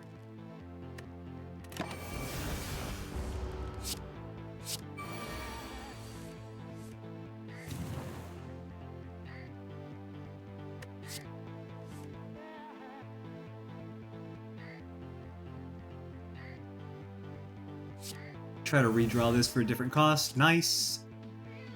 Don't want this card anymore. Reaper is here for 7. I can get full damage on these guys in just a few turns, though.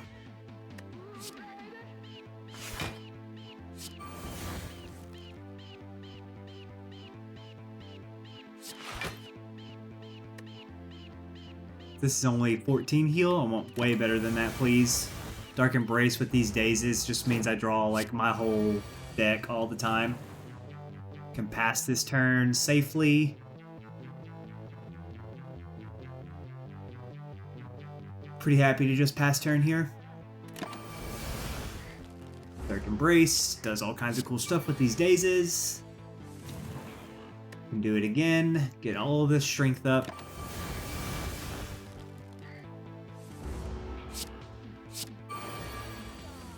They're still not attacking. These guys are so like, they just never attack, really.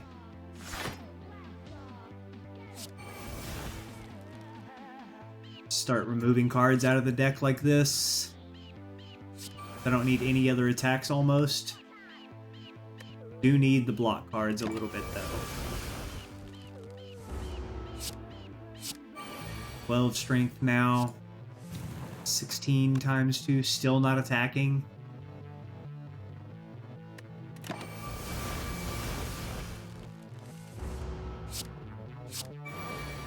Still not attacking. They just don't attack.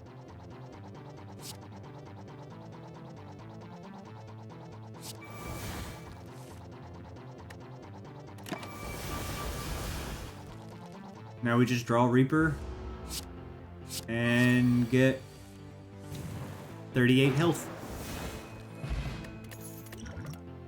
Okay, good deal. Can hover on and above them, but on some of them it says directly next to them. Ah, yes. Since the game is shrunk, it's also this side of the screen is shrunk into the right. Like everything is shrunken down, so you're gonna end up seeing your hover here is the on Twitch overlay is gonna see the game from here pretty much, right?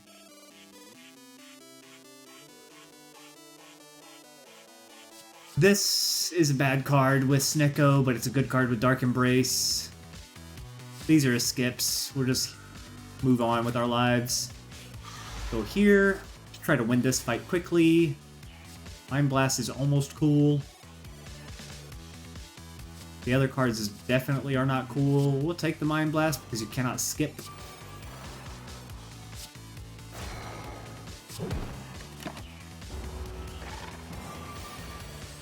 $22. $22, man.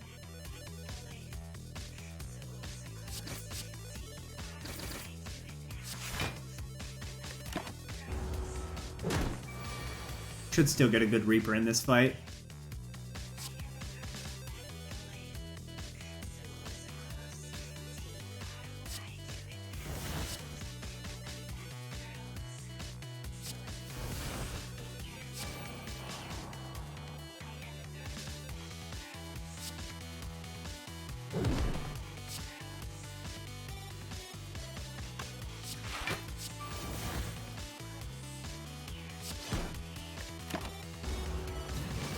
Good demon form showing up when it needed to show up. This though, less good.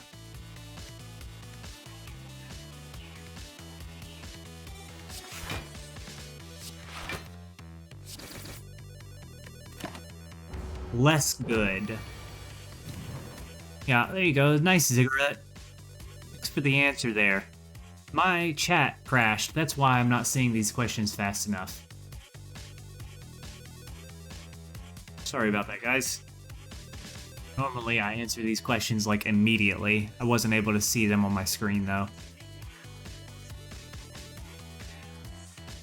Yeah, absolutely correct. 8 times 3 incoming.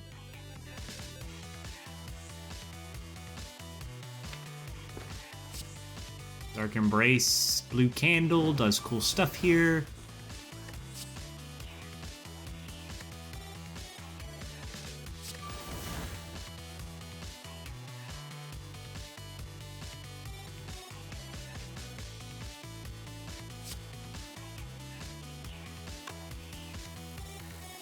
One, two, three. 1, 2, 3 times 5 plus 5. Oh, 4. Dark Embrace.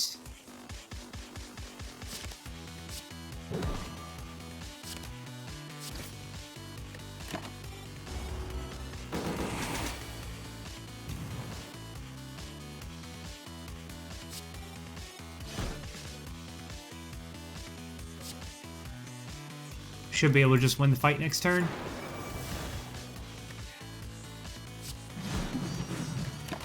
At full HP. Scaling Life Leech, absolutely. Absolutely. Alright, take a look at these cards, see what you guys think about them. There's a couple of really good ones there. I need to take a quick biology break and relieve some of this coffee out of my system. Throw the wrappers for these away, and you know, I think I'm gonna go ahead and make myself one more coffee while we're at it. So I'll be back in just a couple minutes, guys. Hang out, talk about the cards, see what you think. Let me know.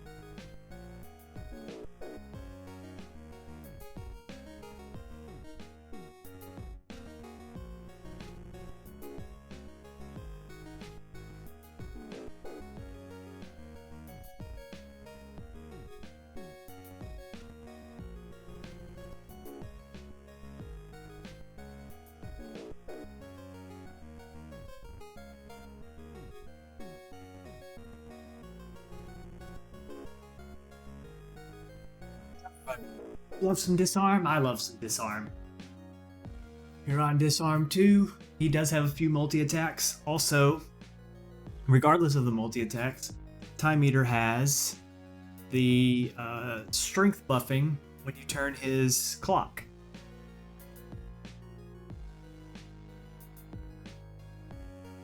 So you can cancel a little bit of that strength buff with disarm. Gives you an extra like round of 12 card plays on his clock, which is pretty good, even if you don't get hit by multi-attacks. He also inflicts vulnerable on you, so his single attacks, I think base plus vulnerable is like 57 damage incoming. Really rough.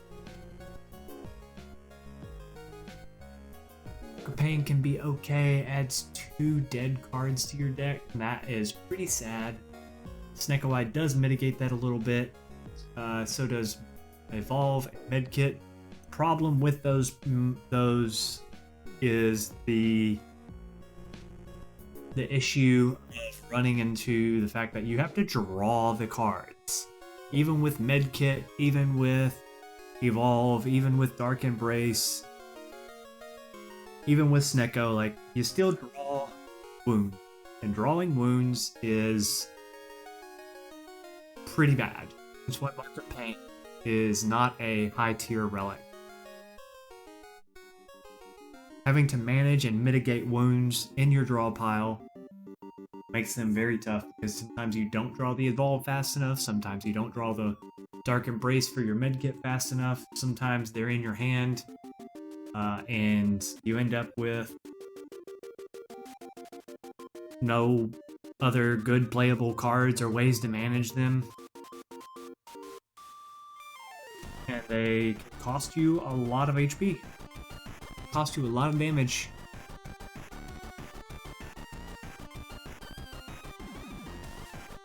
So what's up, Digital Charmander? It is like I said, it's an okay energy relic, but it is not fantastic. It's sometimes the best energy relic in the options available at that boss, but typically you don't want to deal with it most of the time. If you have enough ways to draw past the wounds on the first time through the deck, then probably okay. Something that you have to evaluate every time you see Mark of Pain, though. You can never just make a blanket statement right here, right now, especially since I don't even have Mark of Pain. Hey, Alro. Run is going pretty swimmingly smooth as well. Welcome back, man. Hope you're having a good day. We got into Singing Bowl for a ton of HP, and Reaper finally found some strength in a demon form. We're doing pretty good. Doing pretty good. I'm also on the disarm train, as you guys said. Excuse me. Gonna be really helpful in the Time Eater fight. And, wow, Sundial would also be pretty helpful, but we're gonna take this key. Huh. I like Sundial better than I like Meat on the Bone here with my Reaper. And Snecko. Transient again. Oh no. Yeah, there's no always answers.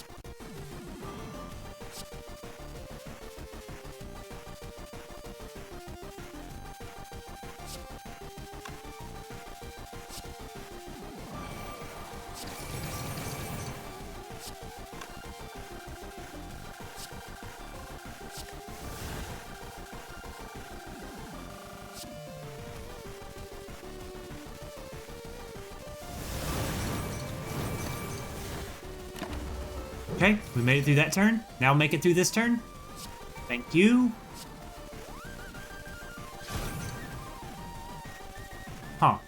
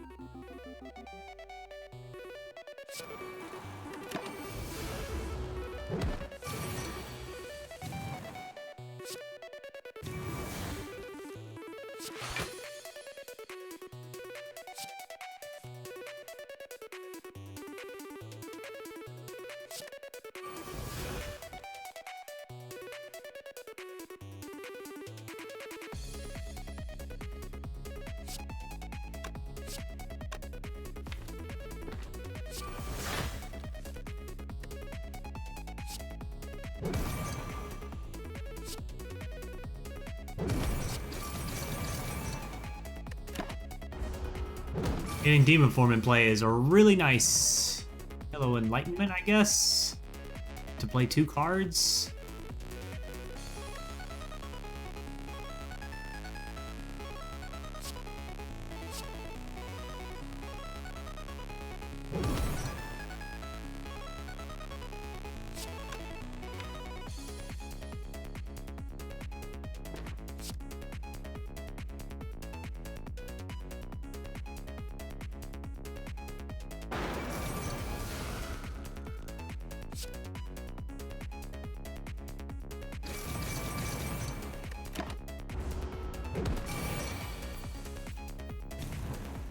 Yikes.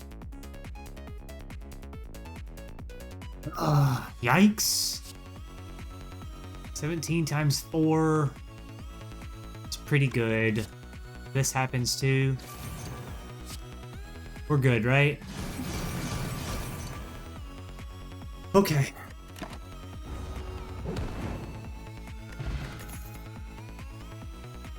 Fire breathing. Writhe, power through. Went a ton better. Lots better. Tons better. Amazing result for that fight. After the issues that you saw in the first one. But the first fight, we didn't get anything good in play.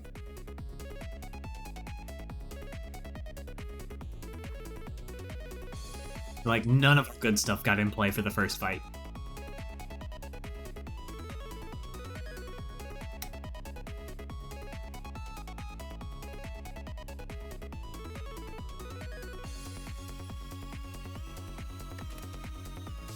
Breathing is like, it's so okay. Time Eater puts slimes in your deck. You can get wounds in your deck here from daggers in Riptomancer. You can get burns in your deck from, from Nemesis. We make wounds with power through. It's 1 card play for like X amount of damage. Already upgraded. It works pretty nicely in the Time Eater fight if he makes a bunch of slimes for us. We draw through them very quickly with Snecko. We also have Burning Pact to draw some more cards, and we have Dark Embrace to draw some more cards. Definitely not on the combust feel right here, right now. That kind of damage output is too small. We have a lot of statuses coming up in the Heart fight. We have them coming up in the Asc4 Elites. We have them coming up in the Time Eater fight. And we have them coming in the Riptomancer fight and in the Nemesis fight. This is a pretty good power to have in the deck. We also make our own wounds with this. And when we get Dark Embrace in play, we can second wind all of the statuses and then draw a million cards and just play the best cards for the turn. I think I like this card quite a bit right now, just because of how much potential damage output it represents. And of course we see Giant Head.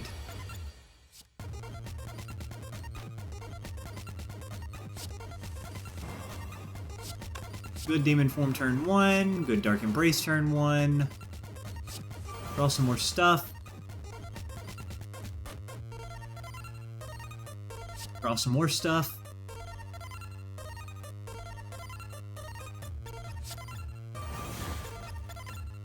Sucks to suck. Okay, and now we trigger the slow stacks. Our last card is one of these two. Given enough slow stacks, a multi-attack, even though it starts small, it becomes a lot better than a single attack. But for the difference here, 22 versus base 3, this is probably the best attack to use last.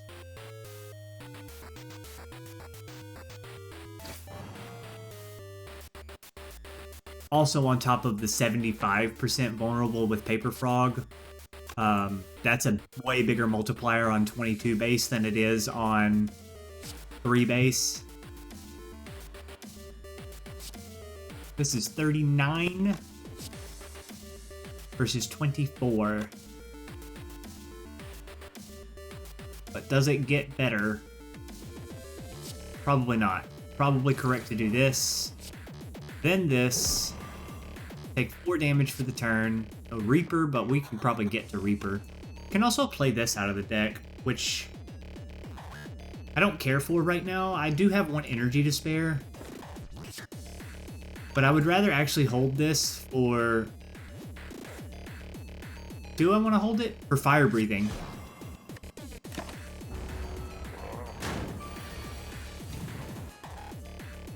Okay, we get to put this in play. Fire Breathing showed up like a jerk. 0 cost cards are awesome.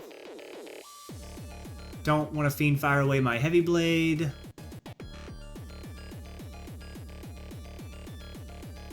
Maybe I'm okay with that.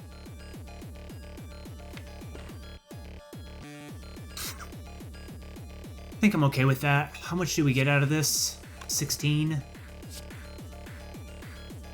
Put the vulnerable on again. I think I'm actually okay losing the Heavy Blade because I do have Demon Form in play with a big Sword Boomerang instead. Reaper is pretty cool.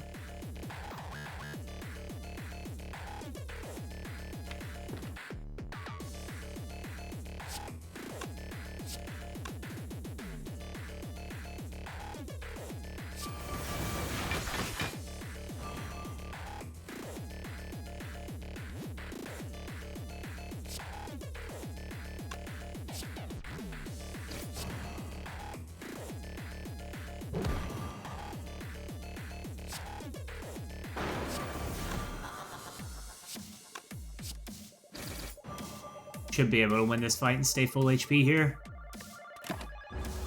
I was maybe supposed to play the ride first though, and I didn't think about it.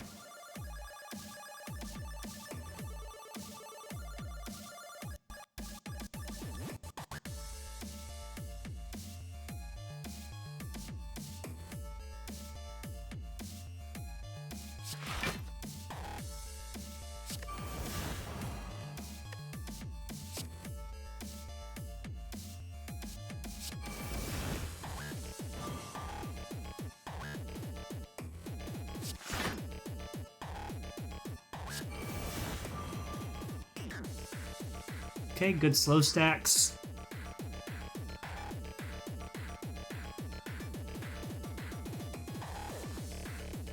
It should be lethal, right? With all of the strength and the vulnerable and the 0 cost cards.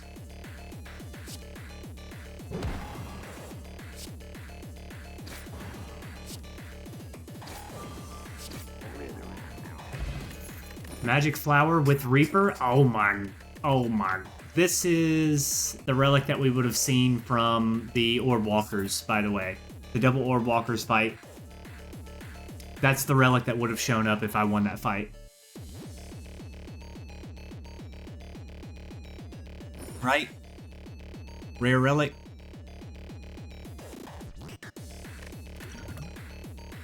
Another disarm. Take another disarm. This is the way that the game works. This was the next relic in the rare relic pool, the list of relics that could have showed up in this run. And this is the next one in the list, so we would have seen this. Yes, that's how it works. There are 3 relic lists in the game. They are determined at the beginning of the run. And there's a common list, an uncommon list, and a rare list. Each time you have a chance of seeing a relic, it has it rolls rarity, common, uncommon, or rare, and then you get the next one in that list for that rarity. Shops pull from the same list backwards. They pull the bottom of the list up. There is a fourth relic list, and it is the shop relic list. But you don't roll rarity on shop relics. There's always a shop relic. The far right relic in the shop, the one closest to the card remove, is always the shop relic, and it's always in the shop. Courier allows you to see more options in the shop after you purchase something and it gets replaced.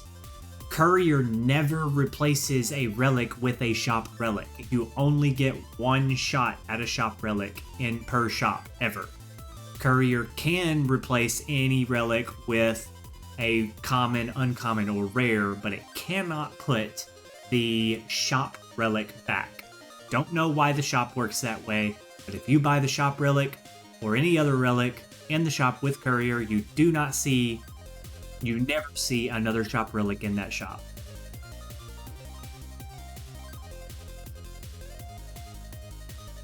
So there's some little tidbits about relics in this game. 300 gold is pretty sweet going into this shop.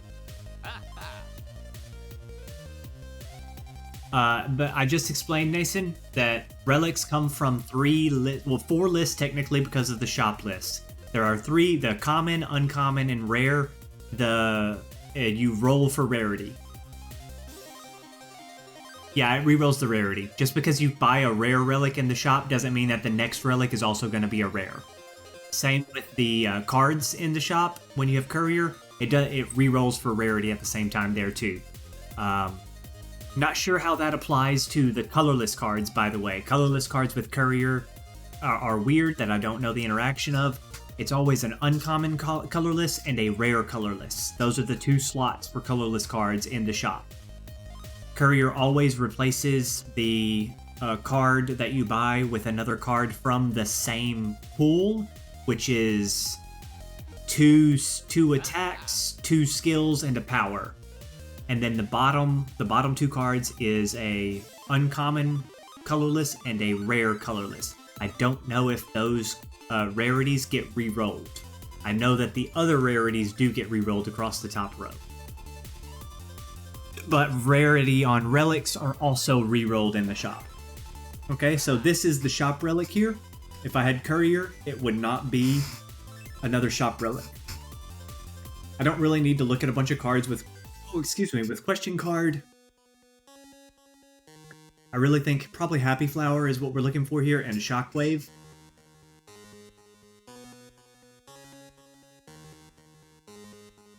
Yeah, that looks right to me. We definitely want this weak and vulnerable. So we're grabbing that. And unfortunate on the card remove situation here, but we're going with this. Extra energy every couple of turns is much, much better than a card remove right now. Sometimes we don't get Berserk in play. Is it a Plants vs. Zombie Easter egg? It might be. Oh, Nathan, I didn't finish the explanation for you. Just a quick TLDR version of it. TLDL, too long didn't listen. I was away, wasn't caring what you had to say. Magic Flower was the next rare relic in the list. So we did not see another rare relic. We did not roll rarity for another rare relic since then. Because that happened here. No, here? Yeah, right here. It was transient, and then it was double orb walkers for a rare relic. The next one in the list, I've seen it now thanks to this guy. It was Magic Flower. So when we rolled for a rare relic here, it would have been Magic Flower because it's the next one in the rare relic list. Yeah, I want the Happy Flower though. Do we just take an Inflame? Nah. Yes, there are predetermined seeded lists for relics in this game.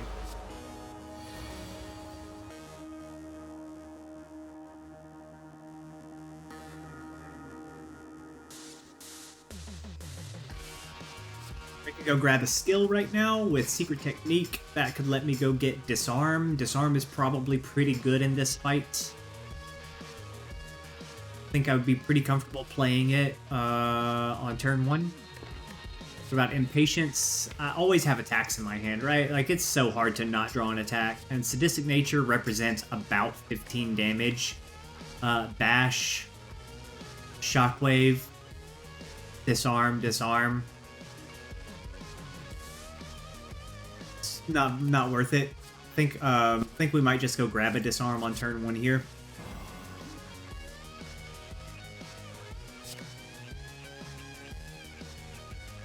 And get that in play.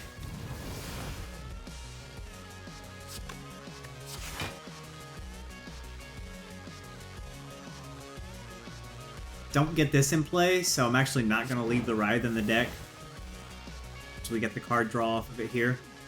And I'm not going to... Well, I have 1, 2, 3 attacks. So I can change... I can pretty safely change his intent. But I like this intent a lot because all it does is make block. It doesn't apply vulnerable or debuffs or weaken to me. It's not a big fat attack for like 13 times 3 or whatever. It's not that dangerous. It just makes block. I really just want to get Demon Form down more than anything else. So it's 50-50 whether you should just pass turn here because there's no better intent for him to be doing. Technically. Yeah, I would have taken it. If I could have known that this was next, I would have taken it 100% because then I could get, I could have probably taken this fight, gone low on HP, and then just reapered up as we went here. It was just too risky because we could have actually just straight lost this fight. And I probably would have gone for it, knowing that Magic Flower was the result.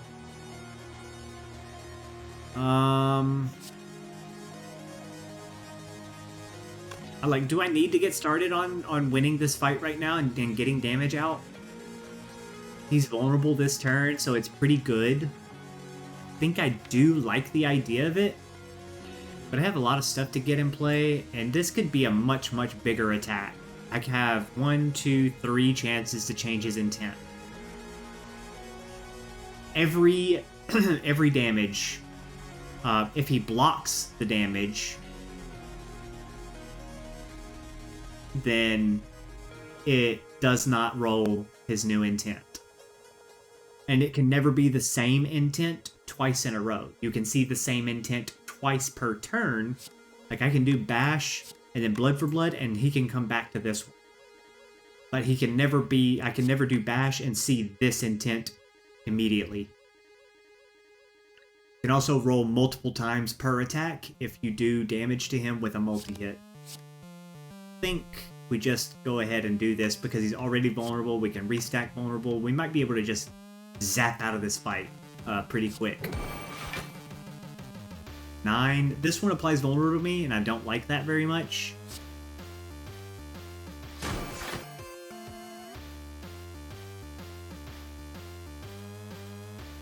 And this one is fine for me.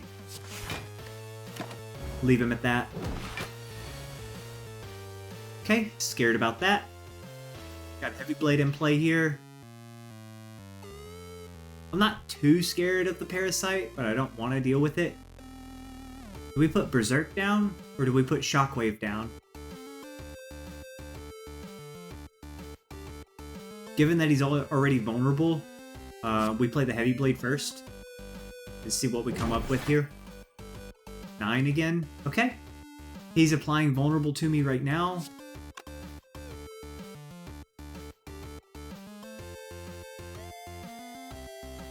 I can weaken him. Maybe that's all I want to do. Getting the extra energy. I'm going to have 4 energy next turn anyway with Happy Flower. So maybe I don't need to do this right now, and I should just weaken him because he's going to vulnerable me. And this negates it completely thanks to Odd Mushroom. So it's pretty much time to go ahead and get this in play, and I think that's correct. Taking the curse with Duvu Doll? Maybe. Maybe. I still wouldn't just flat out accept it. Well, this is a bad turn.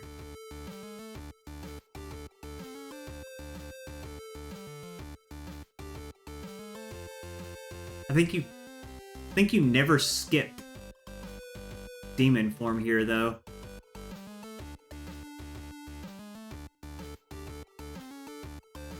Right, you just never skip demon form here.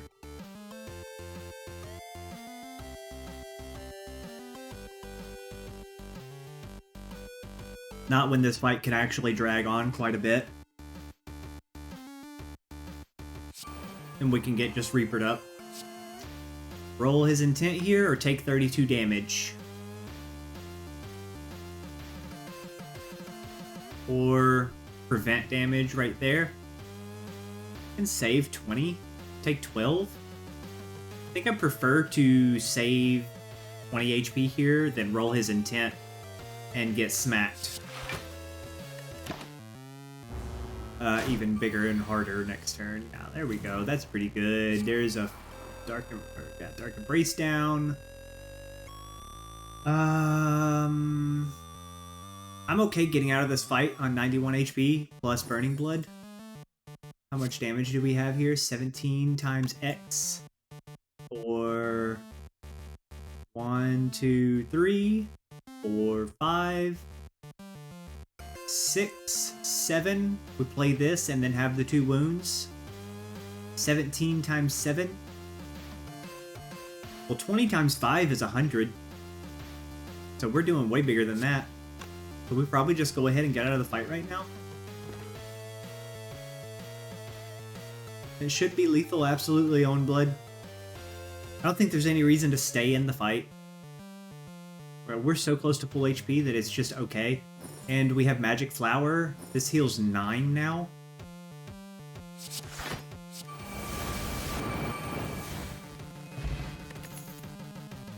Okay, cool, thanks.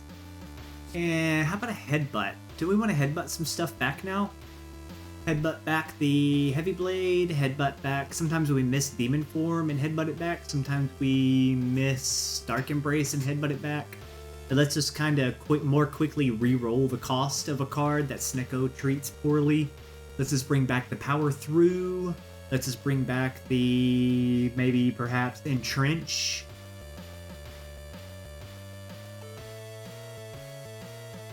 Take that, Spaghetti. Yeah, this is not bad. Not a bad Headbutt. Not a bad Headbutt.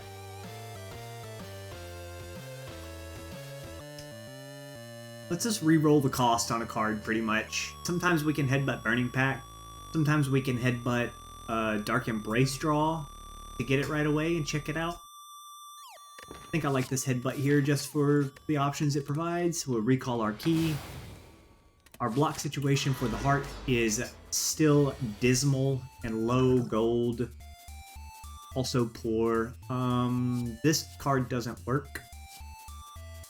This 0 cost until play doesn't work with Snecko Eye. We'll take the thinking ahead. Just draw some cards real quick, get it out of the deck. 8 times 3. Okay. I mean, that's fine, I guess. We'll save this card. Will we save this card?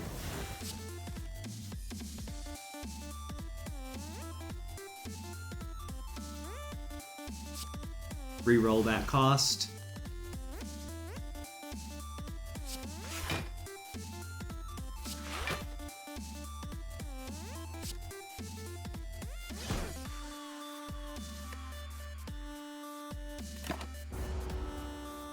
Not gonna spend an HP on that Writhe, and a card play on the clock here. Nice. Reroll.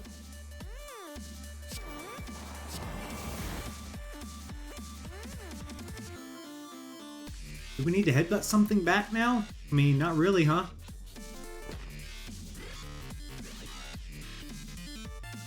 Did we just pass turn here? Save us 4 card plays for next turn? Wasted Happy Flower, and that's unfortunate. But I don't wanna burn my card clock. Can I play that many cards right now? Not with this hand. Could Fiend Fire here. Fiendfire might be a finisher for us, though. We might just get out of the fight with Fiendfire. What do we get out of Flexpot right now?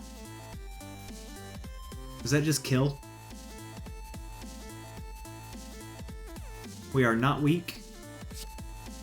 22 times 7 plus Dark Embrace draws a whole bunch of stuff.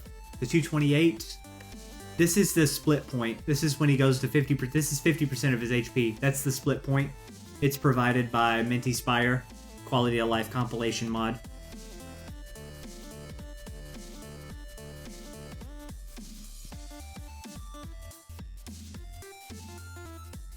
Do I want these cards again?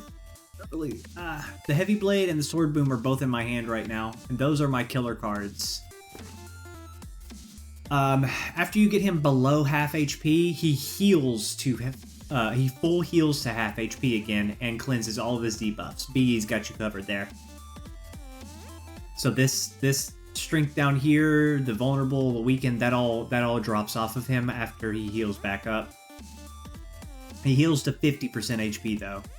So you could take him to 1 and he's gonna go back to 228. Do we win next turn? Like, does that ever happen? No. Do we win without Sword Boomerang and Heavy Blade? I think not. Those are important cards.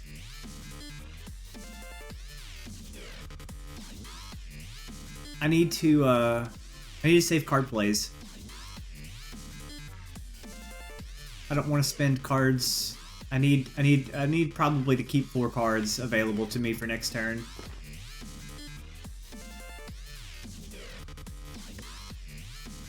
I hate just doing that, but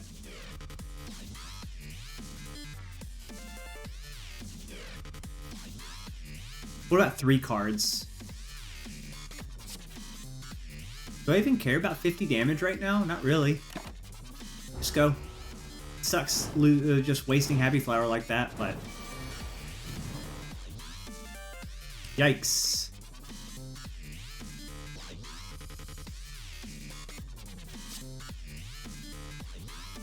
Ghostly, defend.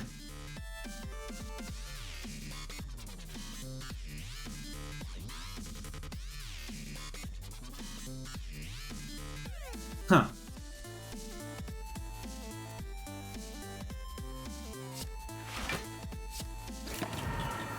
Just turn his clock, take 4 damage.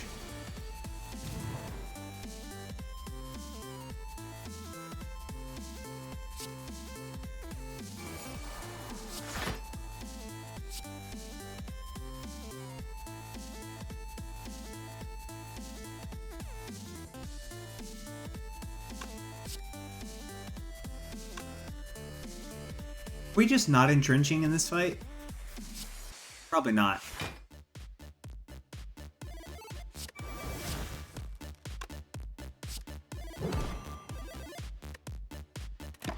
Keep the weaken stacked. Got a lot of strength coming. Yikes. 3 cost. Headbutt something. Anything nice to headbutt? True Grit. True Grit could be a good headbutt.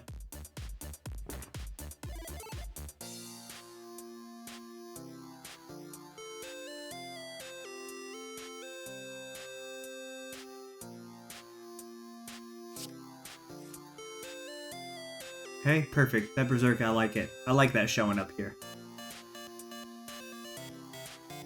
I think he's applying Bowling weak to me right now. Forgot about Dark Embrace, just wasted that. We're gonna get this in play and save 6 cards.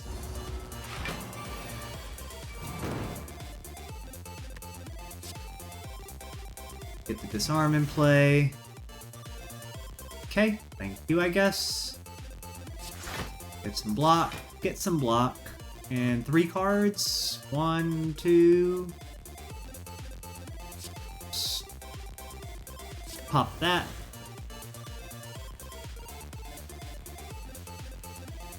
One, 2, we can always play Whirlwind. Did we get fire breathing down? Yeah, we did.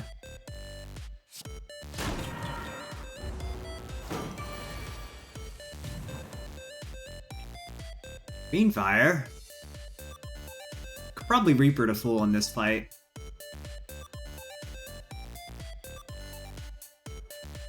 Put a bash down.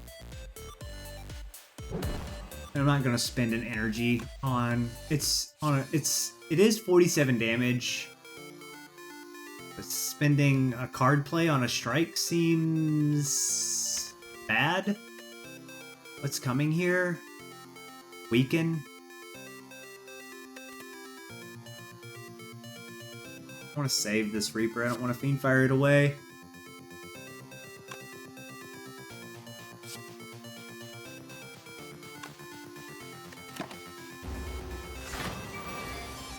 $38.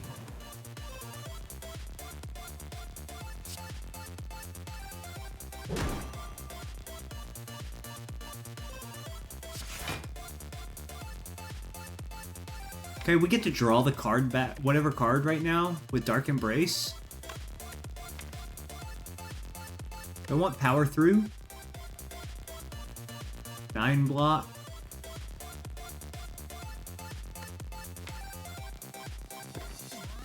And Power Through seems like the right card right now.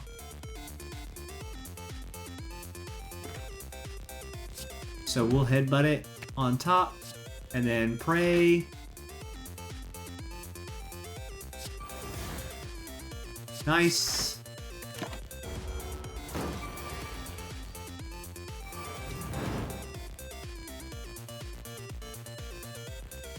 Just hit the split point. Look at my cards.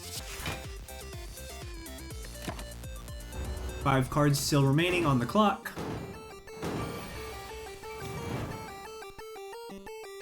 And we probably have lethal in hand right here, but I kinda want to nail a Reaper. 27, I'll have 30 strength next turn. And Happy Flower coming. And like this does no damage, technically, unless I go lethal. It's in hand. Lethal is in hand, but I want to heal. I want to hit a full Reaper.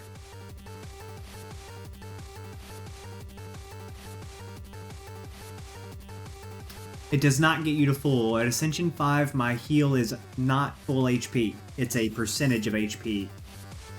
75% of missing HP, I think, is what you heal.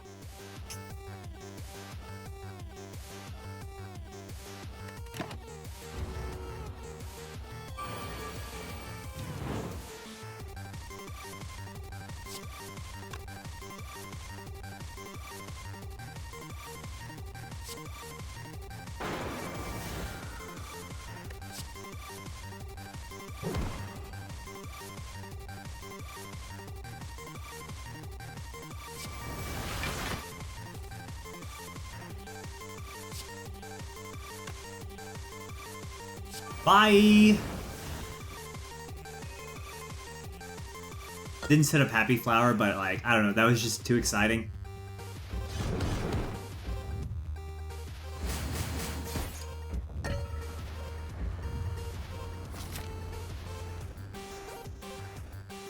Now we get a upgrade.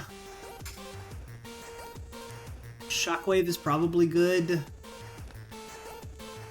Except that it often doesn't hit. I have Bash and Clothesline to break Artifact with, and Bag of Marbles to break Artifact with the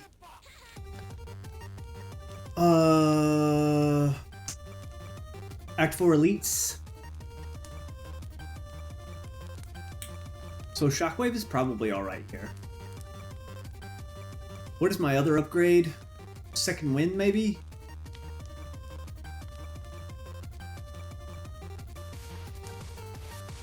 I want to get this in play on the heart for 5 turns of Weaken early. Pretty much my goal. So, yeah, I want 5 turns of Weak on the heart. This Demon Form isn't going to win us the fight that super duper fast.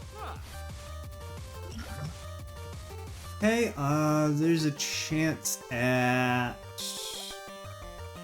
Might just take this artifact break. Might take this instead. What if I take both of these?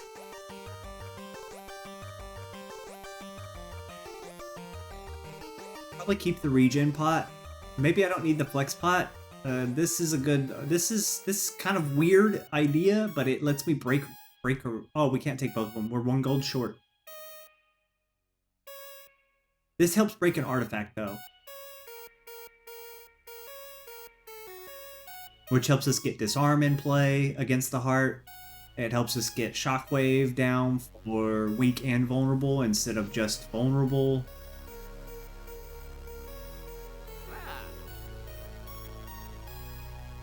Just to break artifact, I think that might be the best option here in the shop. Units is like, it doesn't really have any upgrade targets now. We got the important upgrades. Second wind is like, it's a nice one to have. Sometimes you draw armaments and entrench together, and there's a really cool interaction with Snecko Eye and upgrading cards in your hand, where if this card costs 2 or 3, the upgrade on it, of course, goes to 1. Snecko allows this to happen. So if I armaments this card and it costs 2 or 3, it goes to 1. Makes it playable that turn for 1 energy.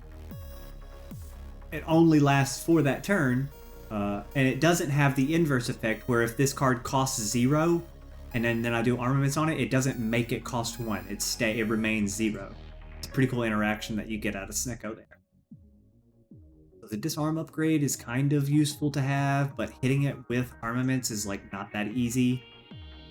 Fiendfire we might just we might just exhaust Fiendfire out of the deck in the heart fight. I think I want to just break an artifact. Try to get disarm in play, try to get shockwave for weaken. In case we draw it slowly. And we're moving on with our lives. Please draw me some good cards. Hand of Greed, Purity, and Mind Blast. It's a pretty good draw. That's a pretty good result right there, right? What about Mind Blast?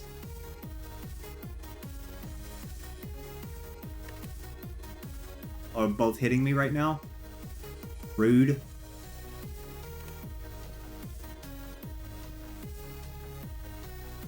I'm going to draw 7, so I'll have 23. Maybe I get vulnerable on. It's not enough to do a lot, right? Maybe I can get vulnerable on. Maybe I can kill this guy. 82 damage. If I do 23, I still got to come up with 59 this turn. That's in the deck with like Fiendfire, right?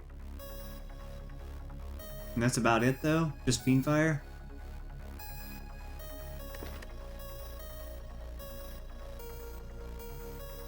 Probably just exhaust some cards. Hey, Demon Form. Thanks, I guess.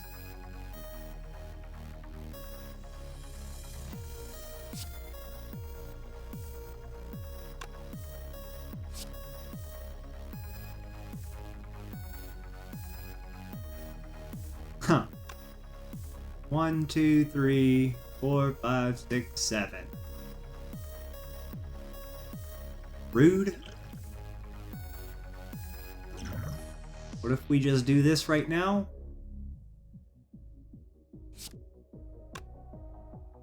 This is... what does this come up to? 17? We can kill you. Or you. But I lose Demon Form.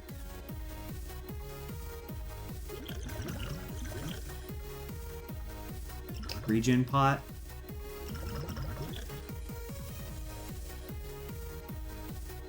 You know what? I think I like the flex pot this turn better.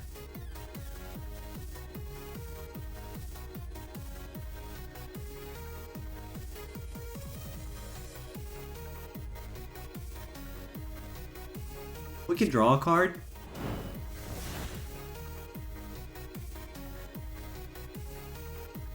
With Runic Cube.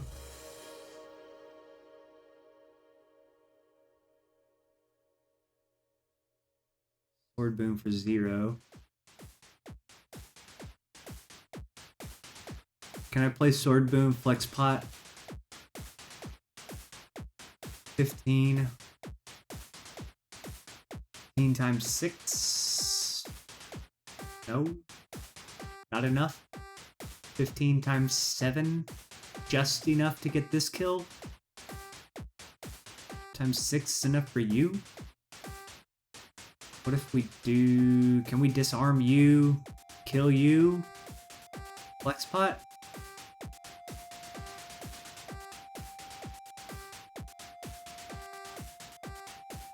About 5. 15 times 5? Yeah.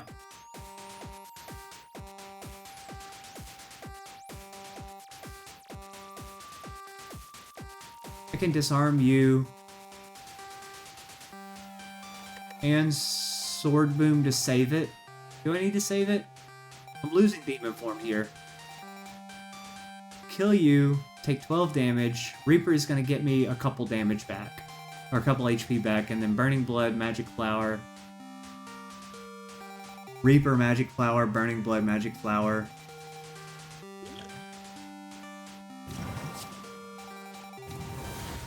Do I need to save this? Maybe.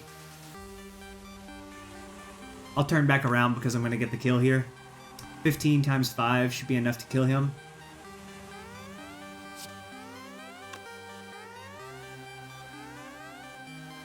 Yeah, Magic Flower applies to Burning Blood.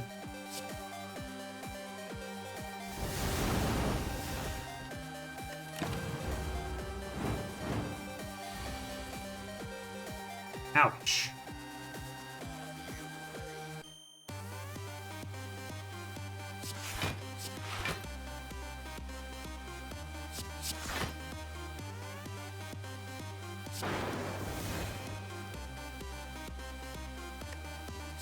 Ah.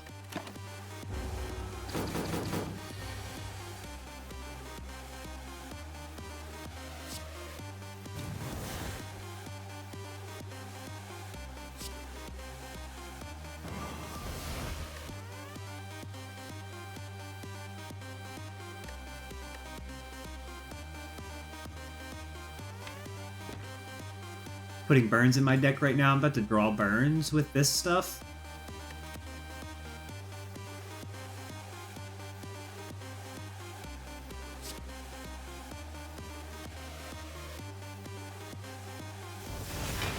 Just get these cards out of the deck. We're just gonna go hard on you. You didn't put the burns in my deck? You put them in my discard pile?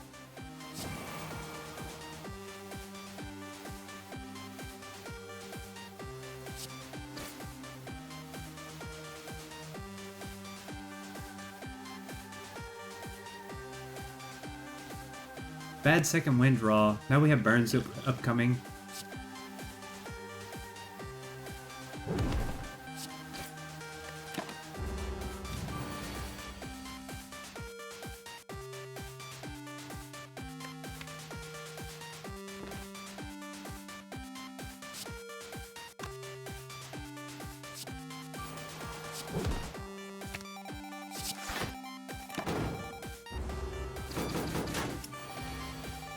Yikes. Okay. Pin nib. I almost snap picked that Immolate. It's too late to care about Immolate.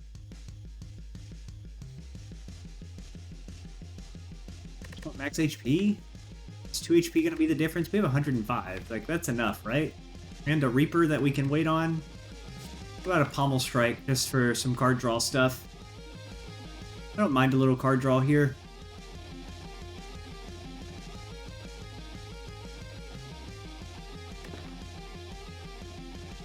Yeah, I don't mind a little card draw, I think. It's gonna be nice to be able to get to our stuff. Hopefully it doesn't cost 3.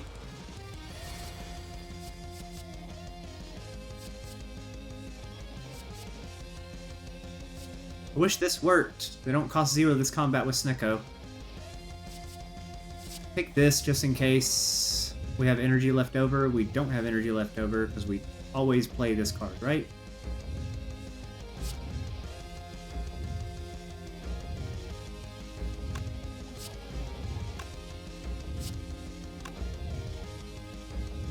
But we don't want to draw stuff this turn with it. Do want to draw like that. Okay, that's pretty cool.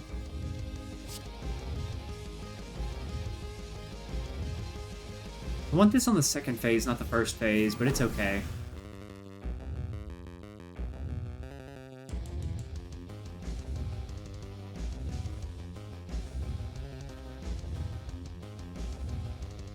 I think we just always play Dark Embrace in this fight. I just don't want to draw with 0 energy.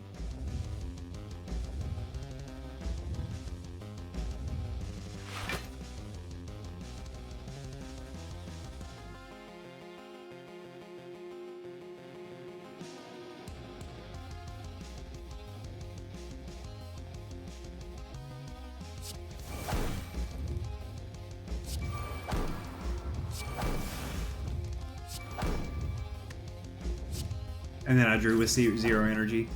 What was I thinking? I just said I don't want to do that.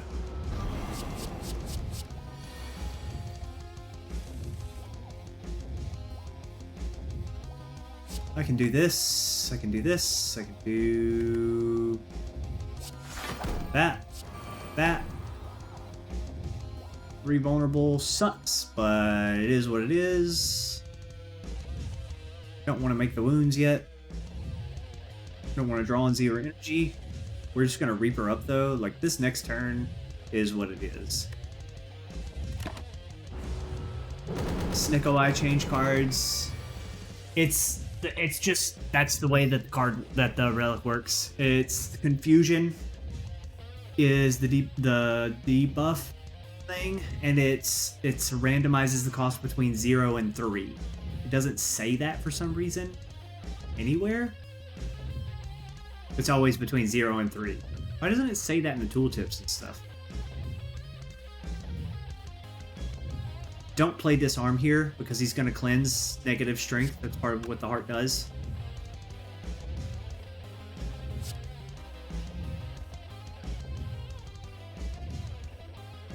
Yeah, there's Meteor Strike is 5 cost card for defect.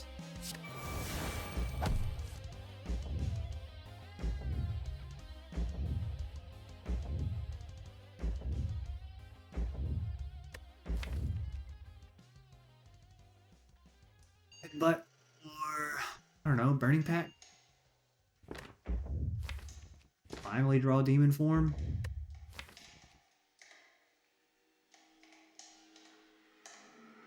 I don't need Burning Pack turn, do I? Do I want to exhaust something next turn?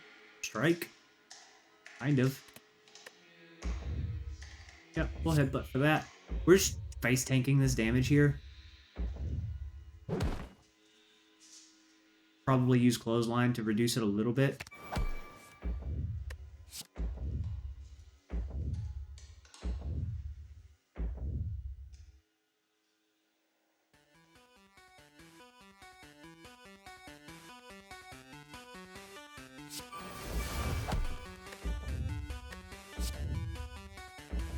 Or just use this instead. Even better.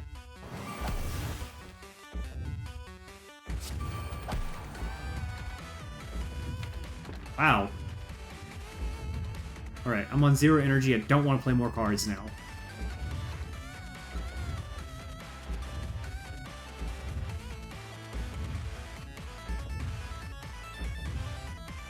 Yeah. Yeah, I'm not sure why they chose 3 necessarily. But yeah, Blood for Blood's base is also, as Thunder pointed out, is also 4 until you upgrade it. Or take damage in the fight. Demon Form, man. Bottom decking it.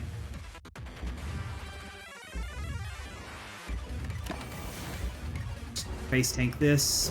Blood for 3. Cool, I guess. Demon Form for 3. Not cool, I guess.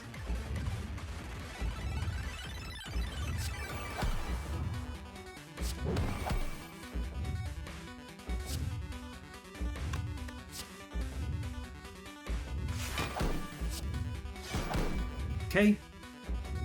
Now the vulnerable wears off.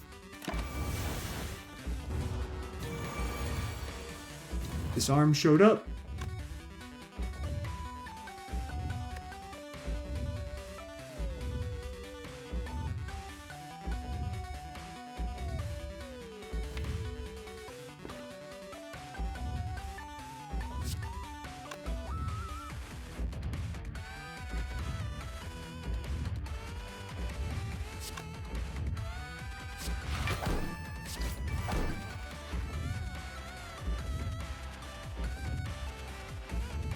Might be dead in this fight, guys.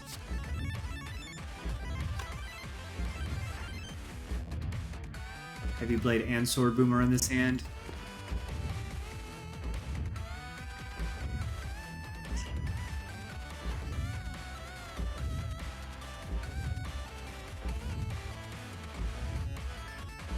I think Snecko where it is right now is correct. I think changing it at all would be wrong.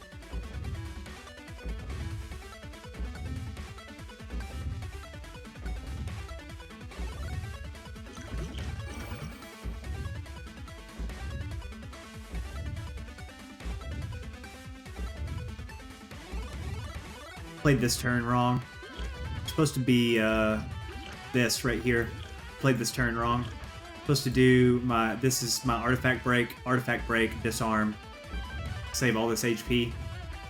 I'm gonna restart the fight after I lose this and show you why I picked this because this turn demonstrates it exactly why.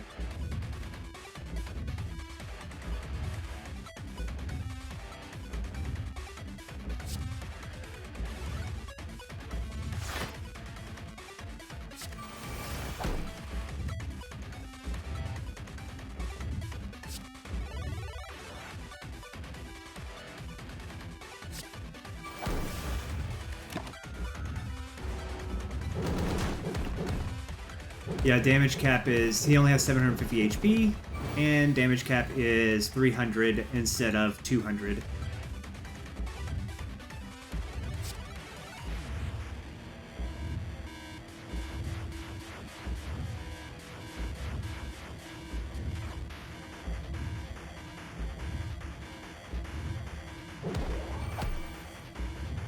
Oh.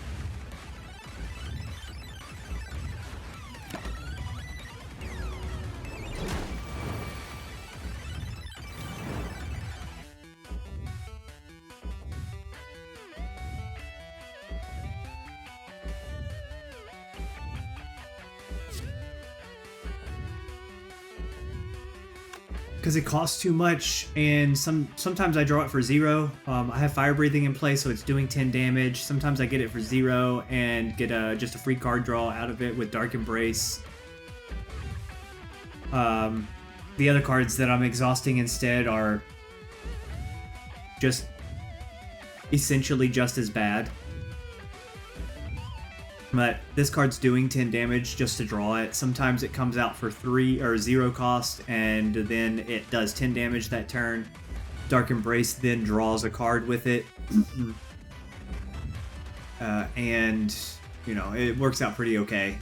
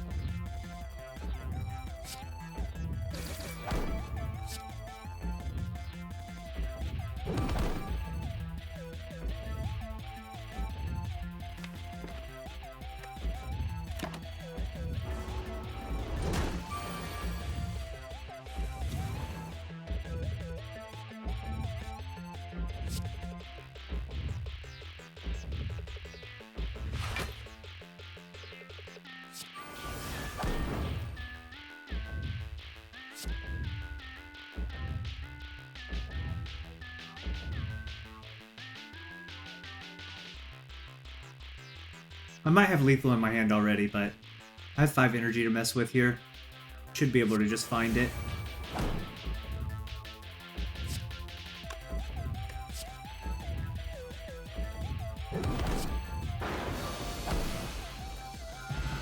Okay, so I didn't use my fear pot like I was supposed to. I could have used it at the end too, just to get the kill, and I was going to, but that was supposed to save me a ton of HP on that disarm turn. I was going to play fear pot, break an artifact, bash, break an artifact, and then disarm to change his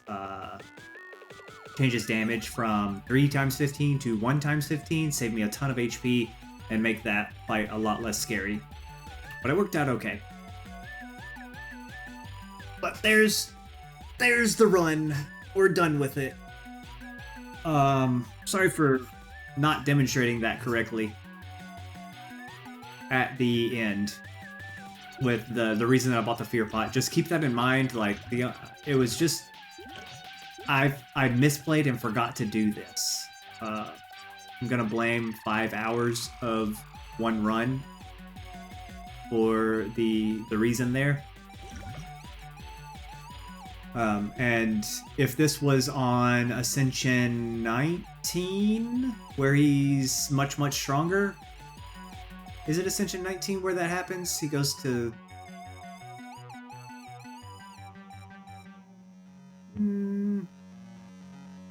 Maybe it's already here at Ascension 4. I don't remember. But yeah, if I had forgotten to do that at a higher Ascension, my deck would be much worse most of the time at higher Ascension, because you don't see as many upgraded cards. You don't see you have lower chances of rolling rare and uncommon cards. You get, is that right? No, you get lower chances of rolling. It's half the chance of seeing the common or upgraded versions of cards in card reward screens. And so my deck would not be as strong as it is at higher Ascension after 12, I think. Well, Ascension 12 changes the upgrade chance, reduces it by 50%. And yeah, could have ended up in a much worse position there. And this right here would have actually saved me at least 30 HP. And would have got there.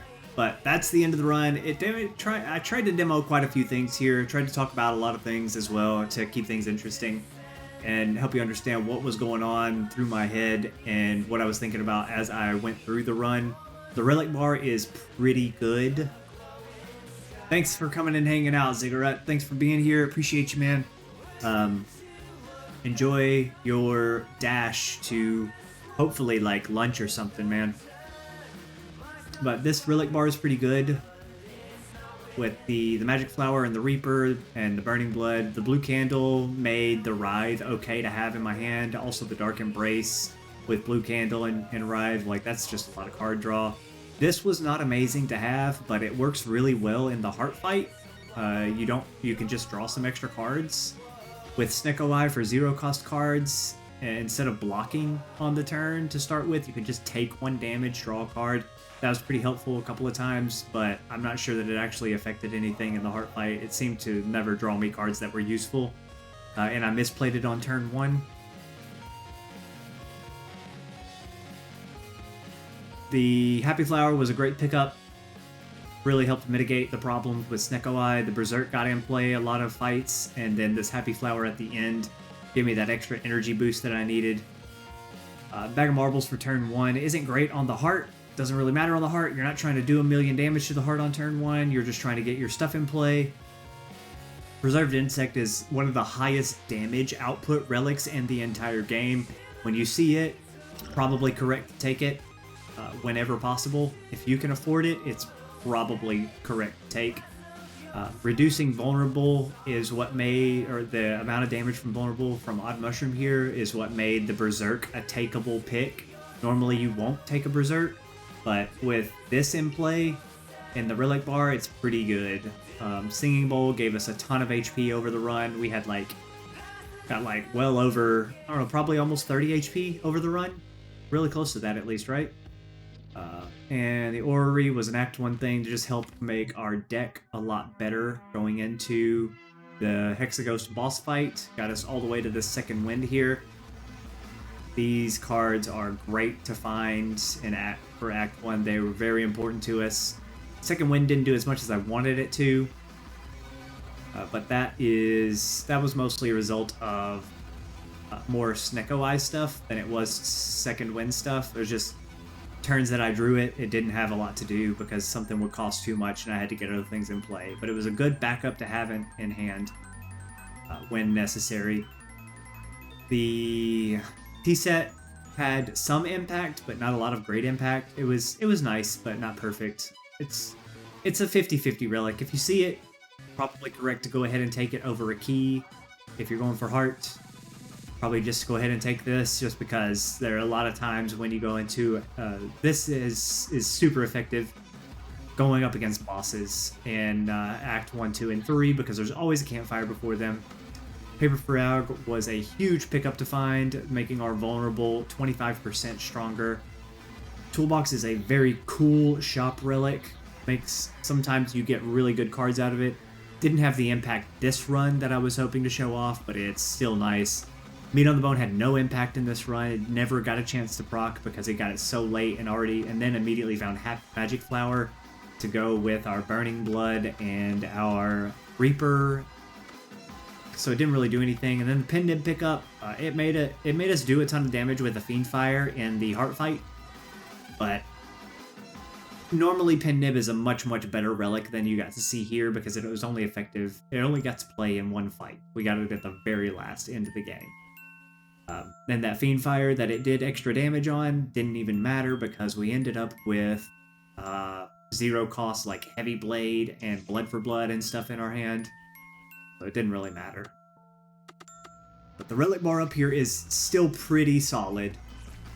A lot of good options up here. A lot of good things that you want to see and combine in your runs as well.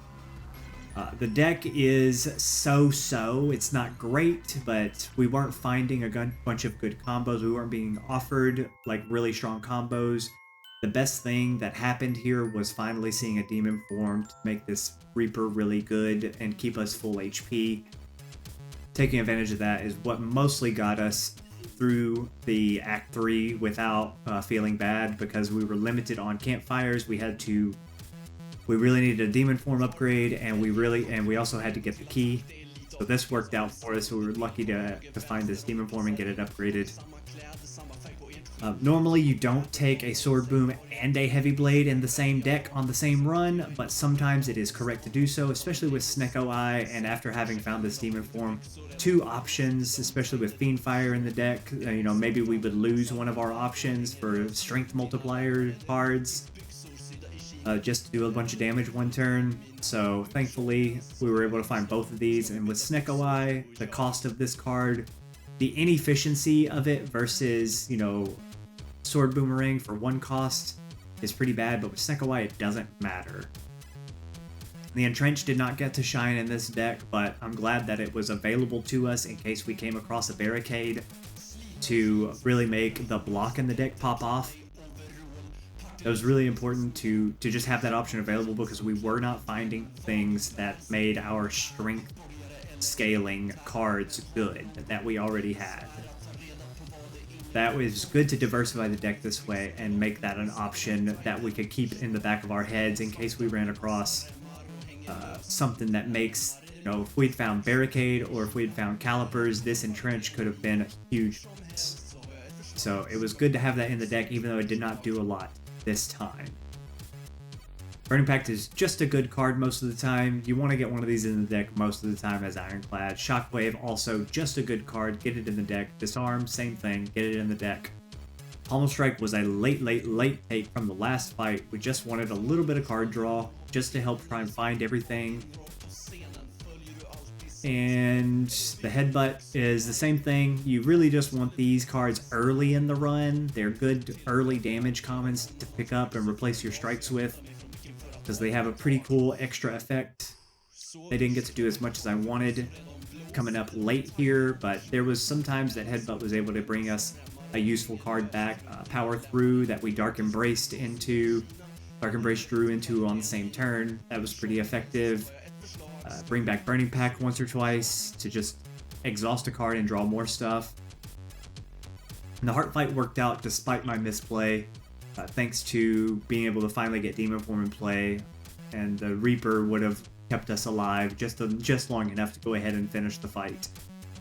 These strength multipliers allowed us to accelerate the fight just fast enough, even though the Demon Form was late. And that is pretty much how you play with Spire cards almost all of the time. You almost always have to think about how you're going to end up with incremental improvements in your deck to face the next challenge that is upcoming, the next elite fight that you may have to fight, the next boss battle that you may have to deal with. Usually you don't have the answers for those early enough that you can just take a good card because it combos with something.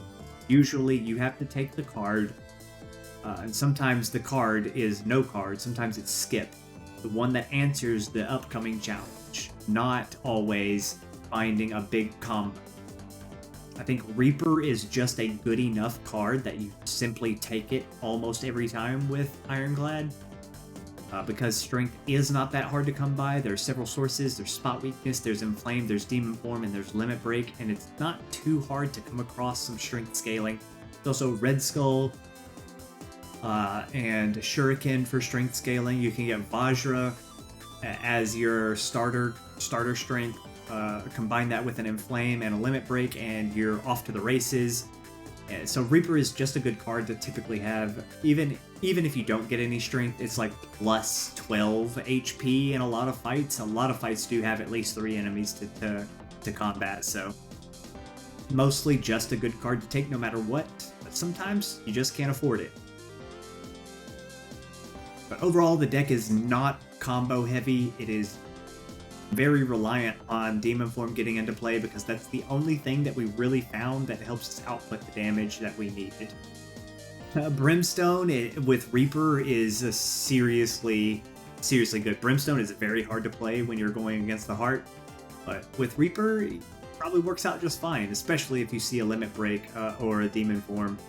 The strength multiplication that you get is essentially exponential in that case. Plus 2 strength per turn from Brimstone and plus 2 or plus 3 from Demon Form. Multiply it with Limit Break. It's insane. But as you can see, the deck is just not combo heavy. It just incrementally upgraded stuff, and you're gonna have to that's what you're gonna have to deal with most of the time in Spire. So Mason, I hope you learned quite a bit from the run, and it's gonna help you in your climb up the Spire and your improvement in the game. So have fun with it yourself. Enjoy your quarantine Spire tower climbing action, and have a good one. It is about noon o'clock and lunchtime for me. I think that means that we should pop you over in a raid. Let's see who's online right now, guys. Looks like Vegetable Bread, who raided me in return yesterday. He is another great player of the game. Explains a lot of awesome stuff. It's going to really help you guys learn about things. He keeps you engaged turn by turn with interesting information and explanations about everything that he's thinking and playing. Currently, looks like he is win streaking in Ascension 20 Heart runs. Currently on a Watcher run, and he's a pretty good player with the Watcher, so you guys are gonna go over there and enjoy the run from him. Go and show him some love, give him some encouragement, and say late happy birthday to him if you guys are here and listening in. It was his birthday just about a week or so ago. Probably pretty cool if you guys said happy birthday to him for that. And everyone, thanks so much for coming by with me. I appreciate you all being here. all of the follows, the bits, the subs, the cheers, everything that you guys are doing. Just being here and watching is enough for me, but everything else is icing on the cake, and I enjoy it so much. It's time for my lunch, and you guys are gonna go check out Vegetable Bread for a little bit. Say hi, say late happy birthday, and ask questions. He'll be more than happy to answer you all the time. So I'm gonna peace out of here and go eat up, and you guys will enjoy the raid with a Vegetable Bread.